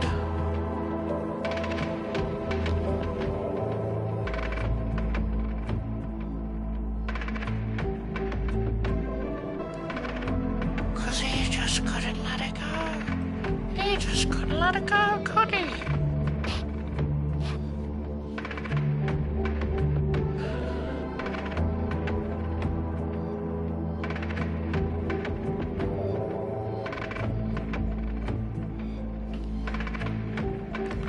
So I'll read like a part where I think it should end it, right? And then if you're still curious how it actually ends, I'll read that part. But let me read the first part, right? It says, Toby bit his bottom lip as a familiar feeling spread over him. You see, he couldn't really get over the fact that the shadow had attached to him. That the shadow had played the ultimate cheat on Toby by making him hurt himself, by making him believe he was going crazy just so he could win the freaking game. The shadow had wanted to win, and Toby had let it. Toby shut his eyes, trembling with anger. You thought you could beat me, he said. You thought you could turn my own cheating game back on me. Well, I got a surprise for you. I'm not the loser. You're the loser. He opened his eyes, punched down on the continue button with heated determination, right? It could have just ended there, right? It would have been annoying, but he could have made it so, like, you would think, okay, if he loses the game, then the game resets and he loses, but you know, then the shadow thing would go away. You would think that, right? You guys want to know how it actually ends? You guys really want to know how it actually ends? Just testing audio. How it actually ends. Right? I'll read you how it actually ends, right? I'll reread the page, but with the extra unnecessary garbage, right? I'm just a bit sore. It's not actually garbage. I'm just sore, right? Toby bit his lip as a familiar feeling spread over him. You see, he couldn't really get over the fact that the shadow had attached to him. That shadow had played the ultimate cheat on Toby by making him hurt himself. By making him believe he was going crazy just so he could win the frickin' game. The shadow had wanted to win, and Toby had let it. Toby shut his eyes, trembling with anger. You thought you could beat me, he said. You thought you could turn my own cheating game back on me. Well, I got a surprise for you. I'm not a loser. You're the loser. He opened his eyes, punched down on the continue button with heated determination. then turned his back to the park wall. He felt the shadow's anger slam over him. Jaw tight, Toby rushed back towards the pegs where the tree was supposed to hang, and rammed himself into the stick. The peg stabbed through his back. Toby's body stiffened as he gasped. His toothpick dropped from his mouth. He felt the shadow release. The dark energy faded away from him as if it never existed. "I won," he whispered with blood dripping from his mouth. He smiled right before his eyes gently closed. The instrumental music restarted through the speakers. "Welcome to Hide and Seek. Enter your name to try and find Bonnie, and let's begin." That's how it ends.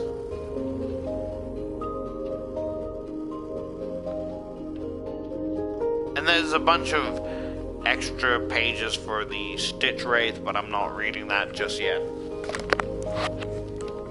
How absurd.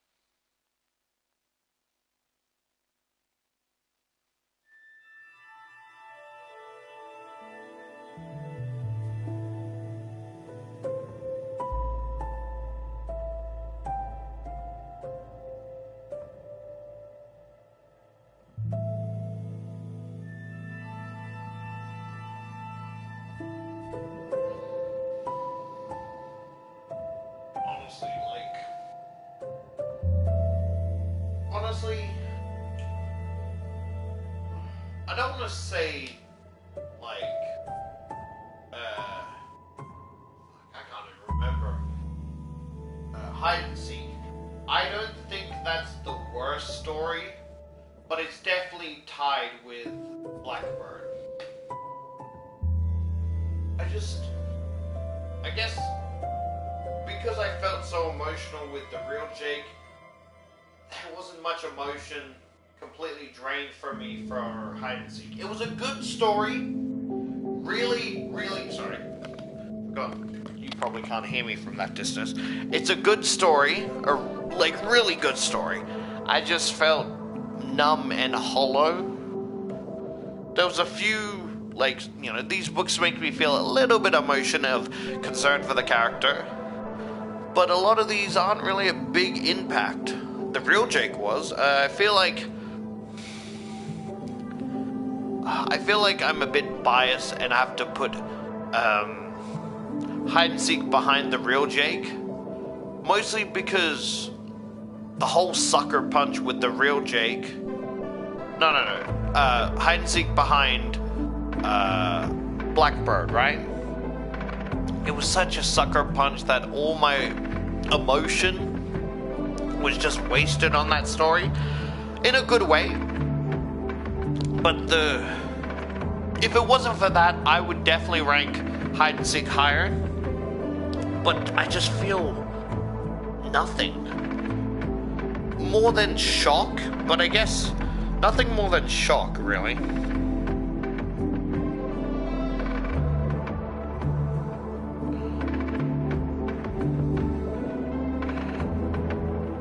Ah, shit, no! No, I didn't want to share it. I wanted... My brain's so tired. Save the playlist.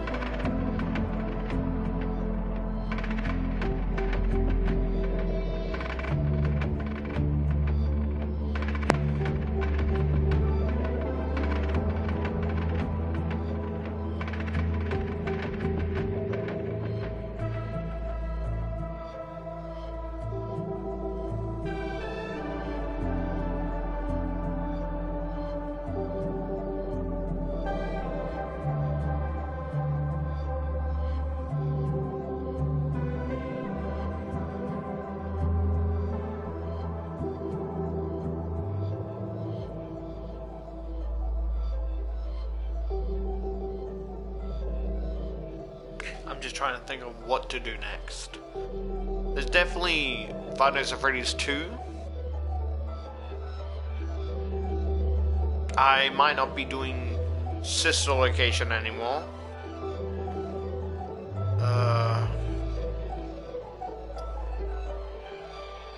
I guess the next one really is Help Wanted.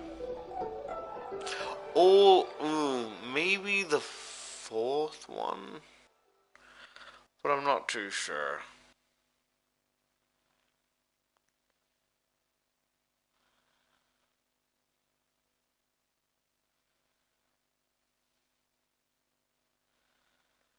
I mean, maybe with the help, the fourth one... No, I don't want to play the fourth one yet, because if that pieces everything together, then... You know? In the future, I do want to try and platinum them with enough viewers.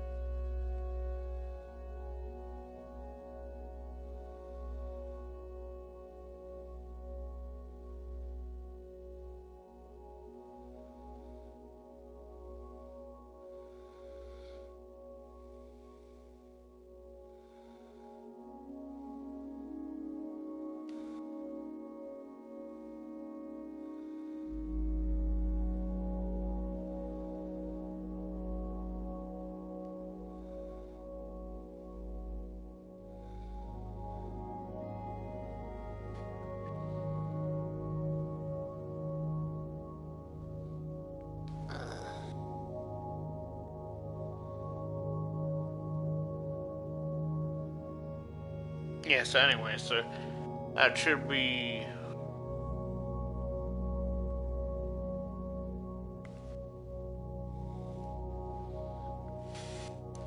Okay, let me just take a photo. It's a bit messy, sorry. My room's... I'd say it's pretty clean, but there's just like clumps of loose hair everywhere and like a little bit of dust, but it's not dirty.